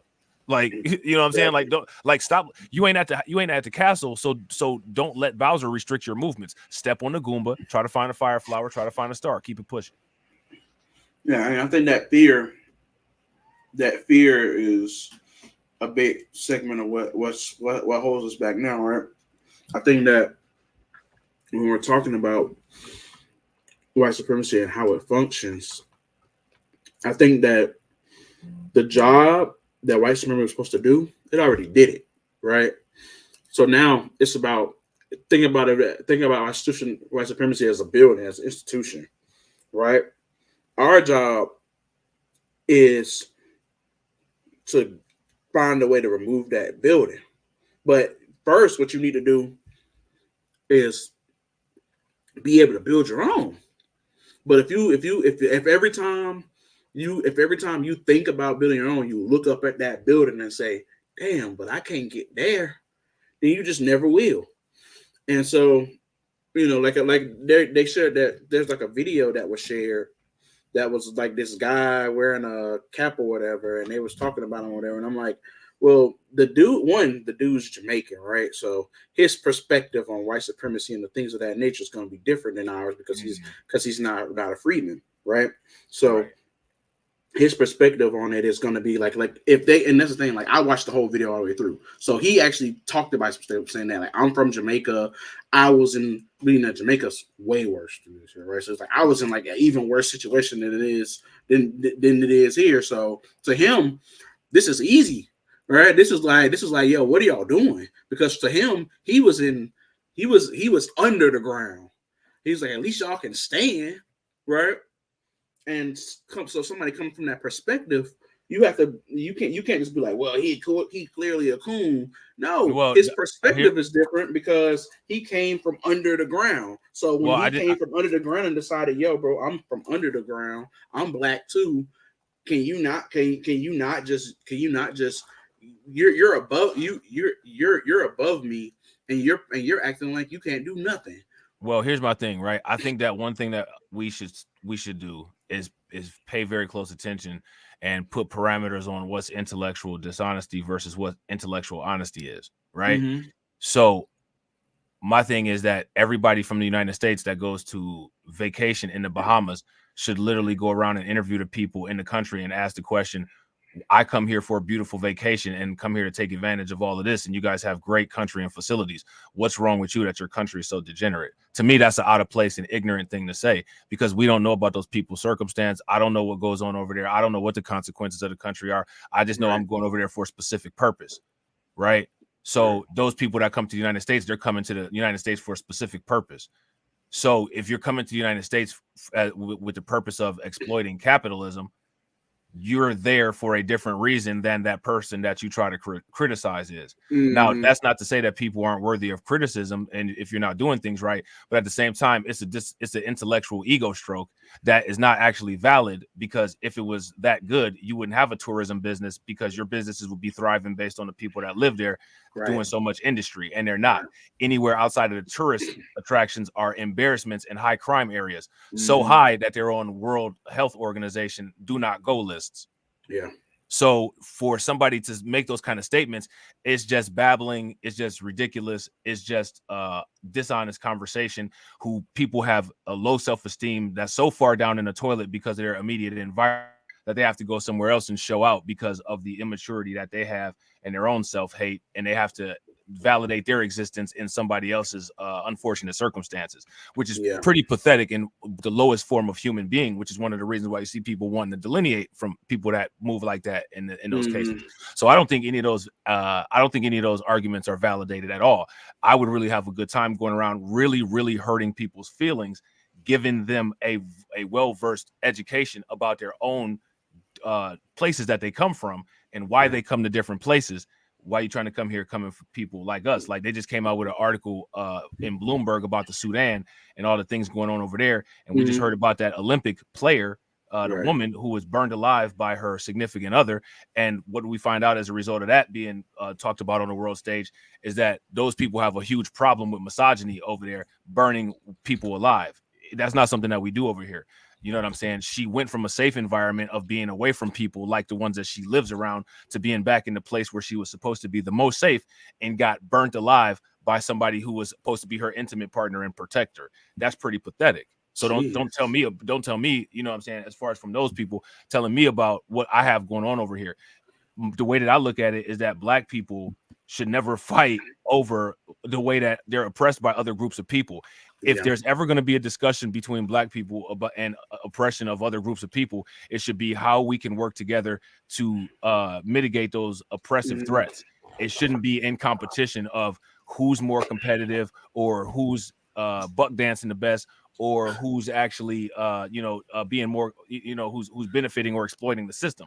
Those are non-productive conversations to me, which is one of the reasons why I'm against the diaspora wars, because the diaspora wars is directly against what Neely Fuller Jr. said. And Neely Fuller Jr. said, if y'all so toxic, y'all can't be around each other, then just get away from each other. But instead, you got everybody all up in each other's faces, twerking, trying to say who's better than who, which is not getting anything. And now we got, like, you know what I'm saying, a government that's about to fall apart. You know what I mean? And still nobody's on task with how to get anything done through a business aspect or through a political aspect. And I just it's like, how many times can you fall for the same trap? You know what I'm saying? Yeah, I mean, I think it's interesting because, like, for first, like, this guy, that guy specifically, he was like watching some documentary that was just like dudes in the hood, right? By some English journalist who apparently every year goes to the murder capital in the US or whatever, right? And he's like doing a documentary on and, like, you know, you can take whatever you want from what the guys say or whatever. Like, I think one of my favorite parts of the documentary is when the guys are like, oh yeah, if somebody shot your mama, if somebody shot my mama, I'm not saying that they killed her. I'm saying that they're innocent, and then I'm gonna go kill them. And the journalist is like, people the general population would think that that's a little off. And it was like, fuck the Gen Pop, these the streets. And I'm like, what? Yeah, so they got some. That's what Grind and Motivate be talking about on his videos when he be saying like that. You know what I'm saying? Like, non-Black people are so ignorant that they actually think that world star hip hop is our culture. No, but I'm just saying that in that documentary, like he was in Baton Rouge, I think. In that documentary, yeah. And so, like, and that's what so like the guy what they did was they went to the worst part of society to find the worst possible sound bites that they could clip to advertise that to society as this is Black people. That's like if I went to Owsley County, Kentucky, and I said this is white people, which is actually more accurate because there's a nationwide, you know what I'm saying, heroin epidemic going on. But that's neither here nor there. Yeah, and I think the concept of, like, showing that this is what, like, the lowest cast of Black people like, this is what they deal with on a daily basis, and this is how, like, the things, like, the minds that they have is important, though, because you have to understand, like, where the brainwashing comes from, like, where the mindset comes from, like, what cycle are they in, and like it, that even though, like, you know, I'm watching it through somebody else's commentary or whatever, watching that documentary is like, whoa, they're in a really messed up cycle of, like, they can't forgive each other. They don't trust the system enough. They don't trust it. They not even that they don't trust the system. They don't care about the systems, So they want to take justice into their own hands, and that's perpetuating the cycle that's keeping everybody in the gangs, it's keeping everybody fighting, and it's just interesting to watch that. Right now, do I think that it's something? Do I think that should be caveated? Of course, right? Because that and that's the main thing. That was like I watched that whole video all the way through, and the guy in the video is like all black people aren't like this, and it sucks Well, that it's the presentation of black people that we have to see. That's true too, but I think that kind of leads into the mind state, right? And I think you had touched on it earlier. You made a good point about like the quote unquote liberalism, right? And I think that there's a design flaw in how we deal with certain things.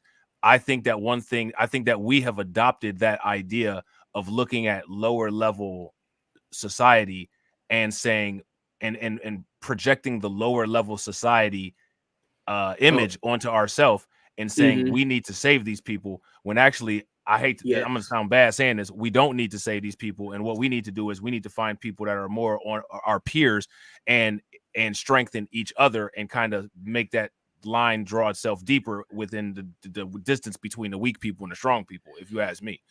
You know what I'm saying? That's, you know, like I don't, when I look at videos and I see something going on in the hood, I don't see that as quote unquote black people. I see that as the hood, especially coming from the Midwest, because in the Midwest, the hood is not just black people. You know what I'm saying? It's a little bit more mixed in the Midwest. Well, it's not even really mixed. It's for the most part just black and white people. For the most part, now we got a little bit of migrants and stuff like that coming in, trickling in, but for the most part, it's poor black people, poor white people. Like that's what I am around. That's what I grew up around. That's who my friends are. That's who my enemies are. Poor people, poor white people, poor black people. You know what I'm saying? The South is a little bit different because we do get migrants. So like I'm from an area where the area went from all white to all black to all very close to like half Hispanic, half black. But funny enough, the white people are moving back. But some of the white people seem to be the poor white people. So it's a very interesting dichotomy that's going on in like where I'm from. So I think that projection of like, okay, yeah, I do agree that liberal. But here go, wait, hold on, bro, hold on. Say that thought, because I want to make sure that we don't lose track of where I'm trying to go with this, because I want you to see this point that I'm trying to make.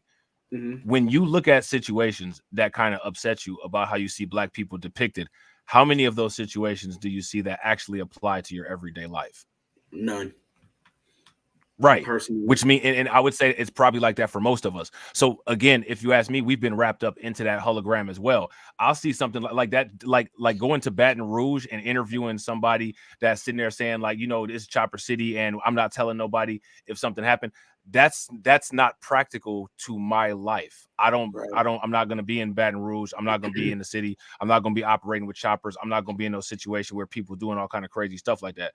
My life is a lot more boring than that. For the most part, I'm going to work. You know what I'm saying? I'm dealing with people offline. You know what I mean? I'm not involved in those situations. So why people will say, oh, like we need to improve. We need to improve. My question is, do we need to improve? Do we need to improve? Or do they need to improve? That's the gym, because really they're the fringe, right? Exactly. Like we might not perceive it as that way because we perceive them as part of the group, right? But really, that's the thing. Like it's just like the where I was going is like that liberal mindset will put us in like that we need to help them, right? But then it's like, I just don't. That's what I'm saying. So then they get a lot of diverted resources, and they get a lot of diverted attention that actually should be put on us to improve what we're doing, not so much on what them, because all they're gonna do is, regardless what they could win a lottery ticket tomorrow, Mega Millions, and they'll be right back where they are within a year or two. That's right. Yeah, but us, we'll get that money and make a productive business and have some type of legacy business for our family, build a community off of it, and who knows, we could start like a corporation that lasts forever, right?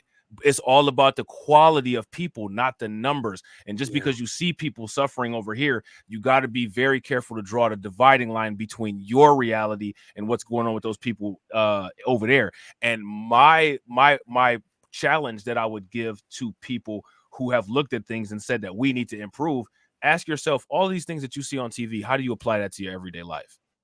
Yeah.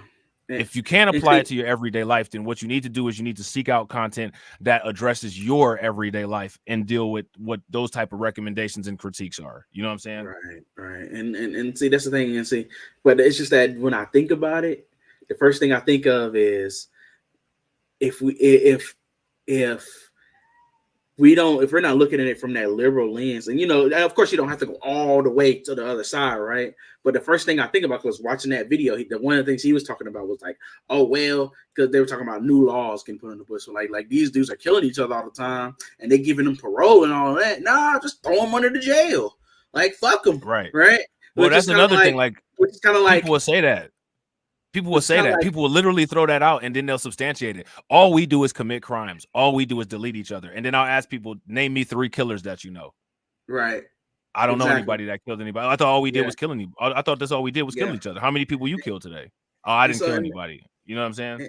And so that's the perspective I come from. It's like, I don't know if I want to throw all these people under the jail, but at the same time, it's like, well, if they're not gonna do anything, right? If they're stuck in this perpetual, if it'd be one. But see, my main thing is it'd be one thing if the jails were productive, right? If the jails are productive, I would be a little bit more. I wouldn't be as skeptical. And I wouldn't be like, oh, let's just throw them all in the jail. Let's just put them all in a spot together. Well, the jails are productive. The jails are productive for the jails are productive. They're just not productive for us.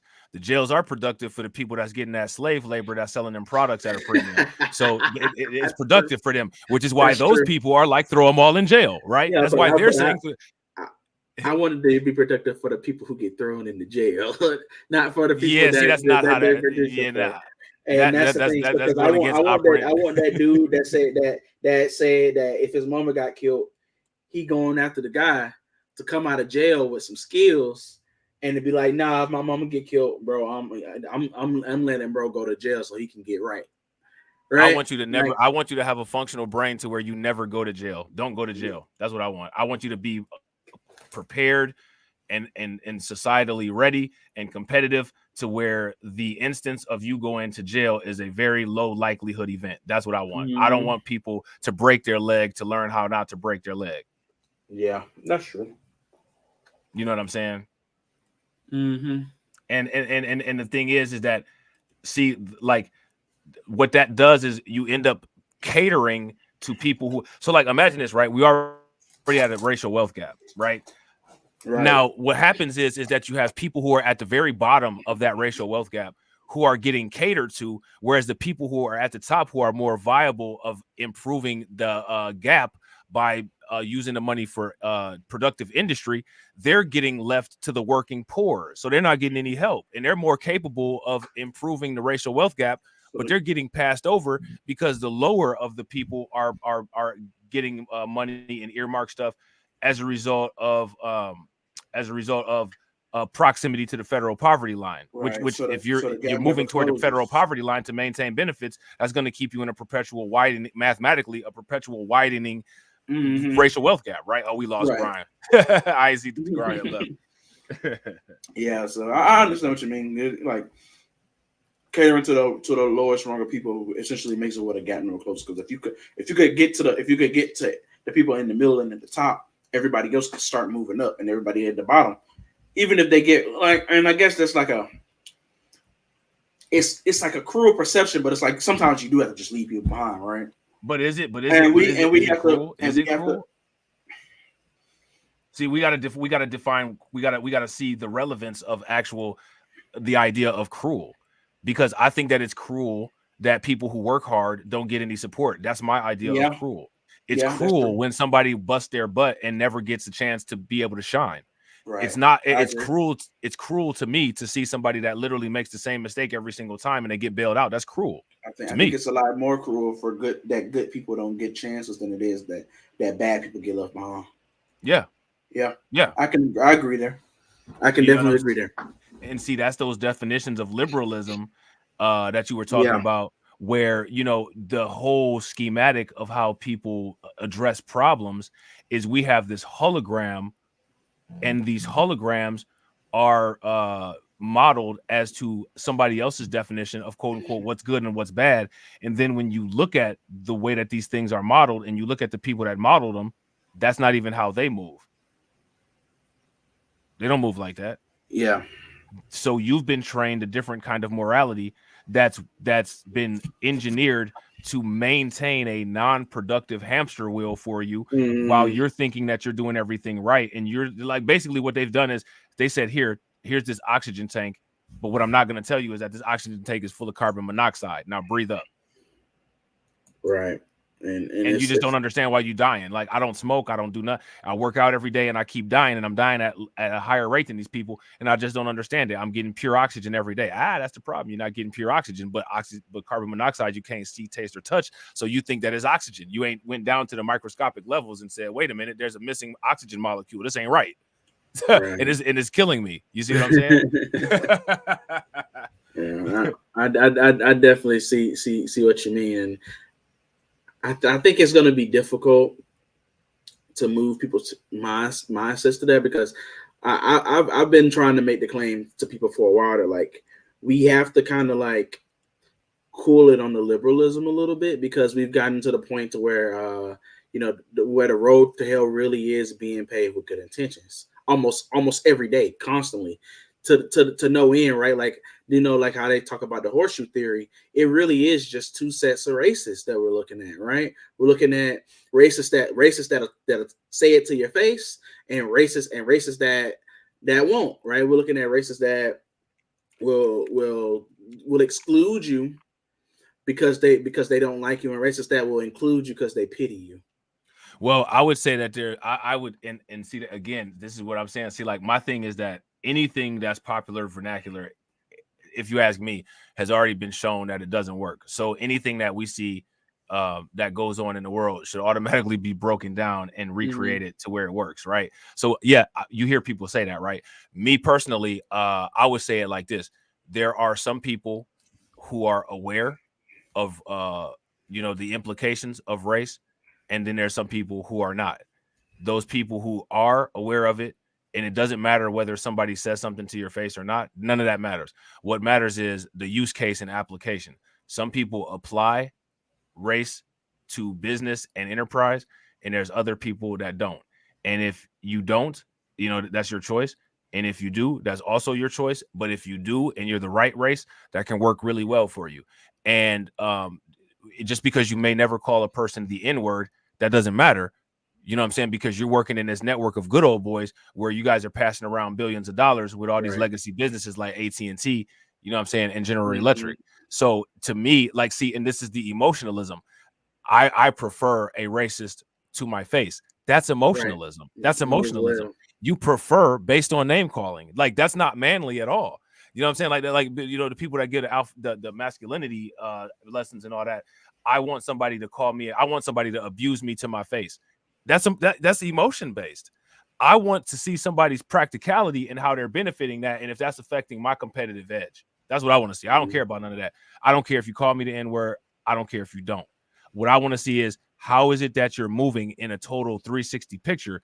How is that affecting me? And how does that affect me based on a part of the group of people that I'm a part of? Not if somebody called me a name to my face. I swear, bro, I hate that. People, I love my racism up. I don't like racism at all. And the reason why I don't like racism at all is because it affects us negatively, because we don't have the power to be able to weaponize racism. That's why I don't like racism. Not because it's morally wrong, not because it's against no religion, not because of none of that. It's the same reason why I hate millions of dollars, because I ain't got it.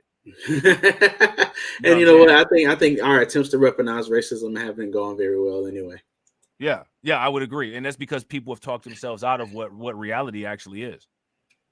All of these things like powernomics and all that stuff, the thing is that white supremacy is a successful rendition of racism as a global business model, and it's worked, and people see the benefits and how long it's sustained and provided for white people for a very long time. And the thing is that there's some people who have understood this and they work within that system, right? And then there's people that completely detest the system because they understand the implications of it. And the issue that we have is that I think that there's a dilemma of people not knowing what they want to do. Do you want to destroy the system, or do you want to find a way that you can deal with it and mitigate its effects on you? And a lot of people are not honest amongst each other with that realization that they have to face. Right. So you can have somebody talking real radical, and at the end of the day, when you look at how radical they're actually being, it's not radical at all. It's just a loud-mouthed, emotional integration into society while these people are, you know what I'm saying, coon shaming everybody else as being integrated. Right. You know what I'm saying? Like, we want to be integrated into the American financial system. What's the measure of that? The racial wealth gap. That's white acceptance. Right?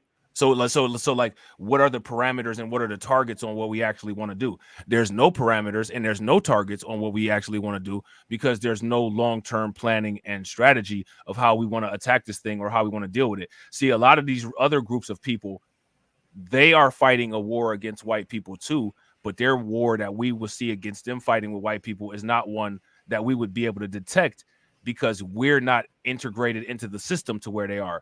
They're integrated into the system where they say, we're going to go at you people, but we're going to go at you people in a way that's compliant with how the world is working today, which is one of the reasons why in many cases, those people, it makes it appear that they get more grace. See, we kind of just are like a wrench in the machine, and as a wrench in the machine, we can cause big damage, and then we can also get big damage, and that's what you see. Yeah. And there's no organized effort to try to figure out what a strategy would be of the most effective way of doing those things. And that's because a lot of people are not as cognizant of things as they claim to be. And because so many people are so lost, it's easy to develop a cult following. And once you've developed a cult following, you've eliminated free thought and innovation. And when there's nobody to challenge you and your ideas, then the bad ideas develop into cancer, and cancer kills. Yeah. And we see that a lot of times. This is like a lot of times there's people that invest in a tanking investment for a long time, and then they say, well, how did I go broke? But then at the same time, you say that Bitcoin is a scam and it improved 20 million% since its life. And it's like there's a racial wealth gap. Well, I'm sure that if you had had a substantial investment in that 20 million%, you know what I'm saying, investment, that would have done something positive to the wealth gap. But you was going around telling everybody it was a scam. Right. Telling everybody that it's a scam because there's no trust, right? Right. There's no trust, and that's one of the big that affects pretty much all groups that are currently like in the out group. Is that there's not enough trust going around. Yeah. And so you can't grow, you can't come together. I watched an entire video the other day about how the conservative movement, there's not enough trust for it to ever coalesce in a manner that would actually be positive for society. I watched the whole entire video about that like 2 days ago. What'd you think about it? Any truth to it? Very much so. Because like it's like that idea, like I'm sure you've heard it before, like, oh, he's a Fed. Right? Yeah. And that's so everybody's so like every Fed. exactly so every conservative group thinks the other is a Fed. Yeah. So how are you gonna come together to wage a civil war, let alone a culture war? When, like, for instance, conservatives are just now getting into culture in the way that they needed to maybe 50 to 60 years ago before liberals took over the culture. Yeah, and they did that as a result of trying to mitigate what they would call identity politics, which is stuff that they saw that could possibly hurt their political movements because they didn't have enough insight to understand, to understand certain things. You know what I'm saying? So do you think that identity politics hurt Black people? Because that's the thing that I've been trying to wager. All politics are identity politics. All politics. Yeah, to a point. I think I've heard you say that before. Something to that effect. If we're talking about American people versus migrants, those are two identities. That's identity politics. We're talking about specifically from an America First perspective. So identity. Americans are citizens. We're an identifiable group of people. The identity the thing is that a lot of people will take keywords and they'll just repeat keywords to the point to where keywords are triggering keywords. And the problem with the triggering keywords is that they elicit a response in a lot of people as somehow disabling an argument that a person might be making, and it's not really happening. It's a debate tactic. And that's what, and I think liberals do that very well because they take words and they take them and they use them, they put them into the lexicon, And then what conservatives do, since they're reactive, which is very bad, by the way, their reactivity is part of the reason why they lose so much. Is that they take those words and they make them negative, right? But you take things that used to be good to you, things like the word liberal, right? The word liberal was not necessarily a bad thing. We actually live in because conservatism, it essentially wants to conserve a liberal order, right? Versus what progressivism wants to do, which is go beyond that liberal order.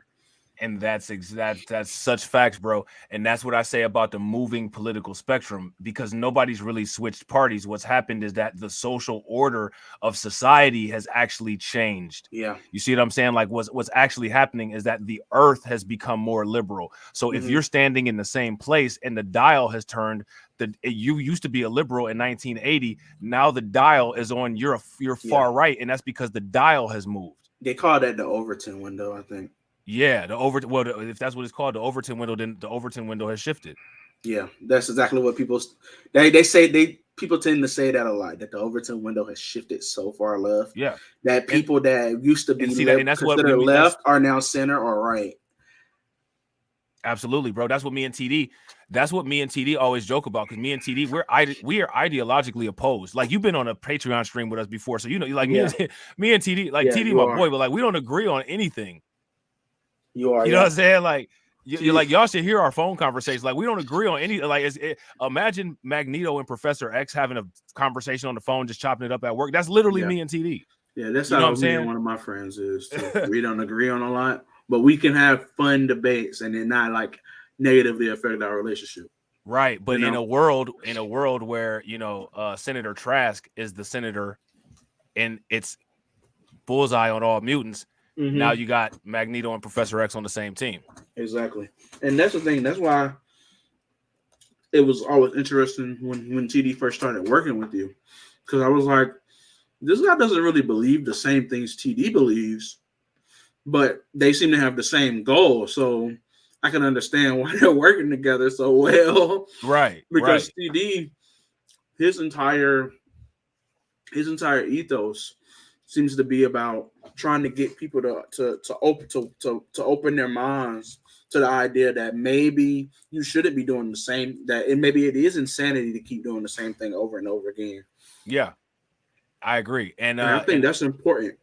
And that's why, you'll never hear me say anything negative about TD's shift to the right, because despite the fact that I have issues with particular people on the right, I don't have an issue with following through with a logical thought process that's consistent with practicing what you preach. And what TD has preached about is the migrant crisis consistently since his channel. And he's also consistently criticized the Democrats and has consistently questioned, well, what are other things that we can do? And so to him making that next evolution of trying something else that he can do, I think that kind of thing should be encouraged more so than people trying to shoot it down just automatically because it has some type of political label on it. That's part of that old school thought process of pro-black coonery that I feel is outdated. You know what I'm saying? It's outdated. You think that you really is a new one. Yeah, like you, but go ahead. I do think that that he's at least pursuing something that he feels like, hey, look, we already seen this, right? We had 4 years of this. So the results were good enough, right? They were better for us than the results that we've been getting. So I at least respect that perspective, especially because when I first got on that first stream with y'all, that's not where he was, right? And then I go away. I stopped watching this channel for maybe I think it might have been a few months, but I was still a member. But I started watching this channel, and I come back, and he's shifted to the right. Well, if you ask me, he was, to me, if you ask me, what it would be. See, and I think that there's a lot of this. I believe personally, and I've told TD this before, I believe that he's always been on the right. He just didn't know he was on the right. Yeah. And I think that is, and I actually think that that's the case with a lot of black people. I think that a lot of black people wear the label of Democrats, but actually are more conservative and don't understand their identity. Because conservatism is, I mean, not conservative, because being a Democrat they've made it hereditary. I watched a video about white people in Kentucky. Like it was like an area in Kentucky You that talking like, about that, like Owsley County? yeah, and how like it turned all the way to Trump, right? Yeah. And like the video was like literally like them saying like, yeah, like, you know, you're born and you're a Democrat, and that's what we were. So it was all Democrats, and it's like that's quite literally what it is to be a black Democrat. But the thing is that you're a Democrat. The one thing that I do believe that Thomas Sowell is right about is that people see, like, this is gonna come off as controversial, but it's gonna age well. What people need to understand, the more you as a Black American, especially, the more that you understand white people, the more you understand yourself. Because to deny the influence of like Southern white people on Black culture as it exists today is to deny reality. Yeah. That's why I said, as people were talking about Kamala Harris, and I had to bring that point up, and I posted on my community post why the Black conservatives is sitting there cooning it up, saying that Kamala Harris is talking like a Southern Black woman. I'm sitting here saying Kamala Harris sound like Hawk Tuah, because she do. Now you got to ask the question: do Southern Black women, do they sound like antebellum Hawk Tuah, or do they sound like Southern Black women? Which one is it? Now we go into that Thomas Sowell book, the one time when Thomas Sowell decided to tell the truth. Right. So if you understand that, then you understand that born into a Democrat thing. And why is it that on the mainstream media, you got all these Black people that are perpetuating this idea of political ignorance, that we've all just been Democrats, and you got a whole county of white people that know how to cook collard greens and fried chicken that'll sit there and tell you we was born Democrats, and these are white people. Right.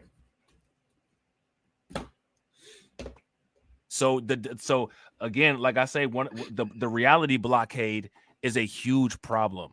It's a huge problem, and I don't know what can be done to stop the reality blockade. That's something that people have to make their own decision on. It's nothing that can be forced. Yeah, it's very difficult to do that, to do that on a mass scale, to like, because essentially like you know, like they use the term, like people talk about being woke, and I like to say I'm not woke, but I am awake.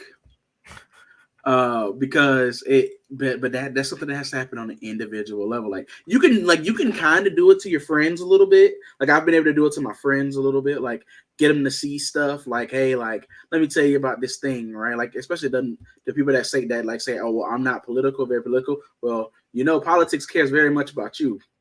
So you should at least care, right? No, you know who's not political? You know who's not political? And even these people are political. Criminals are not political. That's true. Because they don't follow the laws. They don't believe in the laws. The laws only affect them in a way where it'll stop their business and put them in jail. and they're political because if a politician wants to eliminate an entire class of crime, then they could just make what you're doing legal and kill your entire business, like what happened with marijuana. So the reality is that if you submit to the social construct of society as it is that we know it, to some extent, it's not whether you're political or not. It's do you acknowledge the effect of politics in your life versus not. Yeah. And some people, I think they just want Leonard and Carlton.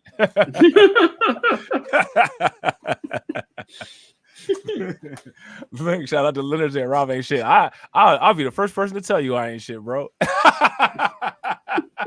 I'll be the first person that I ain't shit. You know what I'm saying? I'll be the first one to tell you. You know what I'm saying? Oh man, well, yo, bro, I gotta hop up off of here, man, because I got some stuff to do, and then I overslept this morning, man. My alarm didn't wake me up. Me and AB was supposed to react to this video about Sabby Sabs and Roland Martin, so we got to do that in a little bit. Oh man, I watched that video. Man, it was pretty decent video from her. Yeah, I want to see that. So we're going to do that. So I got to get some stuff done before I bust out that stream, bro. But yeah, bro, like anytime you want to come up, man, you know what I'm saying? You're welcome, and you're part of the Discord, so I can just send you the link direct. Okay. So, you know what I'm saying? Yeah, that's fine. Yeah, man, that's what's up. So, yo, I'm going to pull you down off the screen. I'm going to pull myself off the screen. I'm going to shout out everybody that came, and I'm going to end this bad boy. All right, so shout out to y'all, man. Make sure that y'all show Untried Genius some love for coming up, and also show John some love, man. Appreciate John.